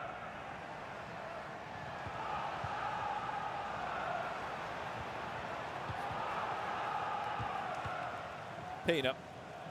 Guerra looking for a third now. If Mbappe can find a way through the defence of Umit, recycles it perfectly well. Bonmati will turn and will get the finish just off to the right-hand post.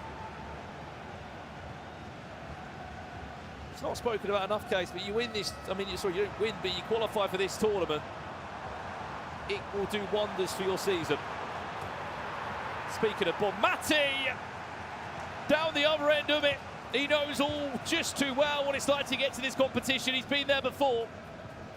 Absolutely, as we see the replay coming in here. Aitana Bonmati, cheeky roulette, near post. We see the reaction there from Gueric, not too happy with that one.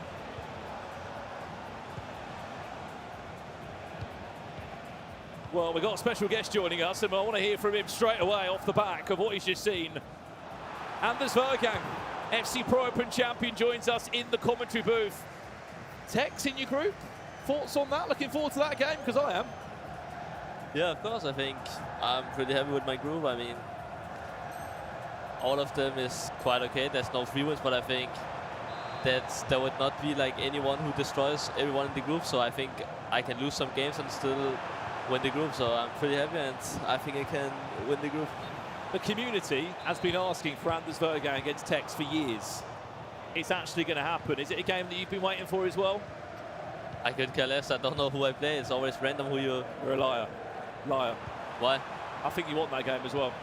Probably. I don't care, to be honest. Like, of course he's good, but everyone knows I'm better. And oh, we'll have to wait and see what happens then in the FC Pro Open. On the other side of that, Tuga has also said he's looking forward to playing you as well.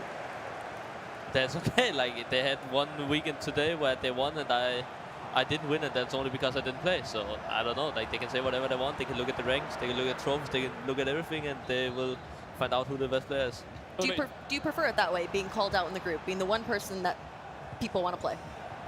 I just think it's funny. Like, to be honest, I don't think that they mean it 100%. I just think that they think it's fun to play against me, and I just take that as a compliment. And I also look forward to play against them. So I think the games are gonna be very fun to watch, and I'm also looking forward to it in, I think, about 3 weeks.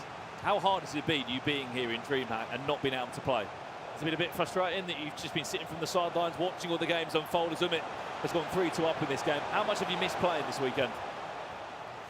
Yeah, of course. Like, when I watch the games, I'm like seeing, and I of course want to play since I think I'm better and I want to show it. But I have to wait 3 weeks, and that's sometimes the bad part about already being qualified, that you have to wait, and they are come into the tournaments like warmer because they played more. But I just have to be ready for when I have to play. So it has been fun to watch, but of course I always want to play by myself. You've got one spot left in your group, Anders. Out of all of these players, who do you want?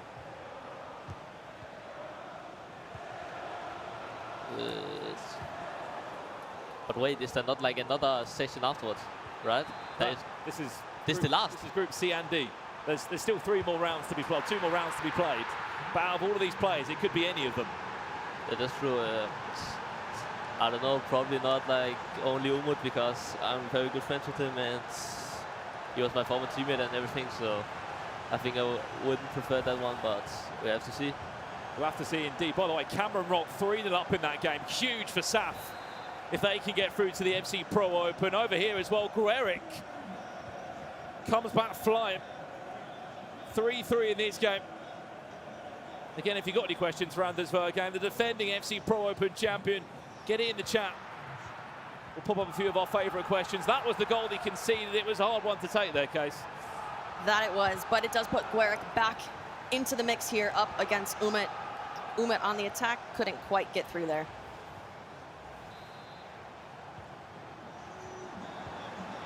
One ball goes forward into Valverde. Who's been one player that you've watched this weekend that you've been impressed by? In-game or real player? Real player.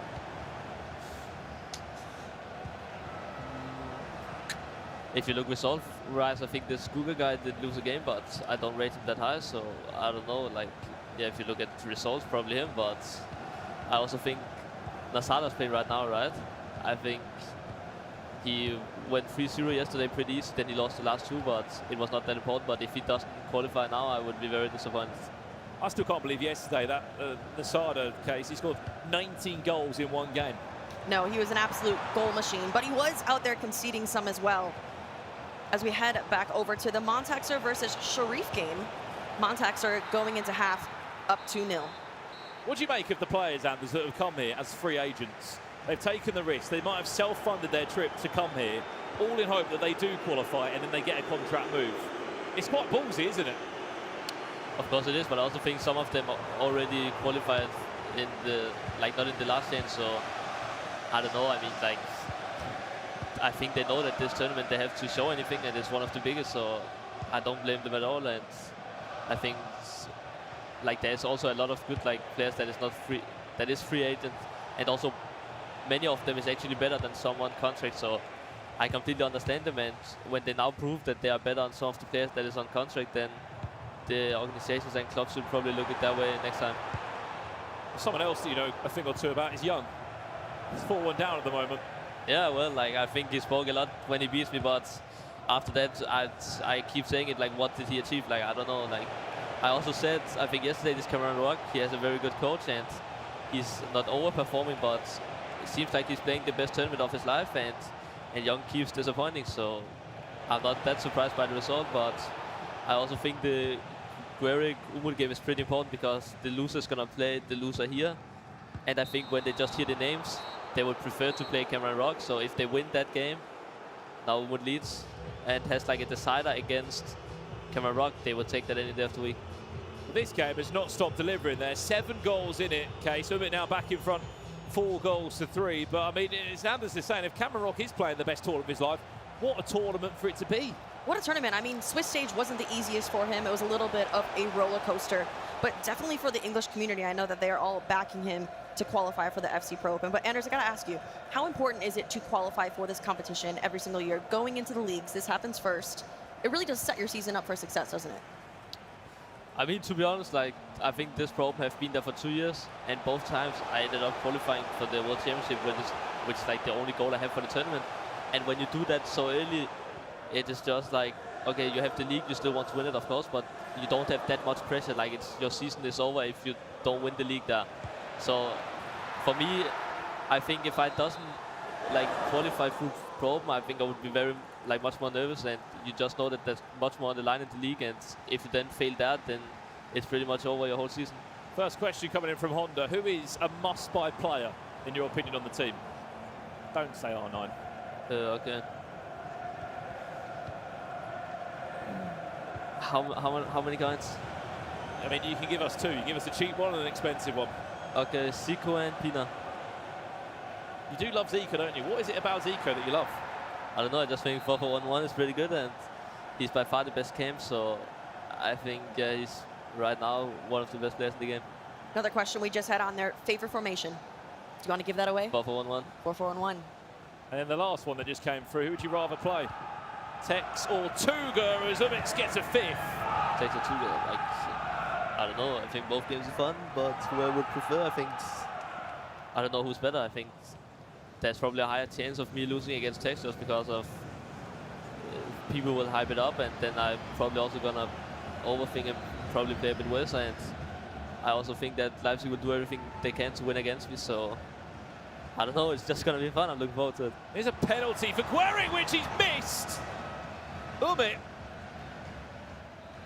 Speaking of RB Leipzig, he's just kept himself 5-3 up in this game, so your answer was Tuga. Yeah, probably. But yeah, the game against Tex, everyone wants to see it, but yeah, we have to play, and also yeah, Umit now is very high chance gonna qualify, so if he's also gonna join the group, it's gonna be even more like spicy. Bombmatic. He shoots way too early there. Something that you'll be able to comment on as well, Anders, because you also do this as well. You just see there on Guerick scream. How close does he sit to the monitor? What is it about? Why do you sit so close to the monitor? Does it just give you a better view, or like is it just how you're used to playing?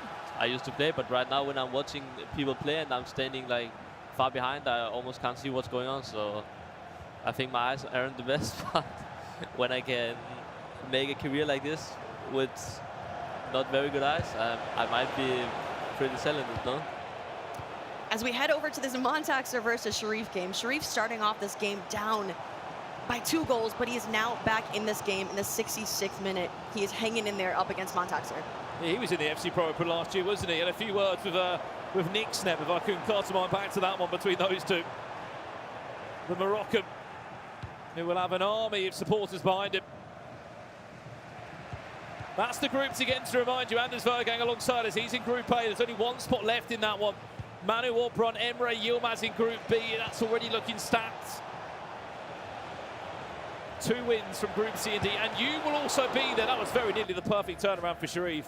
Group C includes Nicholas, Bree, Stingray, and Danny Pitbull.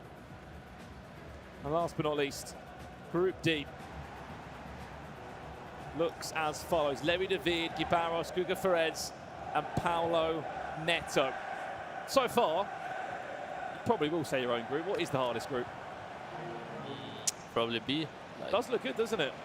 Of course, I think Group D looks like the worst by a mile, and then Group C, I think also, if you look at it right now, Nico and Stingray should fight for #1, so I also think that can be tough, but I would say Group B by far is just like the hardest right now, but it also depends who the last 3 players is. Like if they get 3 bad players, then it's not going to be that hard. Let's join this game live now then. Young just pulled a goal back against Cameron Rock. There is still a long time left in this one.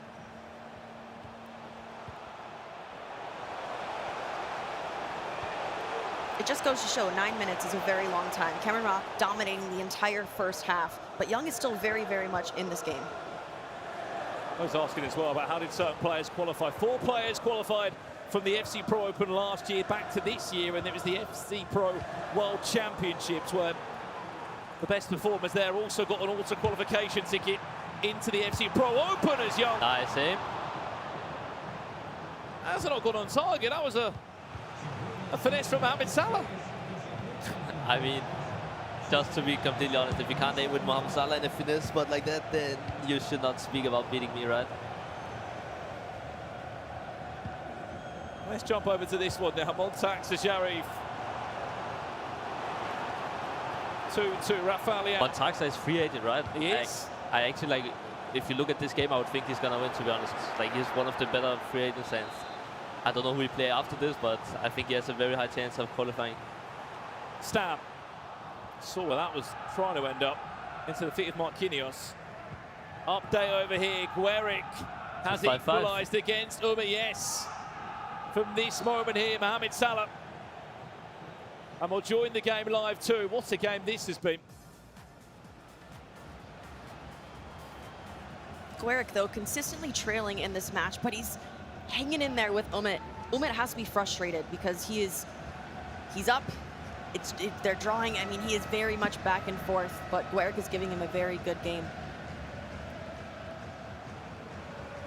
A word on Umit's journey, Anders, because he didn't obviously come through the 64 originally to be in day 2. He had to play in the last chance qualifier. Sure, there was a lot of pressure on his shoulders to go and win those games.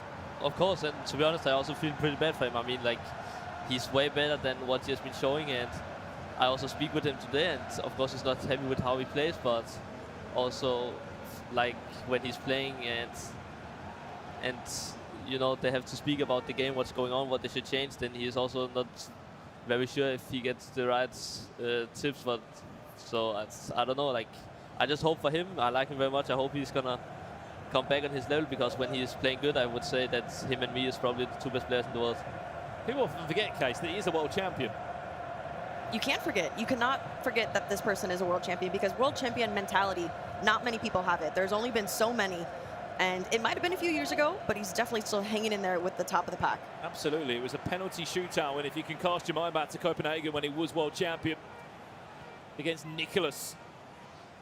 Last 10 minutes here. Salah runs into Chiellini. What would be your back line of choice? Who would be your goalkeeper, and who would be your 4 defenders in this 7 million coin budget? I didn't look what you can get otherwise, but I think Casillas is by far the best. So him, then probably Balde. I have no clue. Maybe. Well, these are the most popular centre backs that have been chosen. Stam, but he's quite expensive, I think. Kunde is also very good. You can either use him right back or centre back. I think he's probably the best goal card right now of the defenders because of Jockey Plus. And a right back, who would you go for? I think Dumfries is pretty good actually, but it depends if you can link him. Otherwise, you can take Kunde and then have 2 very good centre backs, because it's not like your full backs are that much like in the offense this year, to be honest. A few more updates, Case, in the other games. We just saw a goal come back for one plan. We've just seen Young as well bag another goal back here against Cameron Rock. Yeah, he is definitely hanging in here in this match. He might have missed that very important shot, but there's still plenty of time for him to come back into it. Following up on that, Anders, so do you not like to splurge too much on those defenders? It seemed like you said Stam might be too much. Do you like to spend more on the attack? I think this year all the goal cards, also Marquinhos, all of a sudden is very good. So I think you can get very good defenders for almost no coins. But I also think the market, like, every player is so cheap. So for also like 7 million, you can get a very good team. So yeah, but I don't think I would waste that much on the defenders. 7 million coins. Would Zico get a move, or is that half your budget gone? I know that Johnny did, and I'm actually pretty sad they didn't qualify, but yeah, probably I actually think he would, because you can still get like 10 other very good players, and the bench you can also get some very good players for not so many coins. Last 9 minutes of this one. Cameron Rock of SAF is just 8 minutes away from getting himself into the next stage. He's not in the FC Pro Open yet, but he'll be 1 win away from doing so. All the other scores on the bottom coming in there. Hezes 6-1, he leads against Max Kullameyer, two of the players that came through the last chance qualifier.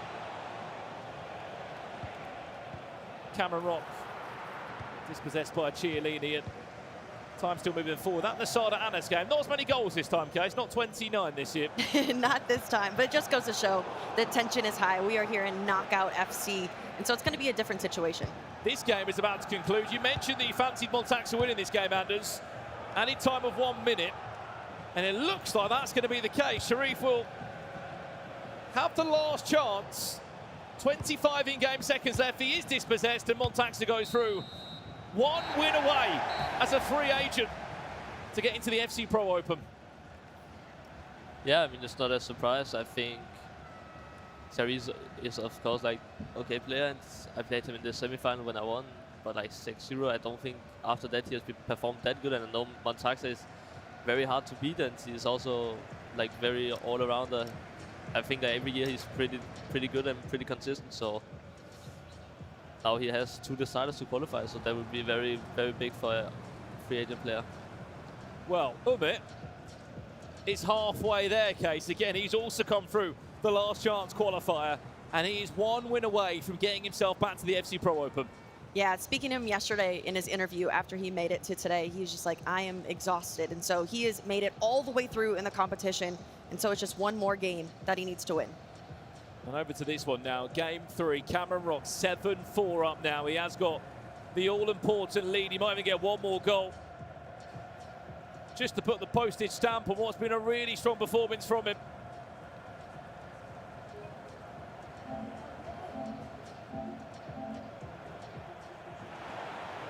Added time of 1 minute is played. Cameron Rock wins a corner. And that should do us as he gets an 8th.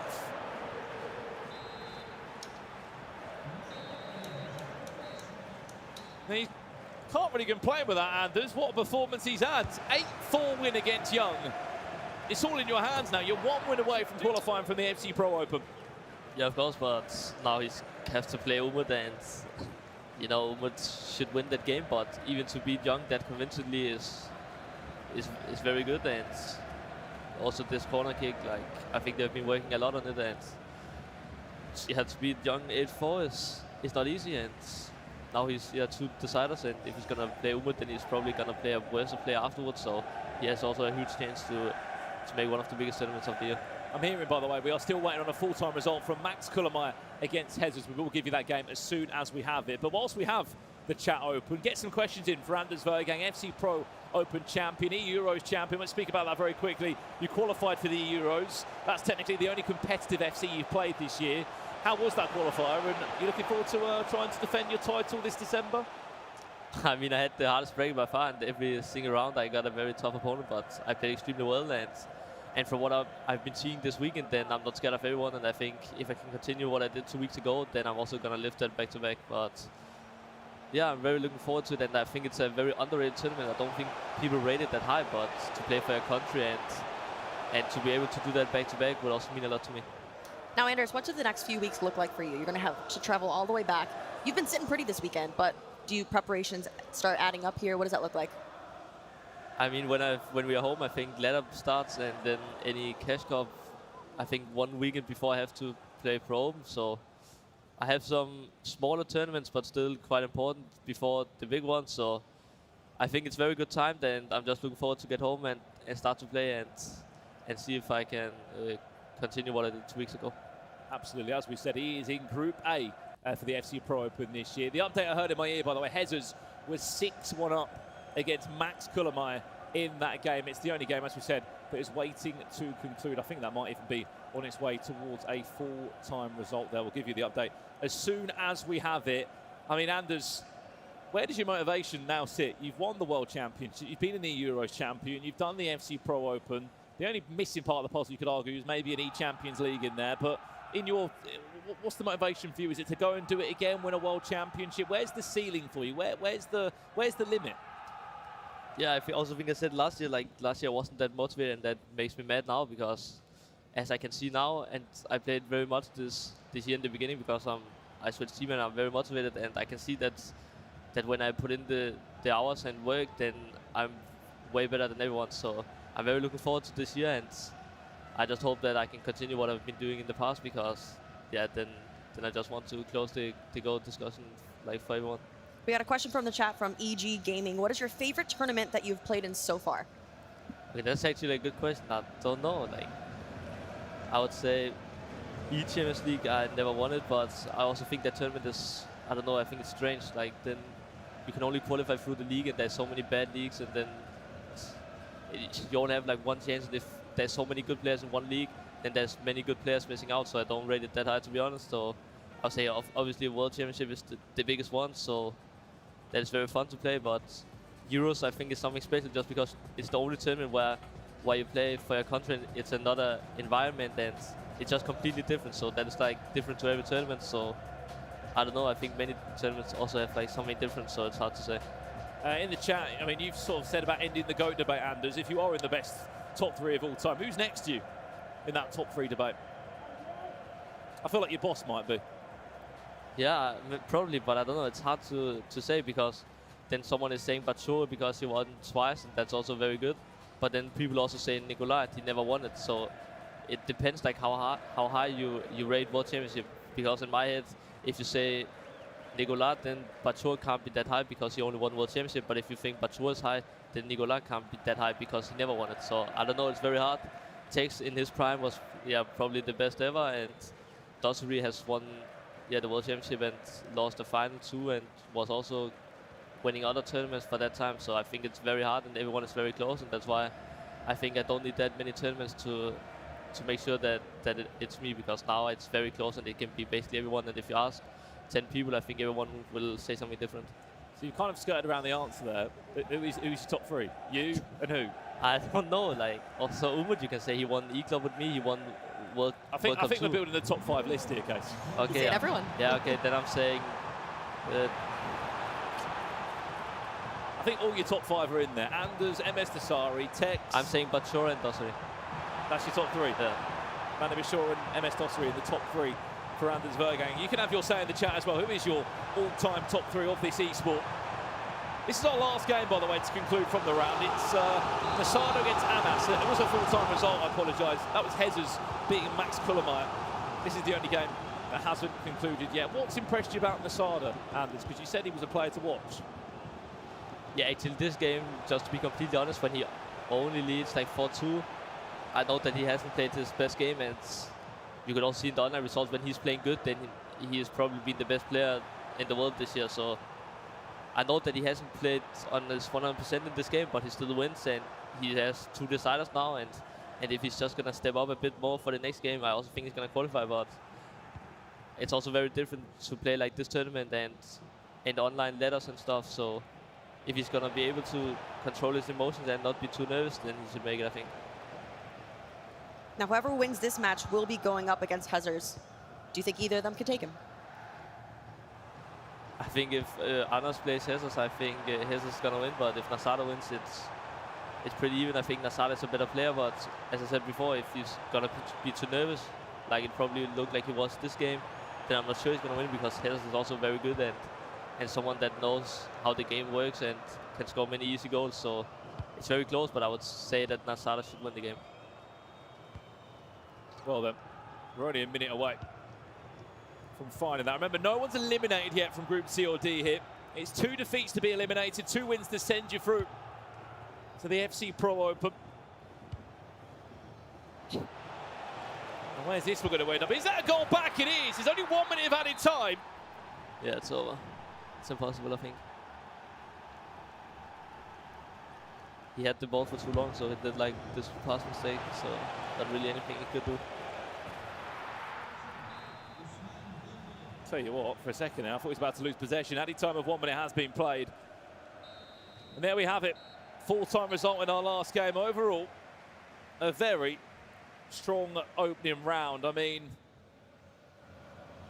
half the pack are so close enough to qualifying and getting themselves over the line.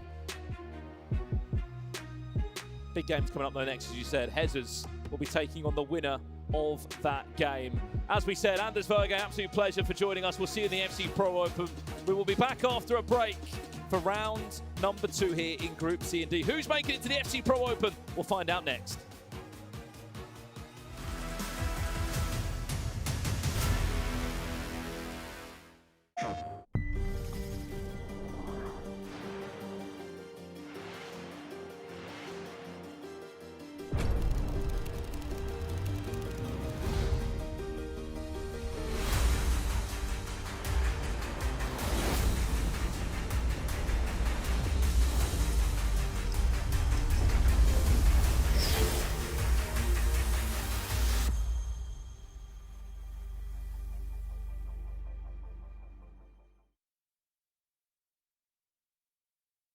PlayStation.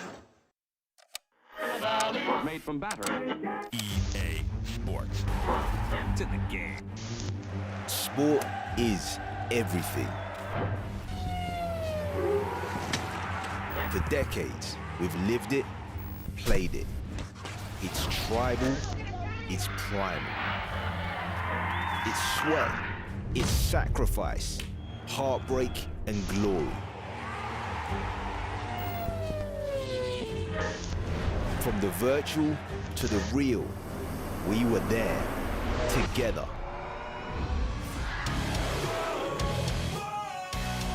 Heroes, villains, rivalries and legends. Triumph, disaster, every moment in between. Whatever you play, whatever you love, this is your arena. This is more than a game. This is sport, everywhere, always. Sport is the EA Sports app.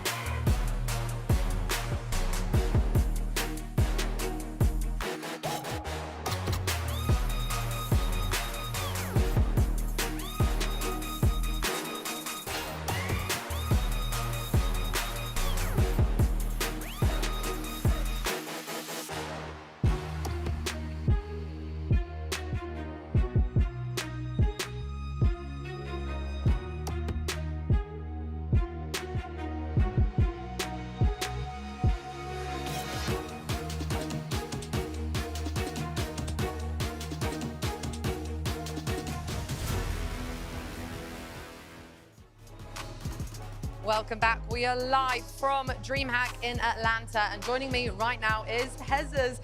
Well done. You just got a big win, 6-1. I mean, you got here through the last chance qualifiers. What a few days it's been for you.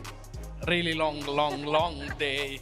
Like yesterday, I played 12 hours in a row. So, yeah, so I hope just to win this game, and after it's done. So, yeah, let's enjoy.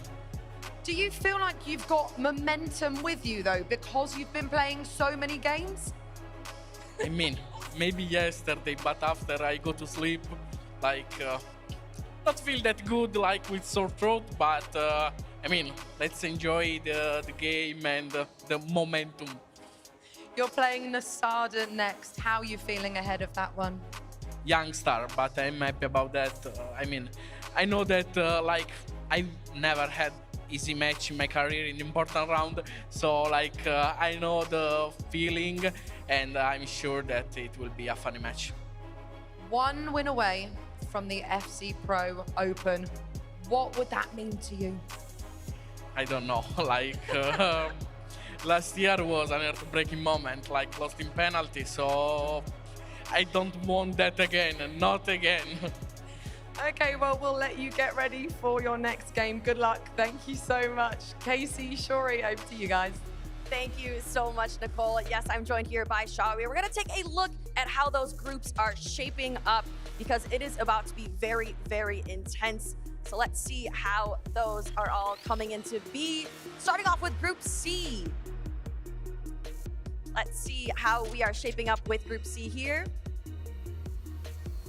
Shari, let's look at how this is going right here. Montage sure got the win, but we have some other matches here that are shaping up to be very, very interesting. Indeed, yes, we have got a lot of very interesting matchups here. Of course, we just had the interview from Hezes there, who's seeming very confident. He mentioned about obviously playing 12 hours in a row. We've had a lot of players here playing a long time, coming through last chance qualifiers, etc. But no, a really interesting set of matches. We had Cameron Rock as well, continuing to do really, really well. I'm interested to see how this end of the groups goes on in Group D. Well, it's interesting because Umit had a very tough switch stage, but he's starting off today different. So every day could be different, can't it? I knew with Umit, I knew. The moment he went 0-2, it was like my prediction of the future. I had to get something right at some point. I think he goes on to qualify, absolutely, Umit, and we'll see him at the Pro Open Finals. All right, well, Shalri, it is time to learn some things. So for everyone back home, it doesn't matter if you get 8 wins in the weekend league or 15. We're going to learn some things here, and you're going to teach it, not me, because I do get those 8 wins. So let's talk about long ball. Tell me about that. What's interesting? Well, something I wanted to touch on was Umit with his long ball passing, and I think it's something that we have seen a lot of triangle through balls this year, but when we roll this clip right here, he's got the ball with Sergio Busquets, and if we just pause it here, just right now, if we just stop that right there, and we can just rewind it a tiny bit here, as you can see. So he's triggered the run at the bottom right here, as you can see. This man, there's a little bit of light shining on him, as you can see there. And this Theo Hernandez, if we roll the clip here, this is all just literally about L1 triangle all the way across the pitch, literally firing it up as much as you possibly can. And as you can see there, if you just pause it and we'll rewind back a little bit more, you'll see PH Zin at this moment, he triggered an offside trap. This is 101, the worst thing. You do not want to offside trap at this point, but as you can see here, literally, he would have triggered the run, literally, holding the left stick, pressing L1, the man at the back, absolutely flying through, and then Theo Hernandez with the long ball over the top. And if we just roll the clip again, once again here, you just see, very simply put, he's cleaned through on goal. If we play this in normal speed at this point, this is just simply a driven pass. If everyone's not driven passing at home, I don't know what you're doing. Literally, just R1 and X, extremely simple, and you'll score goals like that plenty of times. Now, would you say that this is a game changer aspect to add into your weekend league gameplay? Absolutely. Triggering runs, like I said, with the left stick on your controller, point it towards your player, and then press L1 simply. You'll trigger loads of runs. You'll give your opponent more to think about. In this kind of scenario, it's happening here once again. And then L1 triangle over the top. And again, it happened right off the offside trap. This will happen so many times, especially when you start getting those more wins in champs and playing those better players in this kind of scenario. Long ball pass, it's the one, I'm telling you. It is the one, long ball pass. You heard it here first. I'm taking notes, but I'm ready to get into those games. Let's get into it. My season starts now. Time to show the world who I am. I am unstoppable. No one can beat me. Greatness begins here. This is my time. That spot is mine. I was built for this. Well, it's once again qualifying time here at the DreamHack Atlanta FC Pro Open Global Qualifier. We're about to find 4 more names, and we've got a very special guest joining us. Oberon, welcome, runner-up last year in the Pro Open, and it feels very fitting to have you here as a Italian. We've got a couple of players, Italian players, who've come and booking their spot alongside Shells as well. Games are underway, games are getting kicked off, so without any further ado, let's get right into it and let's see what we have missed, because in the first 4 minutes, Umit has taken the lead. This is how he did it. 3 minutes into the game, waiting for the Bonmati player lock into Pina, and an emphatic finish. I have to ask both of you, FC24 Pro Open Global Qualifier, qualifying match. Umit played against Cameron Rock. Oh. Umit won 9-1. Ooh. Does that land in the brain somewhere, Shells? I think it could land in Cameron's brain just because this is the tournament, I think, for Cameron to try and put his name in the map as a respected pro. And I mean, he's starting off strong, but I think it does play in the game, but it's 2 years on. Things change, games change, and Cameron, he's found himself in this situation. I don't think it'll affect him too much. Would that affect you, Auburn? I think he's playing really good. I think he did a great run also in the qualifier, in the online qualifier. What a finish that is. Yeah, and he's playing really good. I think that, of course, it's not simple to play against Lumut in the decisive match. I think you don't want to face big names in the decisive match because I think they are something more, but Cameron is playing really good. Would you classify yourself as a big name? Yeah, of course. Yeah, absolutely. Runner-up last year. We just had Anders Vergang on. If you've got any questions for the runner-up at the Pro Open last year, Auburn, get them in the chat right now. Cameron Rock could have a second goal here. Messi just offside. I've got a question for you, Auburn. Listen, as you saw a first-time through ball there, I think you're one of the best when it comes to first-time through balls over the top. What is it that makes it, or for you, that you look for to play the passer? Was it the timing? How do you make it so good every single time? I think, of course, the timing, but I think it's really important to bait that pass with other runnings or with other, I don't know, mechanics, like, I don't know, maybe the first time shooting. Yeah. I think that is important, of course, like the play style, because you won't tiki-taka on your cam. Yeah. Could be a chance here for Umut. Mo Salah down this right-hand side. Could look for a finesse shot, but just looking to extra pass. Good defending from Cameron Rock. Couple of the games that we have to turn our attention to, qualifying matches. Hezes, a fellow Italian, we just heard from him there in the interview. He's taking on Nasada. He's been playing very, very well, hasn't he? Over. Yeah, but yes, now I think a really hard match. I think Nasada is one of the best players right now. So alongside Montaxa as well, another Italian. Yeah, we take a lot of players here, no, in the global qualifier. They are playing so good. I think that Kacha now he has to play the first time of loser also. I mean, you might have an unbelievable Italian day. Danny Pitbull already in, Kacha, Montaxa. We've got some questions coming in here. Cricket saying, Auburn, you're my favourite player. What tactics do you use as Cameron Rock flashes it wide?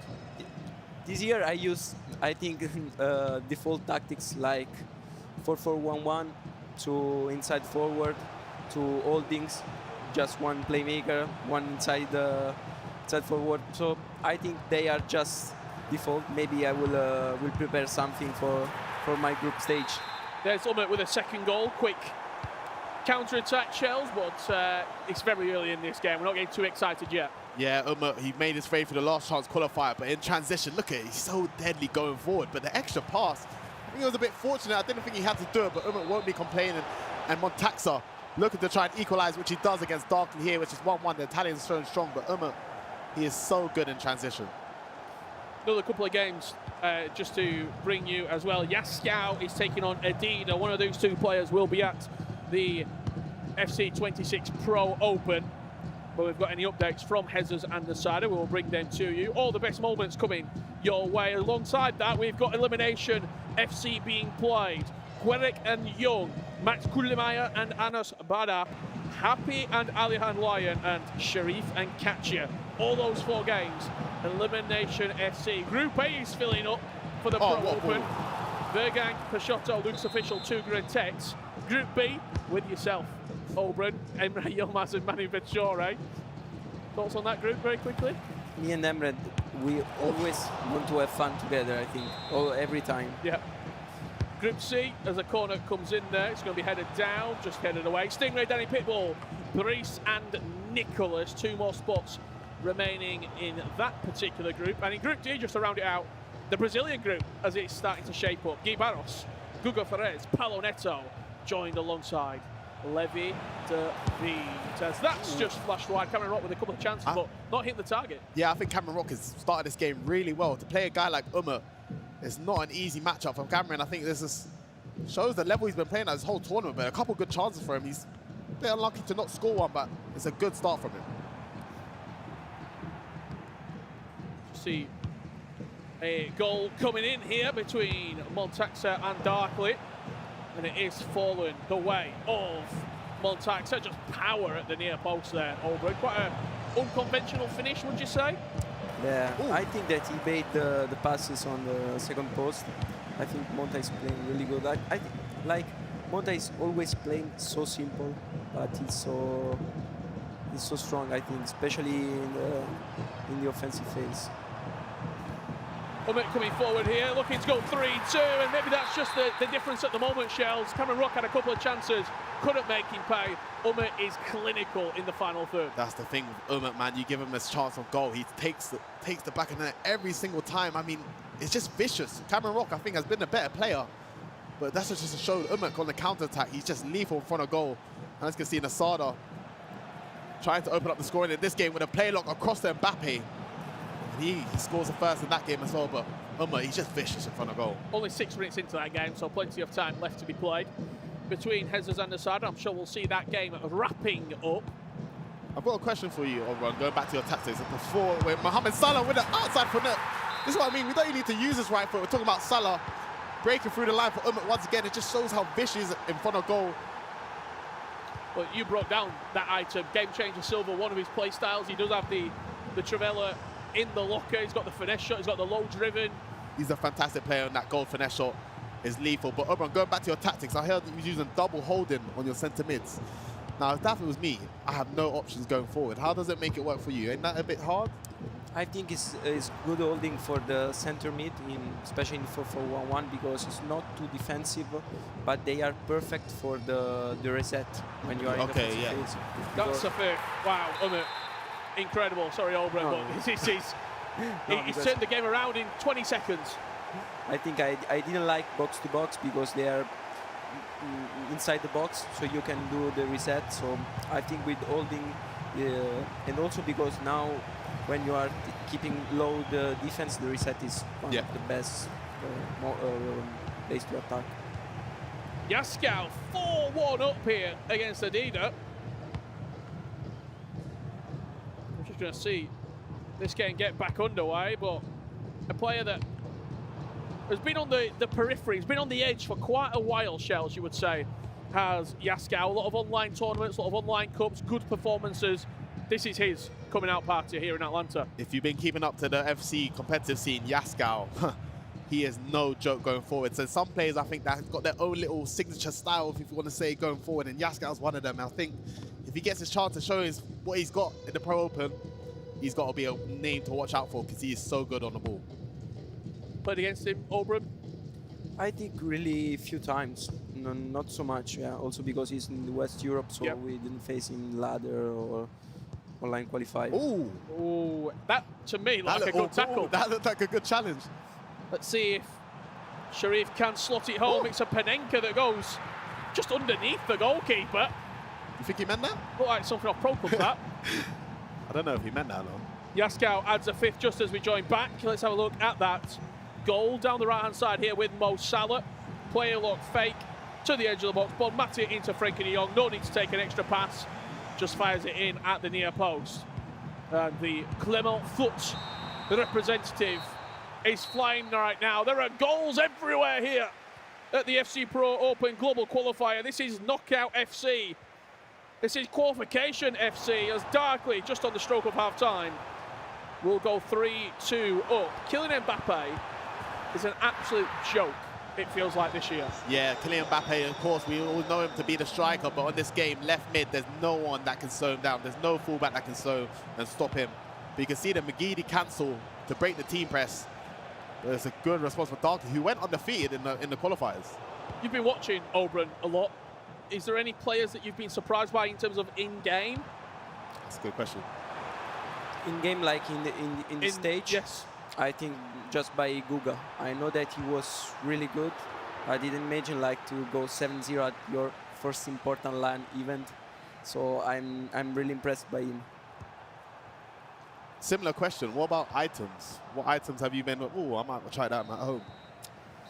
I think that just Salah, because I never tried him. Sorry to interrupt. As you can see, Hezza trying to bring one back, but it was good defenders, so carry on. I never tried Salah, so maybe I will give him a try. But I think that now, with the new promo, everyone will use the new Dembele. Yeah. So maybe we will not see more Salah. I mean, it's all about requirements, though. True. You might have a smaller budget. Dembele might not be possible. I mean, there might even be an opportunity where, if it's only a small budget, Mbappe might have to go out, and then you're going to see chaos, because these players, there's probably 4 or 5 players that are guaranteed in the team. I think that who for you to guarantee? Yeah, I think that also for the budget, Nico Williams is the best winger, because I think in this moment the play style are so important. He has all the play style important for a winger. Yeah. But offshore, right now you can't play without Bonmati for me. So. Bonmati is the most important player. Yes, I think right now yes, because also for the requirements for the online qualifier, you can play with Iniesta, that maybe was a good camp, but right now also with the dribbling, with the technical, Bonmati she's incredible. So we are winding up to half-time in a couple of our selected featured games here.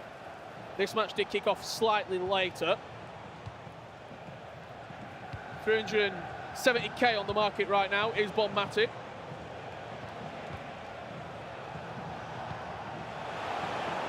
Since this tournament started, she's up about 25k.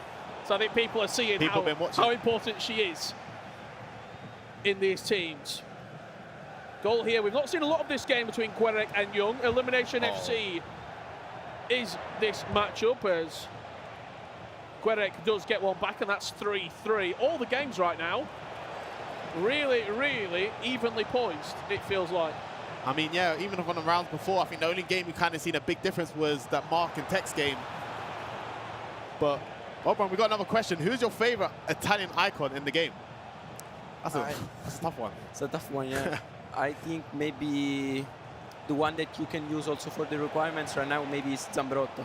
Okay. Because he can do right back and left back. 5 of weak foot is not so expensive.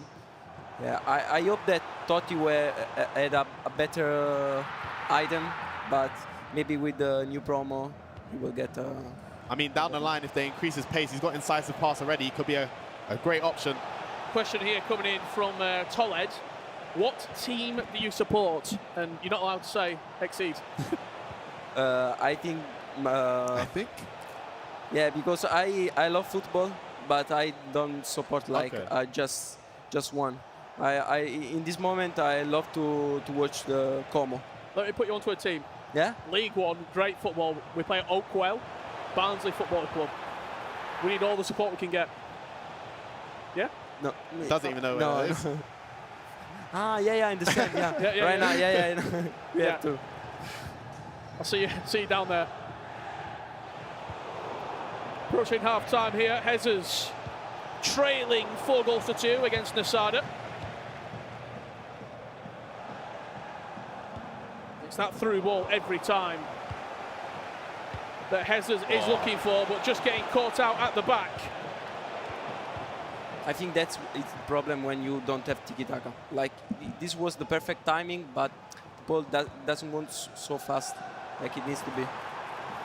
Querec and Young, 3-3 here. Little La Croqueta inside shells. Nice finish there. Yeah, I think I was going to ask you, Obran. The centre-back items, I think, has been a big debate as we've gone to this game as well. Quickly, Happy scoring another goal, giving himself a 2-goal lead. But the centre-back pairing on the items, who would you have gone for? I think, for me, I think goal intercept is the best place down in the game. Who would you kind of pick?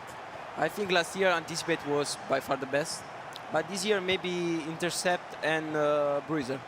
I love Bruiser because with advanced defending like Stam it's amazing. Yeah. So yeah, but also intercept, like I use Marquinhos and Stam. So yeah. Good. Couple of goals there to bring you. Jesus did get one back just before half-time, 4-3. Could get 4th here as well. He will have the last chance of the 45. Looking to recycle on the edge of the box. There's Bonmati, low-driven finesse. Will get the corner.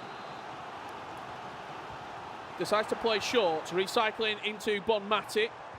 Edge of the box into Reinders. That will do us for the first half. A big goal that we sort of just glossed over there. Happy 3-1 up. That puts Alihan Lyon out of the tournament, which I think when you come into it, he was one of those players from the 64 down to 32. You'd probably said he'd be in that 16 to make the Pro Open. Yeah, I mean, if you saw Alihan Lyon last year as making his debut as well, getting top 8 in the ECL, we did think this could maybe be his breakout year to compete with his teammates or ex-teammates such as Anders, but still a lot of time left, but he's found himself in a tough situation, but Happy's been really happy this whole weekend. So I've done a shorty there. You have. Low driven, Casillas with a great save. There's a lot of players, and obviously you were super impressed by Guga, first LAN event. It takes some players a little while to really sort of cement themselves. Oh my. Cleared off the line. Do you think Alihan Lyon, we all know he's got the quality, he's got the ability, but will it maybe take a couple of tournaments for him to get comfortable? Yeah, I think it's different for everyone. Like maybe Guga doesn't need like more tournaments. Maybe others, yes. Also because I think that maybe in the online qualifier. What a goal! In the online qualifier, you can play maybe faster, but I think especially in the LAN event, gameplay is a little bit different. You have to be more calm. Maybe Alihan is pushing too much. So, but I think that like everyone has to improve, and maybe you can improve better from your loss, not for your wins. As you can see, the play lock there being used again, but it's the choice of decision with the runs. I think once you play lock in them situations and actually attack the gaps of the centre backs, it's so hard to defend against. You saw just a quick flash up of the scores there across the doors. Before we go back to that, we've got a couple more questions coming in. Do you change the formation often, or do you stick with one formation you're comfortable with? That coming in from Assault Mechanic. Maniac. I change just if I feel that I'm not playing my best, or maybe if my opponent is doing something that is not good for me. I don't know. Maybe if my opponent is playing with 4-5-1 and I did 3 midfielders, I will change. So I think it depends just on your opponent. Do you have any tricks that you've not let out yet for the Pro Open? You got anything? You don't have to tell us. Just yes or no. Do you have anything that you've kept behind closed doors? Maybe something. maybe. I'm looking forward to seeing it. Out of all the players on the game, who do you want to use the most? I think that maybe Cruyff. I love to play with him. Let's see, Hez's there, 5-4 right from the kickoff. This game far from over yet. When Hez is in the game, anything can happen. Yeah, I think the thing about Hez is the good and bad thing. You can either score 7 or concede 7. There's going to be so many goals in the games he plays against, and Asada is one of my favorites of the whole tournament. I expected him to qualify this weekend, but Hez is still fighting against him. He's still got a lot of time left, but we're going to see a lot more goals going in this game. Tactical foul there in the middle of the pitch to stop the counter-attack from the corner. Going back to that question about second formation, Obram, do you have a second preferred formation, and what is it? I played with 4-4-1-1 and then 4-5-1. 4-5-1, yeah. I think they are the best formation right now. Maybe 4-2-3-1 wide, maybe, and maybe a 5 back. But 5? Well, was that maybe the secret? I'll let you keep quiet on that one. Let's jump into a couple of these other games. Happy 4-1 up against Alihan Lyon. That's Elimination FC. Alihan will not be at the Pro Open if that game continues as it is. Katya 3-1 against Sharif. One of those two players will have a chance as the Sada adds a 6th. Yaskow and Adida both in position with a qualifying spot on the line. This was the 6th goal. Mbappe with the low-driven finish. Declan Montax with only 15 minutes left on the clock. This was a equalising goal here for Montaxa. 4-4. Talk to me a little about Montaxa as a fellow Italian, Oberon. It's like you see. Okay. It's the same. I think it's always calm. It's like playing in training. It's the same. Maybe he's more nervous when he played in training or in weekend league than now.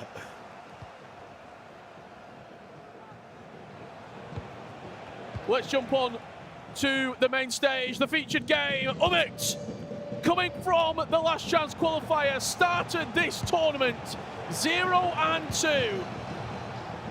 And from the depths of despair, here you will be at your FC Pro Open. Once again, 0-2 to qualifying through. Incredible performance from Umit. The mentality that only a world champion has. And another representation for RB Leipzig at the Pro Open. I mean, let's talk about, he did make it through the last chance qualifier as well, so he did have an advantage and started the tournament 0-2, but he fought his way in the Swiss rounds, and in the knockouts, it doesn't matter. Commiserations to Cameron Rock. He still has a chance to qualify. He did put up a good fight early on, but on the counter-attack, listen, you got to take your chances at this level, and has been one of the best finishers for many years. We've got another player that's about to book their place at your 26 FC Pro Open. Yaskow, he has been a player online for a number of years, competing in tournaments, in cups, but never quite broke out, never quite had his moments on the main stage. And that is only 1 minute away. For Clement Foot, Yaskow will book his place at the FC26 Pro Open. Huge congratulations. Once again, Yaskow's been one of those players, I'm a big fan of him. When we get to see him play in the Pro Open this season, and trust me, he's one of them players with his own little style going forward, and I'll be so excited to see how he does in this year's Pro Open. And Adido, a good run so far, and he still has a chance to qualify, but he will if he's falling down into the loser bracket. A third qualification match here. Who will be joining Yaskow and Umut from Group C and D? Extra time is looming, but is there a winning goal here for Darkley? Twisting, turning, Pina at the near post. Casillas with a great save, but a corner will be given. Is it going to be floated into the back post? Let's see how far the keeper's moved out. You know, you have someone with dead ball, you could even try and go for goal. Taking his time. It's also killing the time as well. That could have been a little tactic. I didn't think about that. It's the dark arts of the game. Yeah, he's definitely doing that on purpose now. He wants the last attack, doesn't he? Yep. It's very smart, but this is what you got to do at this level. Plays short, recycling the possession. Valverde into ball, Matti. Technical dribbling activated. Just in and around the box, trying to... I think he's activated team press as well. Break. Montaxa down. Pina into Mbappe. Is it Darkley's time? Low driven, just wide of the post. An extra time is where we will be heading for a spot at the FC Pro Open 26. Inches off the post. I was a bit scared for Montaxa. I think the team pressure was a bit risky in the 90th minute. As you can see, Jesus smashing it at the top of the net, bringing one back. 1 goal game in that game as well. Fighting against the Sada. I feel like this has been the storyline this whole game. Is it? Patrick Guerrero, one of the goalkeeper, smashes it into the left-hand post. Oberon, you're going through it in the commentary position. He's more stressed than the taxman. Talk me through this. Like against Nassad, there are always, I think, at least 15 goals in the game. So, and I think in these 13 minutes left, we will have, I think, other 3-4 goals. Talk about someone sat behind you as well. Olito, he's been there, he's done it. He's won major championships. Something you want. Happy looks in desperation right now because Alihan Lyon has pulled this game back. Will Wrighton is a victory only 10 minutes ago. And he's just scored a 5th goal. Something you want. I thought he was going to do another Shoei joke. You're telling me he's come back and he's leading?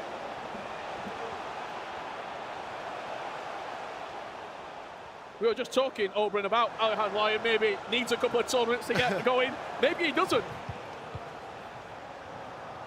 Extra time here between Darkley and Montaxa. Wait, Darkley scored? Darkley has scored in the opening moments here of the 30 additional minutes. Talk to me about extra time with the 9-minute halves as well, Oberon, because it is a very long period of play. I think especially if you use a lot the pressing, I think it can be dangerous to arrive in the extra times. Oh my. 7-7. Jesus comes forward. Patry once again with the finish. And that's where we're going to head there right now. 83 minutes on the clock. 15 goals separating these two. And a spot at the FC Pro Open 26. Pino with the low driven. 8-8. The player locks in them gaps, like I said before, is so hard to defend against. And like Oberon said, we're going to see many goals between these two. Just when we think Jesus might have got the gap, Nasada answers straight back. You can see the play a little Pina, and just, it's a guessing game. You got to guess the right way with a low-driven shot across goal. Even going back to Jesus, the triggers that he does, you see him Patrick going through, his triggers are so good. I don't know, this is going to go down to the wire. Are you playing for the last attack here, Oberon, or is it too much time? Are you just going forward? I don't know. I think maybe if Nasada puts the pressing, I will go to the last attack. Otherwise, maybe you can try to keep and maybe have a corner. It looks like Jesus is just going to go forward. He's going to attack. Attack is the best form of defence. As that bounces up into Tim Howard's gloves, and it gives Nasada one opportunity to win the game.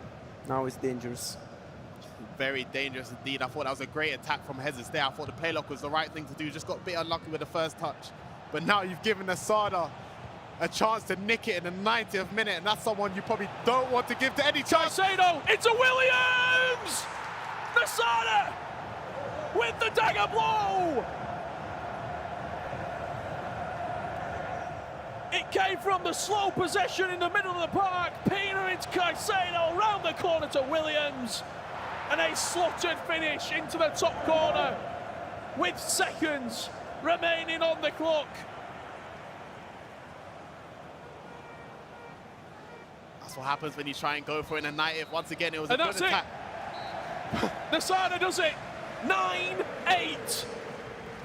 An unbelievable game of FC here in Atlanta. And Nasada is an FC Pro Open finalist. He'll be one of your 24. And he is a very, very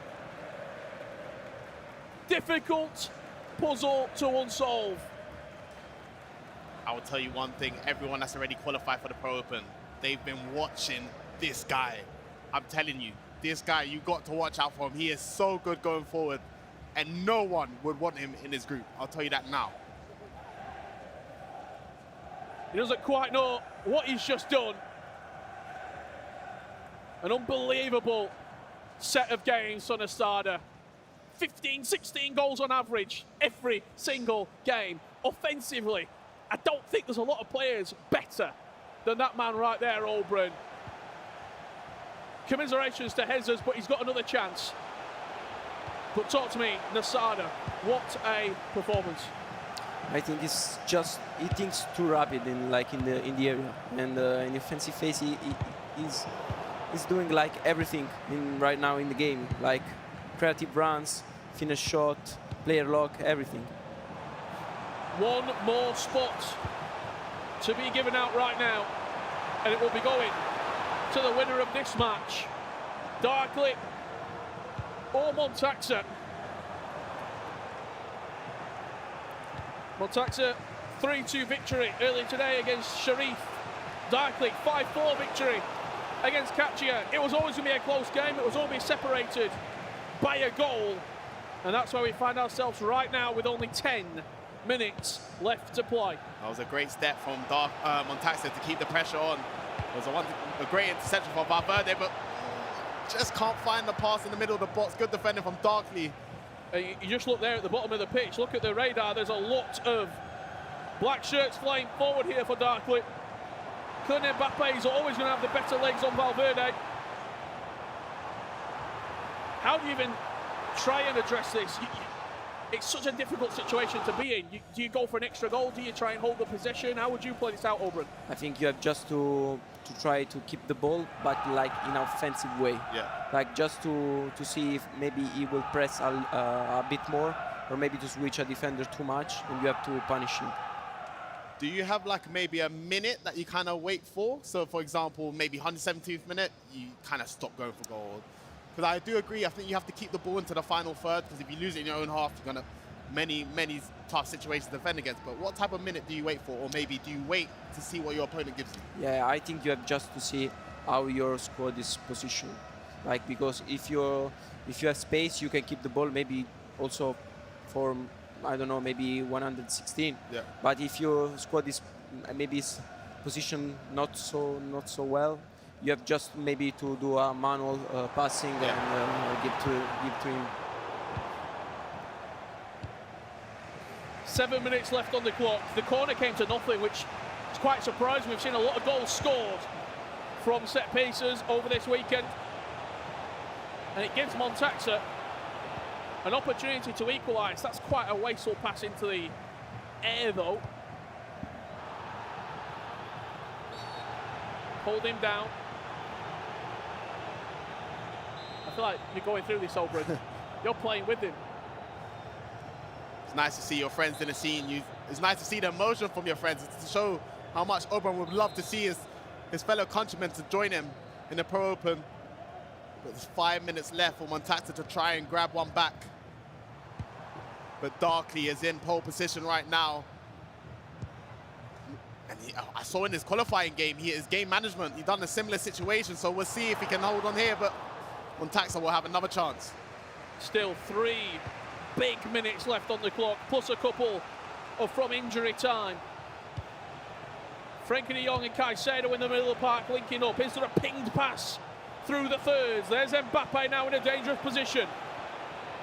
It's Montaxa probing, but he just runs straight into Darkley's defence. And with a triggered run in behind, could this be the killer blow for Montaxa's hopes of a Pro Open? Darkley with possession, with the ball where he wants it to be. Ooh. But he's lost it out. Caicedo rubs his pocket. And surely not more late drama here in Atlanta. Round the corner, Mbappe! What a save from Casillas! He will get a corner. He will have one final chance to throw the kitchen sink. Pina can't go backwards. It's going to fall to Peter Mbappe. Oh, he runs across the goal. What a save! Footwork plus. Iker Casillas has just got Darkley to the FC Pro Open. Unbelievable finish. Smallest of margins separating such huge reward here. If that's one thing that I've just found out, Iker Casillas has to be the #1 draft pick in that goalie position. Wow, what a save. This is it. This was the moment. He moved him. He moved? It looked like he just shuffled. Can we see that again? Can we see that one more time? I just want to see this save. Does he move him here? Nah, I don't think he moves him. He shuffled. I don't think he moves him.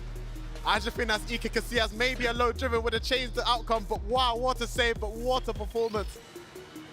Montaxa still has another chance, but Darkley has joined his Portuguese fellow countryman Tuga and has joined the FC Pro Open. Oberon, you brought the action. Thank you so much. It wasn't meant to be for the Italians, but there's still opportunity. Yeah. There's still chances. Thank you so much for joining us. We'll see you in a couple of weeks at your Pro Open. 20 players have found their spots, only 4 remain. I'm going to have a little lie down, and while I do, have a little look at Casey and Shori exploring what DreamHack has to offer.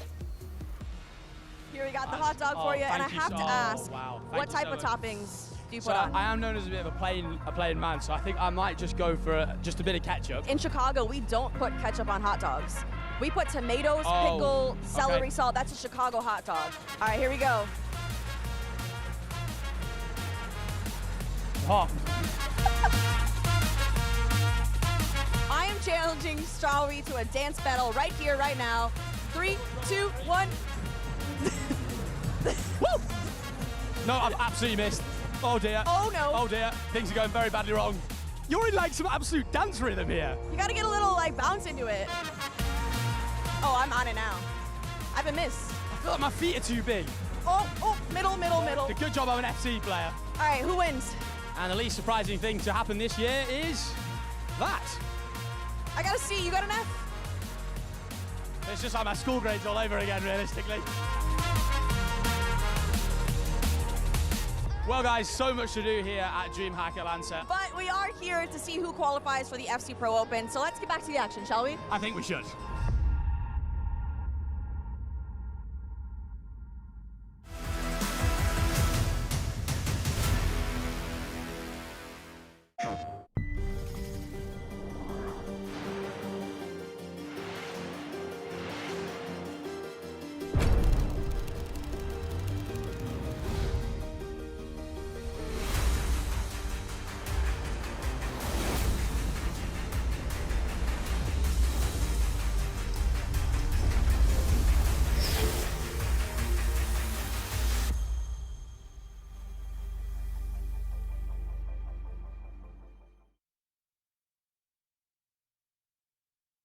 PlayStation.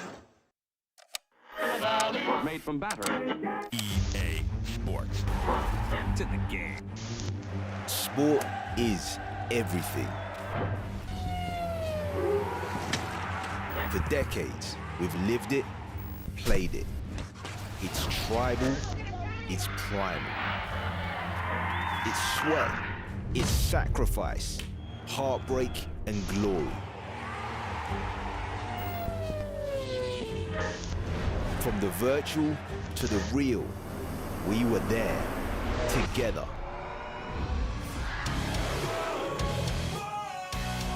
Heroes, villains, rivalries and legends.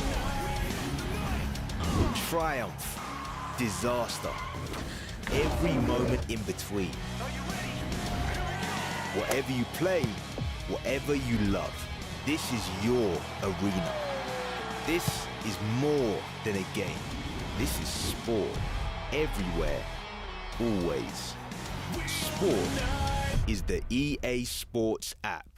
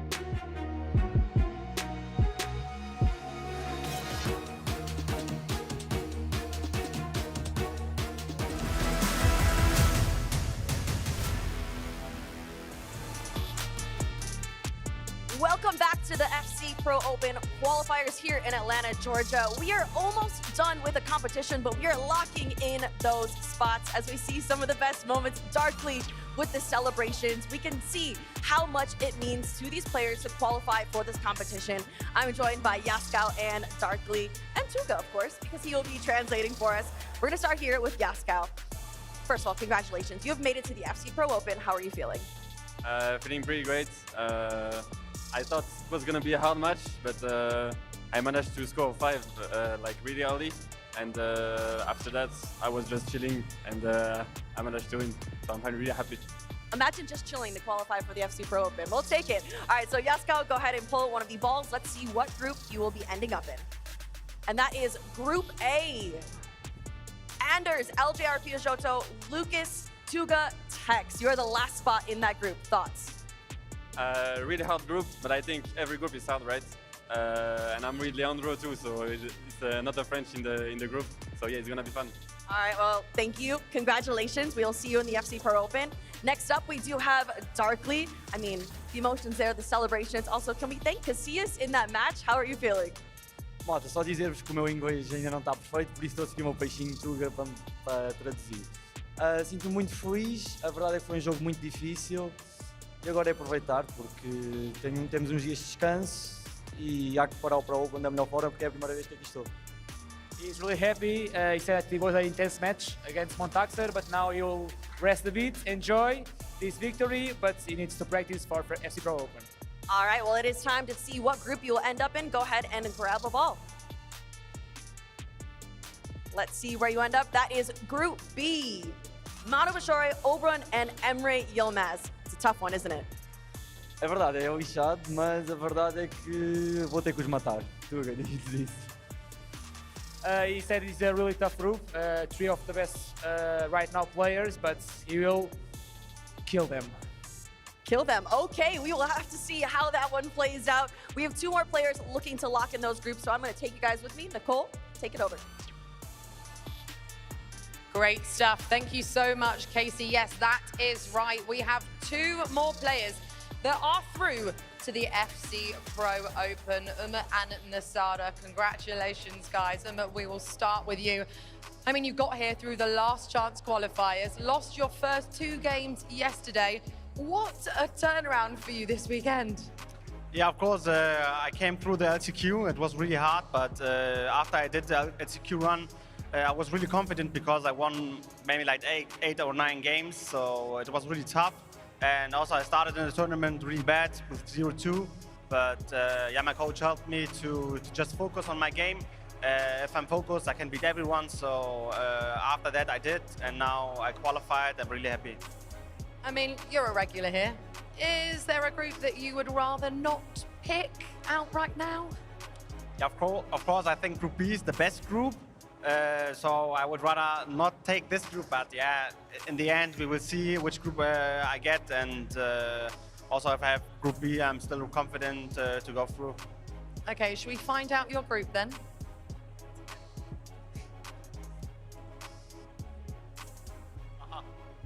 Group B, the group that you did not want. Manu, Oprah, and Emre Yilmaz, Darkly. How are you feeling with that one? Group of Death is what it's being called. Yeah, to be honest, last year I was also in the Group of Death. I think our group was by far the best. I got also knocked out in the group, so it wasn't that nice last year, but I will still give my best and try to win my games and to qualify from that group. Okay, great stuff. Nasada, congratulations. We saw just then, after that brilliant game, what this means to you to qualify. How are you feeling right now? I feel really good because this is what I worked for, practiced a lot for this, and I just showed that my level is on top, and I'm super happy. And to be honest, Hazas is probably the best player I played on this tournament so far, and yeah, he has a crazy level, and I hope he will qualify. Earlier on, I said to you, is there a group that you would rather be in? And you said you actually hadn't really seen the groups. Have you changed your mind? Is there a group that you want to be in or you'd rather not pick out? I just don't want to be in Umut's group. That's it. The group is too good. Okay, well, let's find out, shall we? Go ahead and pick your group out.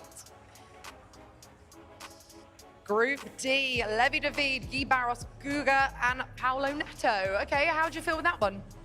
I think this, of course, everyone is like tier 1 pro, but it's okay, better than Group B. That's the spirit. Right, congratulations, guys. Great stuff. Over to you, Shells and Shori. Yes, and right here, live and direct, we're going to be bringing you guys a little bit of analysis from the man, Alihan line. Of course, Shells lost the game today, won a game today as well. Now finds himself in the game to qualify for the FC Pro. And we want to show you a couple of goals from the man because he is just absolutely ridiculous in attack. So we'll run you through a couple of his clips here. Shells, we want to just sort of dive into this, get these clips rolling and see what Alihan has got to offer for us here, Shells. We got to see this because at one point I thought Happy won the game, and like, we went back and it was equalized 4-4, but Alihan found himself one game away. As you can see, the driven pass into Tajani Ryan as he scores it near post. For sure, you can see the run on the top of the screen. Look, use that as a decoy. Wow, low driven. Absolutely. Mbappe. The low driven's unbelievable there. And you'll see Alihan, he just keeps triggering runs forward, left, right, and center. Finds the ball into Williams on the wing, and it's just really patient build-up in the box constantly from Alihan into a lovely finesse from Salah. Let's just replay that if we can, possibly. Because you can see what he's looking for. It's all about the reset and choices of passing, and this is what every single pro does. So if we play out this whole attack, and I'll tell you when to slow it down and pause it, you can just see he's got his runners, he's triggered Mbappe, he's already triggered, look, he's triggered Nico Williams again. But look, his choice of decisions here. A lot of people will go fast. Let's pause it right now. Pause it, pause it, pause it.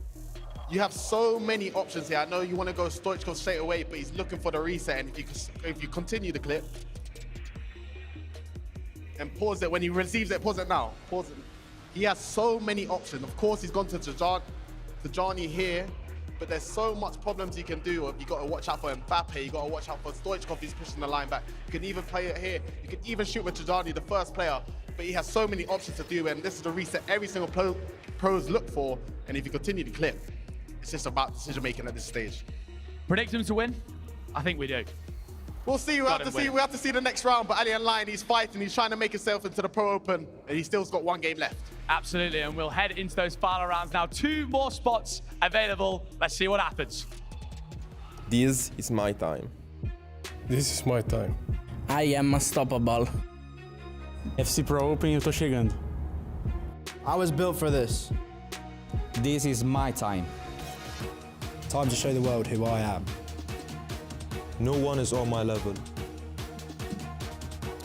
Well, 20 players are there. Just 4 more tickets remain. Brandon Smith and Richard Buckley guiding you through this last part of the puzzle here in DreamHack Atlanta. I mean, look, it's already a stacked pack of players. That Group A and that Group B already looking ridiculous, Rich. We've got the jigsaw. We've got all the main pieces in the middle. We need the 4 corners. We need the people to pull this all together. I can't wait. I'll be honest, I look across the 4 games we've got right now, I find it very hard to call. A lot of the players in these matchups, where these qualifying games, I feel like if we would have been doing predictions, we'd have probably been swaying usually in the right way. These 4 games, I think they're really, really razor edge close. Absolutely. Well, look, looking in front of us, Cameron Rock against Anas. Hezers gets another bite at it against Gueric. And over in Group C, I mean, the Montaxa, Alihan Lion is a real tough game. And you're then looking down, Adida and Kachia, the final 2 games. Alihan Lion up against Montaxa. I mean, Rich, Montaxi's just come off the back of a really difficult loss. He's had minutes, if that, to get ready to get back into this game. How on earth is he feeling? I think it's one of those where, because of the nature of the defeat, you can come out of that game saying, I played well. It was 1 moment. It was 1 opportunity. I could have equalised, and then who knows where we go in extra time, penalties potentially. You've not been beaten 6, 7, 8 goals. On that aspect, I think you're quite happy with the performance. On the other side of it, Alihan Lion was trailing, then turned it around and went on to defeat Happy. So he's going to be coming from a very, very positive place. We've heard so much about Alihan Lion, haven't we, as well? This Bulgarian wonder kid that's come through with Simon of RB Leipzig. We saw glimmers of him in the E-Champions League when he won his, he dominated the Bulgarian league to get there. Even had the chance of bagging a wicked Wednesday win last winter as well, which kicked on some serious momentum for him into this season. We've only got 4 spots left. Some of these groups for the FC Pro Open already concluded. Group A, we know exactly the 6 competitors going into there. But who will be joining that last spot in Group B? The group of death is what we're calling it. The fact, Rich, that we're going to be seeing this winter Anders against Tex. Yeah. Cannot wait for that one. We've been waiting years for it. Update over here then, Hezers against Gueric. And it's Hezers that has opened up the scoreline on this one. Olilito sitting behind him. Player turned coach now for Ninjas in Pyjamas. He was playing a few days ago. Now sitting behind Hezers. Just to wet the whistle. Imagine Alihan Lion as well, who made up the last spot in Group B as he goes 1-0 up here. It could happen. Very much so. Remember, just 4 more spots remain in the FC Pro Open, which kicks off for a double game week, 24th and 25th of November in London. And it really can be, as Anders was saying here, Rich, you play well in that, a lot of pressure's off you. You're in the World Championships, you can kind of, not exactly sit back, but all you're playing for other than that is an E-Champions League. What an extra pass that could be. Well played, couldn't it? Not only that, but if you play well, you're not coming back here next year. You might already have an auto qualification into next year's Pro Open, meaning that you don't have to go through the trials and tribulations of a global qualifier. What a tackle that is from Marquinhos. One of the, well, not the, he is the most popular pick of player along the back line, Marquinhos. 39 times out of the 64 players he was drafted in these squads amongst the 7 million coin budget. There's a player lot, finds Bonmati now, Montaxa still. And eventually, dealt with well by Alihan Lion. I know we've only watched 15 minutes so far, but Montaxa just on a couple of occasions. Not sure if he's second guessing what he wants to do in the final third, but just playing an extra pass, maybe too many. The first attempt, it rolled wide. You see Group C, there's 2 spots remaining in that particular group for the Pro Open, and Group D, 1 spot remaining. Where's that one going to end up? Laterally out. It's an absolute gift from Montaxa. He won't care. He's all square at 1-1. I was just looking around, Rich. There's a chance there could be 4 Italians, by the way, in the FC Pro Open if Catcher was to get through. And then Montaxa as well, joining Danny Pitbull and Obron. We've got Cameron Rock and Anas Badar taking on each other here, and that's the Afghan representative from Team Rad going 1-0 up. It didn't last too long over it. Alihan Lion has just scored instantly. And this is the goal that we just missed. Stoichkov, Reinders, Mohamed Salah, the rest is history. 2-1 he leads. Straight from the kickoff, Alihan Lion answering back. Well, that's the only group that's really concluded at this moment in time. Group A is Stat, Bergam, Peixoto, Lucas, Tuga, Tex, Yaskal, all in that group. And that's the group that no one wants to be in, Rich. No one wants to be in Group B. In a short corner being played here. We have got another goal to show you. Cameron Rock answering back. Lionel Messi, a lovely little jink around the goalkeeper, and that is a 1-1 scoreline. Update over here, goal, the only one so far in the game is Alex Morgan, Bradley Wycombe this year. Catcher leading Adidas by a 1-0. We have got 4 games taking place at the same time. This is our featured game. Montaxa takes a play a lot, finds Patrick. The Johnny Reinders now. Trying to find his way through with Mbappe. It was a great save out for a corner.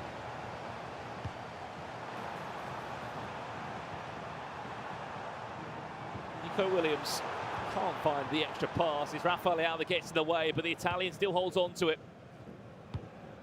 Update over here as well. Cameron Rock leading 2-1 now. What a result that would be for Saf if he was to qualify for the FC Pro Open.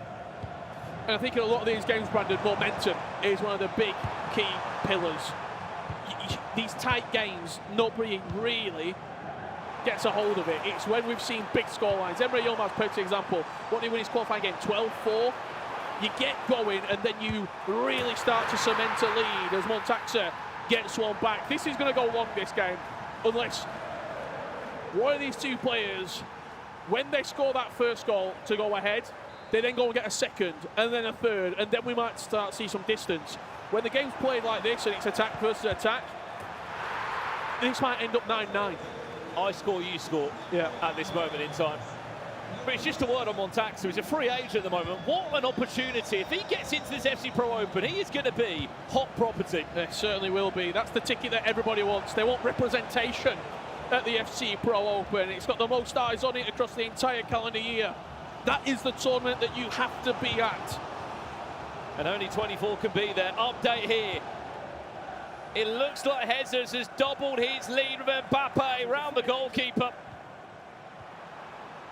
after a 9-8 defeat. And we have an update also. Adidas from the United States of America has equalised. Another free agent, or both of these 2 are free agents, battling out for an FC Pro ticket. What a tournament he's had, Adidas, as Cameron Rock.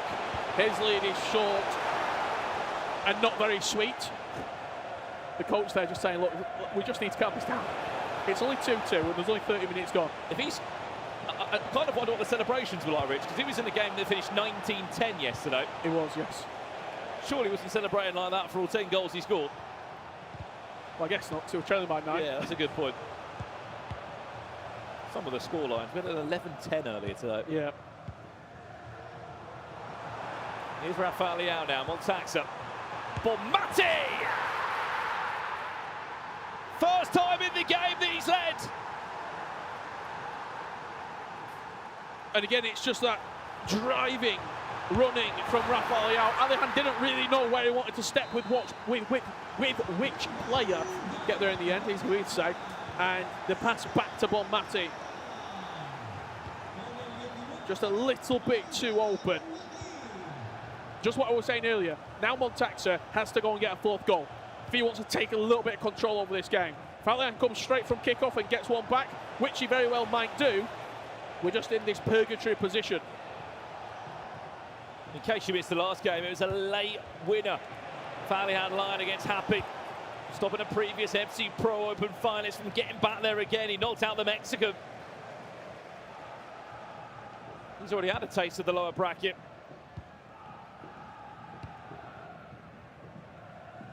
Five minutes away from half-time. Update here, Richard. What we're looking at, I think it's Katia, straight down the middle. 2 passes from box to box in 30 seconds, and a lovely dink over the goalkeeper. Brand new icon this year, Alex Morgan, and hurting the American with a 3rd goal for Katia.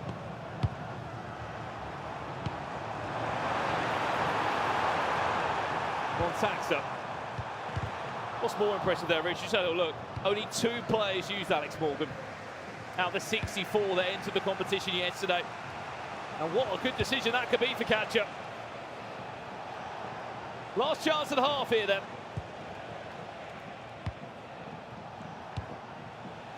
Just having a look at the other scores. Katia 3-1, Cameron Rock 2-2, and Hezers with a 2-goal lead against Guerrero. All 4 of our games touch tight as we go into half-time.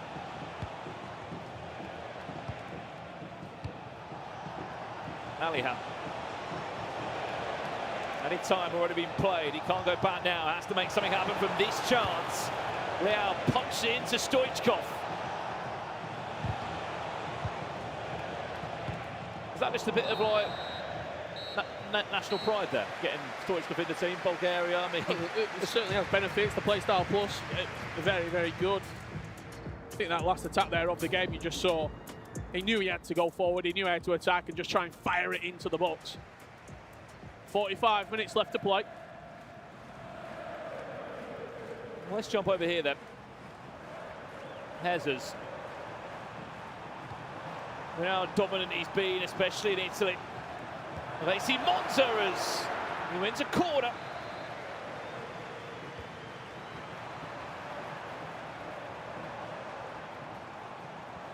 Doesn't decide to go directly into the box, play short to Bonmati, and then will look to recycle it in another way.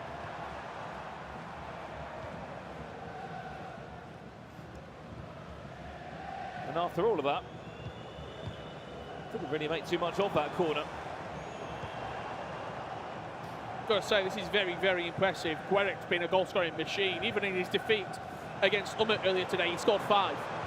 For Hezers to have kept him to a clean sheet, coming up on an hour played,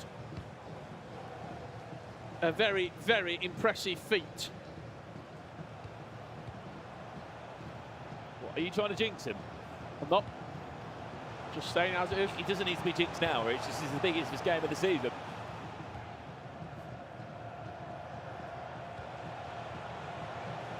If he concedes from this attack, I'll feel awful. Let's see what happens. We'll update you. Did he defend it? He did defend it. Update here then, 2-2. We'll join this one live now for a period.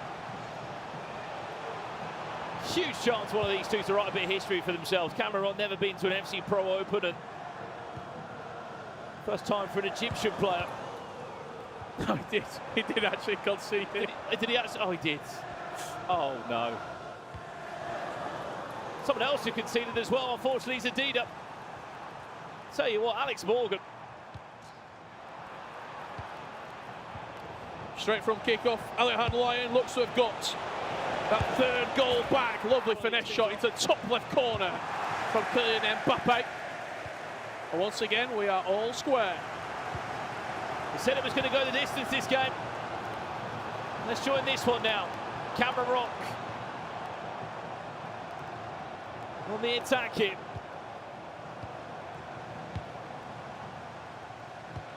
What a pass. It's a pass! Bonmati!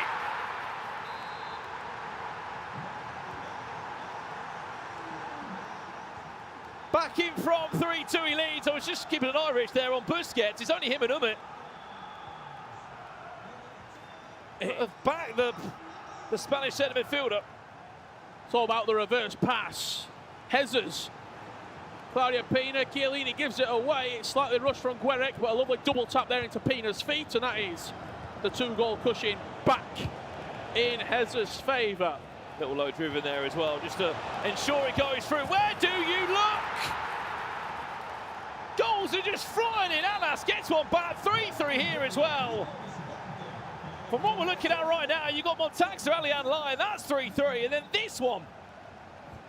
Not many players using Usman Dembele in this selection process, simply because of the price point of him. However, one of the best gold items available to be selected.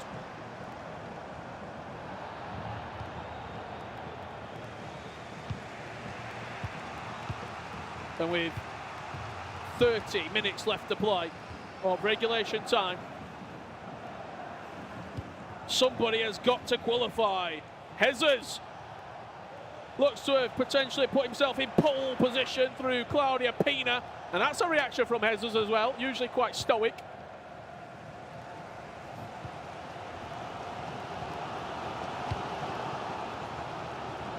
The back of his mind though, Rich, should be thinking that game that he just lost as well.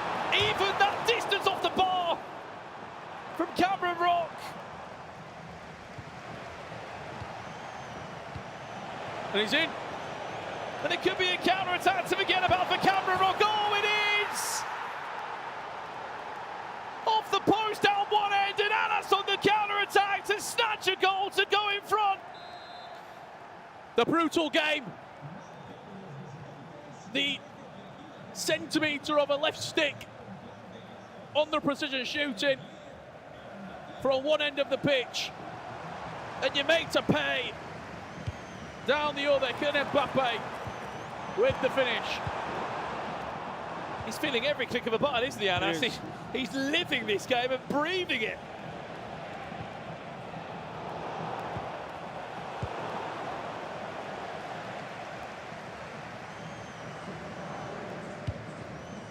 Still 3-3, Montaxa, Allian Lyon. 64 minutes on the clock on that one. This one just ever so slightly ahead.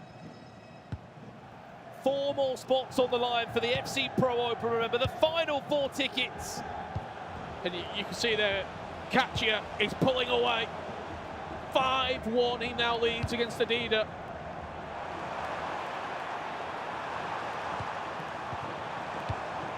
Messi there looking for the extra pass. It was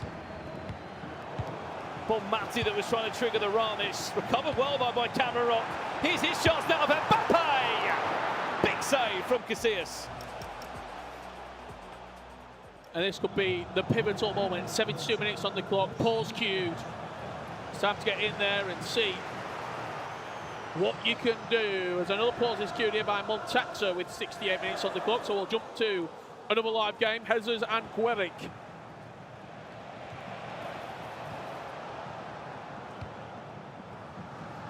15 minutes left. It's a long 15, though. 9-minute halves, remember. The 5th goal puts out of reach, though, doesn't it? He could just get it now. Bonmati. Hezes!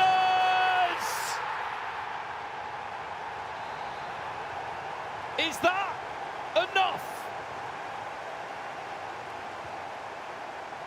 From the LCQ to the FC Pro Open. What a run. He was the last player to book his place. He beat Fuma in a last shot qualifier. And he could be on his way to the biggest tournament of FC 26.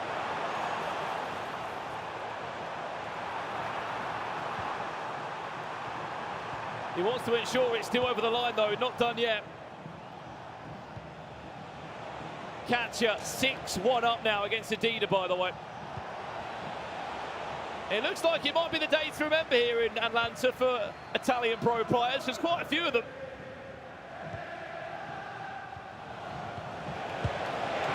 Are finding their way towards the FC Pro Open. Speaking of an Italian, he might be on his way down in this game. Stoichkov, Salah! Allian Lyon back in front, 4-3 up. Yeah, they've turned Atlanta into Atalanta because it's home at the moment for the Italians in this tournament. However, Alihan Lyon with one goal, just a nudge in front. But as we've said all game long, the next goal is the one that matters. If Montaxa comes back and equalises, we go again. Someone has to take control. Someone has to nudge their way in front. Great read from Montaxa in the middle of the park there with Caicedo. 7-1 catcher leading now as well. Congratulations to that man. He is only 68 minutes into that game, but he's got a 6-goal lead. And a free agent, by the way. Jesus also looking to fly the flag for Italy. Was that a high five into a hug? Doesn't matter. Jesus is there. I think he knows he's done enough, does Jesus. I've just seen the headset come off. He will be there. 4 Italians then done. Already there. Danny Pitbull Obram. Just look there in the back of the shot, Gueric. Devastated Gueric. This game then. 4-3 still to Anas.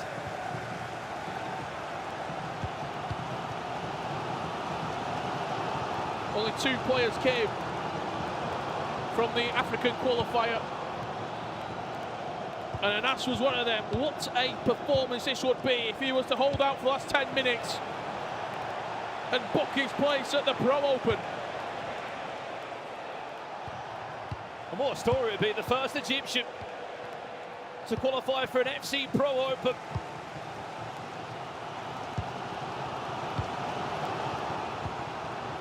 Seven minutes.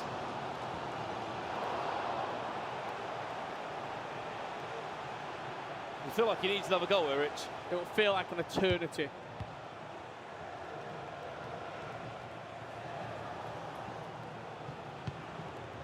This game, 84 minutes on the clock. Alihan Lyon against Montaxa, 77 minutes on the clock. Alihan Lyon leading that game 4-3. So is Anas leading this one 4-3 here. Catch-up cruising, 7-3 up against Adida. Full-time result, Jesus won his game against Gueric. 4 more minutes that separate Anas and an FC Pro Open ticket, unless Cameron Rock can take us into extra time. Has to get this right though.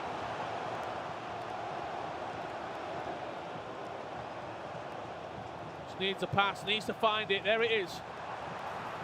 Sophia Wilson, fresh on the bench. That's the pass, Bonmati! Do not count this man out just yet! Incredible nerve. He waited, he held it. And it looked like he'd waited too long. And then Bonmati just drifted into the space. But now it's all about one final chance. Sure, not like this, Rich. 1 minute of added time. You can only imagine the celebrations with what this will mean. Scott McTominay finds Mohamed Salah into Dembele!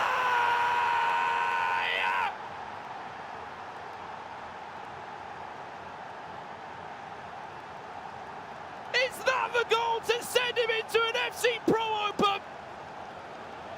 It might just be.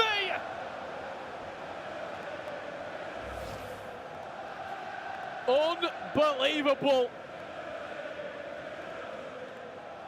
That's all it is. Simply unbelievable. Cameron Rock, head in hands moment. How many times over this weekend have we seen the last kick of the game be the most important kick of the game? And while we're away, this is what you missed. Oh no, there's more. 4-4 here, Montaxa doing all he can to ensure that it's a day to remember for Italy. But Egypt have their man. There will be African representation at the FC Pro Open this year.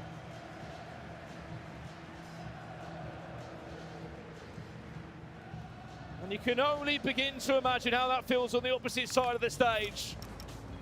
Don't need to imagine it, that's what it looks like. Right, let's get a full-time result here as well. Katja, he's a free agent. Someone give him a call.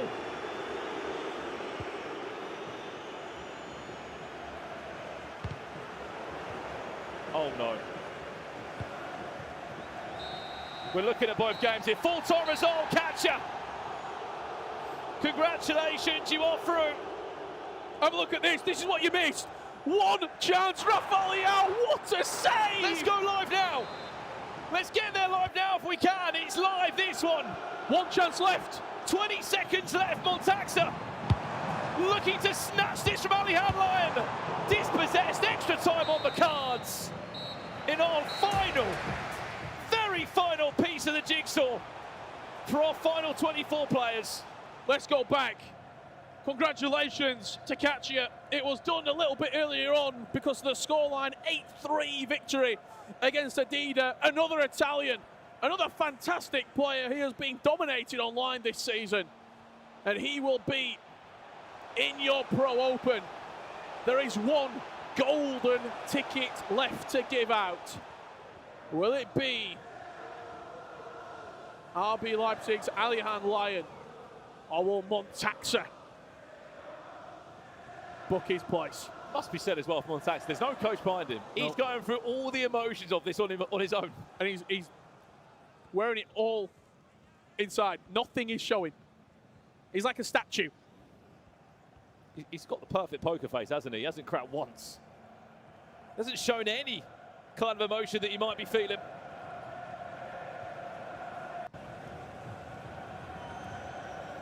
Wow. 23 in the hat. Locked in for London.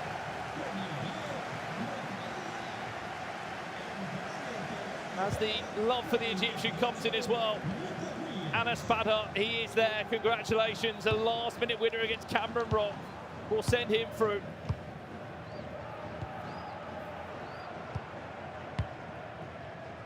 Who's winning this one? Montaxa with his first chance in the half. Let us know at home chat. Alihan Lion or Montaxa, who is taking the final ticket?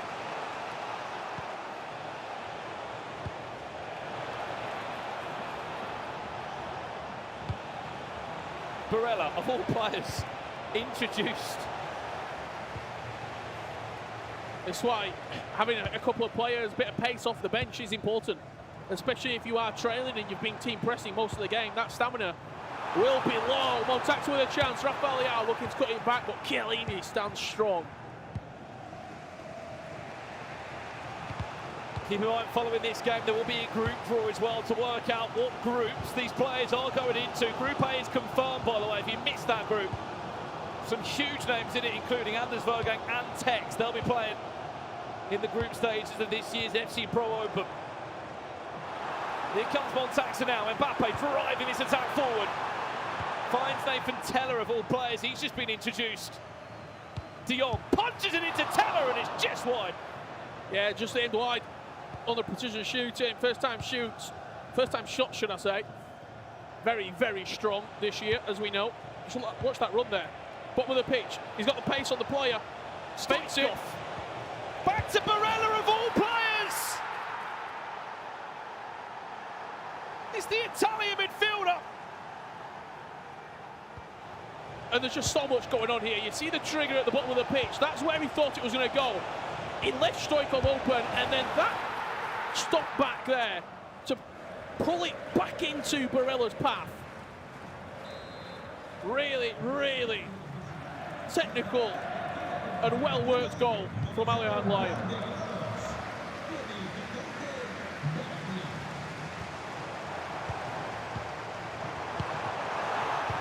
Teller. Back to Leao, that will win himself a corner. 5-4 he trails, but he's come back many times before as Montaxa. And we've still got a long old time left. Nico Williams fakes a play on, then goes into Jules Koundé. Where is this attack going to end up? The extra pass was there, but Frankie de Jong wasn't.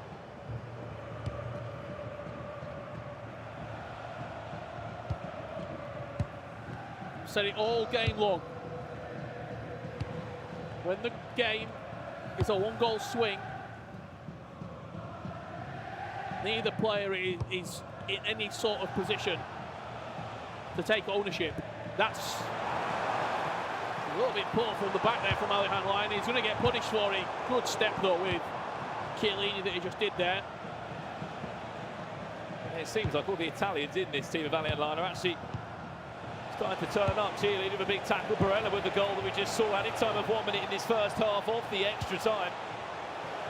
Salah offloads it. Didn't know if there might have been an extra pass there. He brought it into Stoichkov, low driven plus the play style of choice for the icon. Just went for a regular shot in the end. Frustration from Montaxa with only 1.5 minutes left to go here to save his Pro Open. That is the scene in Atlanta. There is not a lot of time left to play here at your global qualifier.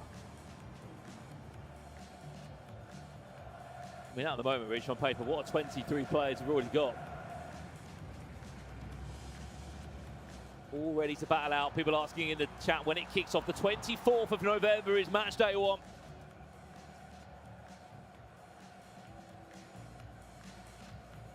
Jesus did go through for those asking as well. Kachia went through.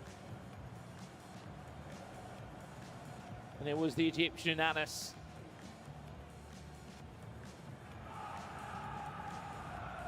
Snatch a place through as well. This is the last spot that remains from Group C and D. And we've got 15 minutes left of extra time. As it stands, it is Alihan Lyon. But he's going to have to play superbly well for these next 15, Rich, because Montaxa will be flying back out. Absolutely. You know the game plan from Montaxa here. Get a goal and get the goal early. So you're not chasing going into the final 5-6 minutes where you might get picked off on the counter-attack. Nico Williams round the right side of the defender, tries to cut it back and couldn't get the power in the pass. Teo Hernandez just got a toe on it. Every second here for Alihan Lyon will feel like an eternity watching that clock slowly dwindle down. Stoichkov. Alihan just biding his time, waiting for the right pass. Goes all the way across to Nico Williams. He'll ball roll back inside, recycles it well. Barella does get bundled off the ball, and there was nothing wrong with that tackle. An all-important interception there by Teo Hernandez to relieve the attack there. What a ball into Salah! It's getting very, very stretched, this game.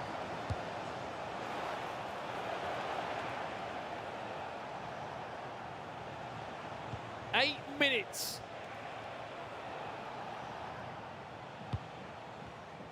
Separates Alihan Lyon and the FC Pro Open.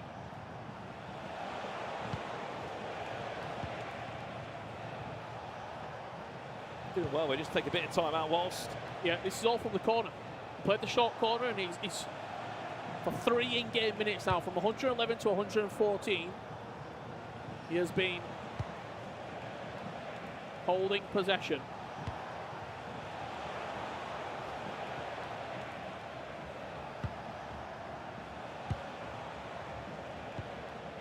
But this is it now, Rich, isn't it? Be lucky if he gets 2 chances out of this. There's one of them. Valverde steamrolling forward into the wide option now on this far-hand side of just a standard base goal to Nico Williams. Where's that right pass? Is it there? Claudio Pina. He wants a free kick on the edge. Well then, how's your free kicks this year? Surely not. Does he fancy it from this far out? Maybe he does. Claudio Pina over it. Oh! Off the bar and back to the hands of Marmostas-Philly. That was it. Up and over the wall, inside foot curled, and it bounces off the goalkeeper's head. Could have bounced anywhere.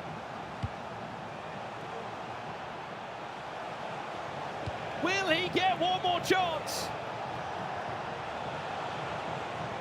Or is this the kick off point to Allian Lions FC 26 Pro season. And in time of 1 minute, 15 in-game seconds away, Bulgaria will be there, and so will Alihan Lion. Another RB Leipzig player amongst the best 24 in the world. The E-Champions League is where we really saw him strut his stuff. But the FC Pro Open will welcome Alihan Lion with open arms. There is not a lot of players that has got more potential, more expectation than that young man right there. An unbelievable effort from him. People look at him and go, he's just going to walk the tournament. He's going to breeze through. Do you know what he showed this weekend? Heart, character. Something he's not had shown before. E-Champions League, he walked through it, he ran into Emre Yilmaz and got beat comfortably. Here, he's got down on the floor, he's picked himself up, and he's gone again. He's in.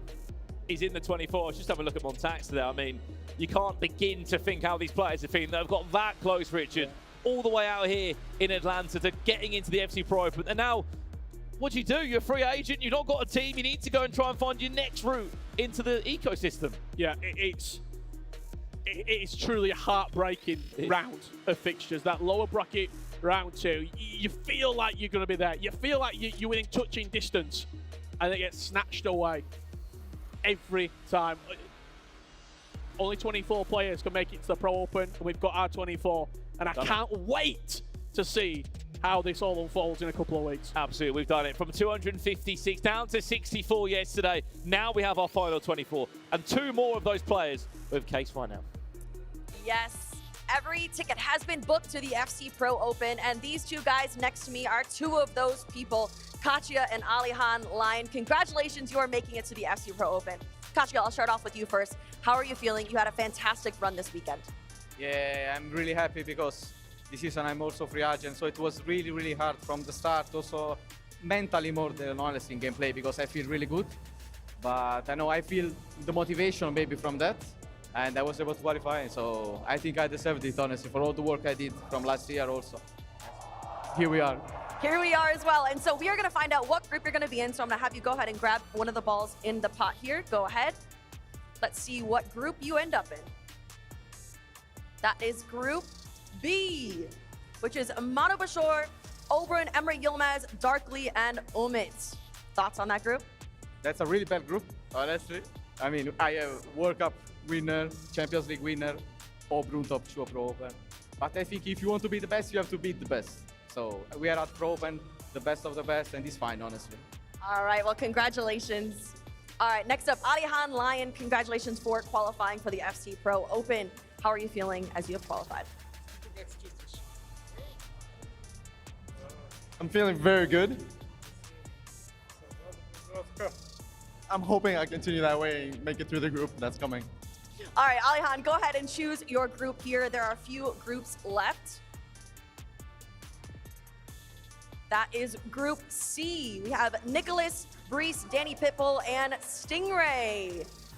So let's see, what are you thinking about this group? Какво мислиш за тази група? Are we gonna see the group? Да. Какво мислиш за тази група? Мисля, че е много добра група с много добри играчи. It's a very good group with very good players. I hope I make it through. Well, you are another one of those very good players, and you have a well-deserved spot in the FC Pro Open. So Alihan, Katja, congratulations. I'm going to have you guys go this way because we have 2 more qualified players. Great, thank you so much. Okay, we have our final 2 players that have qualified for the FC Pro Open. Hezes and Anas, congratulations to the 2 of you. Hezes, we'll start with you. Ooh, I mean, what a few days it has been. I said to you earlier, have you thought about what it would mean to you if you did qualify for FC Pro Open? And you've done it, so how does it feel? Feel really good. Also, I lost another decider, so I was, stop it, please.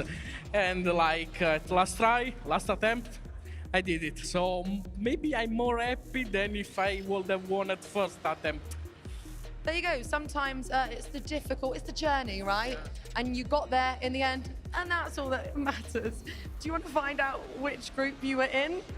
Yeah, I'm gonna find out now. Go on then.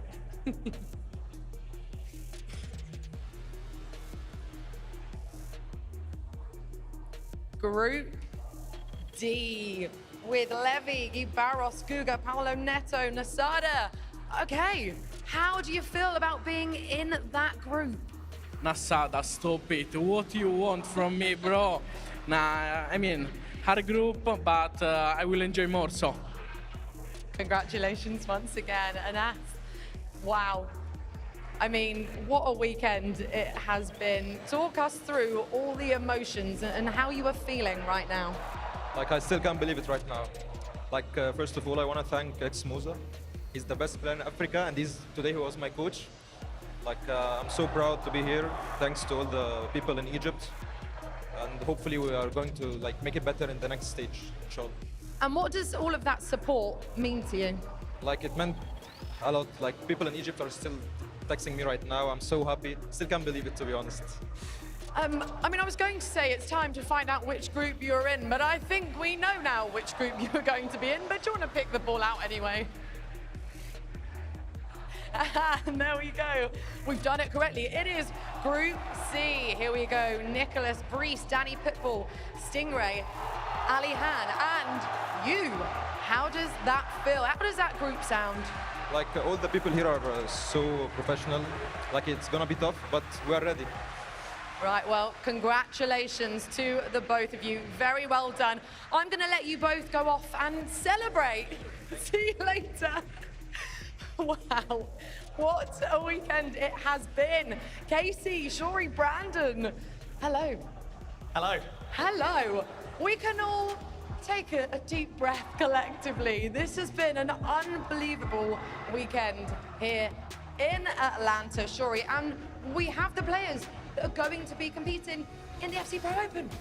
I'm buzzing. I'm absolutely buzzing. The thing I want to highlight, I want to say, first of all, massive congratulations to all the players who have made it. Anders versus Tex. We've got it. It's ready to go in a couple of weeks' time. You better get your popcorn ready for that one. That's for damn sure. The PlayStation Player of the Day, guys. Do you think you know who it might be? Oh, Casey's nodding. I think I have an idea. Do you? I do. Go on then. I'm really hoping that you get it right, Casey. Does it start with an H? Yes, it does. I believe it is Jesus. It is indeed. Jesus is our PlayStation Player of the Day. Oh, what a guy, Brandon Smith. I mean, what a weekend from Jesus, but also, what a character. What a man. Honestly, I think one of the nicest people in this pro scene. And look, the fact that he lost his round before 9-8 and he had to come straight back into another game, Shuri, that's hard to do as a pro, and he came back flying. And, you know, congratulations to him. Not just him, but Italy. They've had a great day here, haven't they? Absolutely. I want to touch on Jesus again there, being our player of the day. Like, his attitude is top class. That's what we want to see in this space. Literally, he lost that last game. It keeps a smile on his face. You can see he was disappointed. He shook the opponent's hand, keeps his head high, and goes into the next game. Like, that is exactly the player that we want to see qualifying for the Pro Open. Okay, here we go. We have our groups for the FC Pro Open. Shall we have a look, guys? Group A. Oh, now I know everyone has their eyes on Anders and Tex both being in the same group. Casey, you're nodding along. Absolutely. No, I think everyone is going to be gunning for Anders in this group, but it's making out to be a very, very tough one. All players deserve spots in this one, but if we're just looking at it here, Tex, Anders, obviously big names, but Tuga is gunning for Anders, so I'm here for it. Yeah, let's have a look at Group B. This is the group that all of the players that qualified today really wanted to avoid, Shori, and understandably so. What a group that's going to be. A fiery group. That is just quite simply the group of death. You got Manu Bashori in there, of course, the two-time world champion. Emre Yilmaz, his teammate as well. Cassia entering that. Must be thinking, how on earth have I managed to deal those kind of cards? But absolutely ridiculous group. Anyone in there could take it for sure. And let's have a look at Group C. Brandon Smith. I mean, to be fair, every group is absolute quality. These players are just incredible. Absolutely. I mean, two of the players who just qualified fell in this group, didn't they? Alian Lion and Anas. Great to see an Egyptian at the FC Pro Open, but what a group it is. Nicholas 99 people in the chat were asking where certain people were, like Nicholas and Anders. They weren't playing this weekend because they've already qualified. They're already there. They're waiting to go in the wings. Stingray in that group as well. Danny Pitbull, what a story. And Bryce, runner-up at the World Championships last year. Another really strong group. Absolutely. And the final group, it is Group D. Ooh. Another tasty looking group. A very, very good group. We have a lot of Brazilians, top tier talent from that region as well. Hezer is the smiling man jumping into this group. But we already had Levi David and Guy Barros who locked in those spots. Top tier competitors. I know this one's about to be very interesting. What a season it is going to be, guys. Shall we have a look at the dates that you need to know? So it all kicks off Monday, 24th of November. Double headers on 1 and 2 and 7 and 8 as well. Of course, the finals, 26th of January, which kind of feels quite far away, but it's going to come around so quickly. Guys, I mean, I know we're going to go off and celebrate after this because we are in Atlanta. What an incredible place. It's been such a brilliant weekend, hasn't it, Brandon? Absolutely. I mean, look, this has been everything you want from an FC tournament. We had open play on Friday. Physically, anyone could have travelled here with the dream of doing so, such as Hezers, for example, who came through the open bracket. And then yesterday gave us our shocks and surprises, Swiss rounds, MS Desari, and then today, absolutely brilliant. Cannot wait. What a 24 we've got. And Shuri, who has really stood out for you the most this weekend? I'd say Guga Faraz. Like the way he's come here, 17 years of age, I believe, and it's just absolutely swept the floor with everyone. And it's great to see so many other names making it as well in like Tex making it. I mean, might be slightly biased there, but we've got an absolutely stacked roster of players for the finals coming up. Well, you do indeed. Casey, how excited are you for FC Pro Open to get started? I'm so excited. This is just setting the season up for success. It's about to be a banging season, and I'm here for it. I'm sure everyone in the chat is also here for it. Absolutely. Okay, guys, thank you so much. It's been an absolute pleasure. Thank you for joining us. We'll see you in a few weeks' time for the FC Pro Open. By the end of the day, we will know the 16 players that have booked their spot in the FC Pro Open. You win 2 games, you go through to the FC Pro Open. If you lose 2, you are out. And let's get these matches underway. Danny Pitbull, for the first time in his career, will be going to the Pro Open. Oh. Yes, he can! Stingray! He's aging like fine wine by the looks of it. Full-time result, Tuga. Henri, oh, what the finesse! Umit coming forward here, looking to go 3-2. And smallest of margins separating such huge reward here. Caicedo, it's a Williams! Nasada with the dagger blow! If you're watching that as a neutral, just soak it in.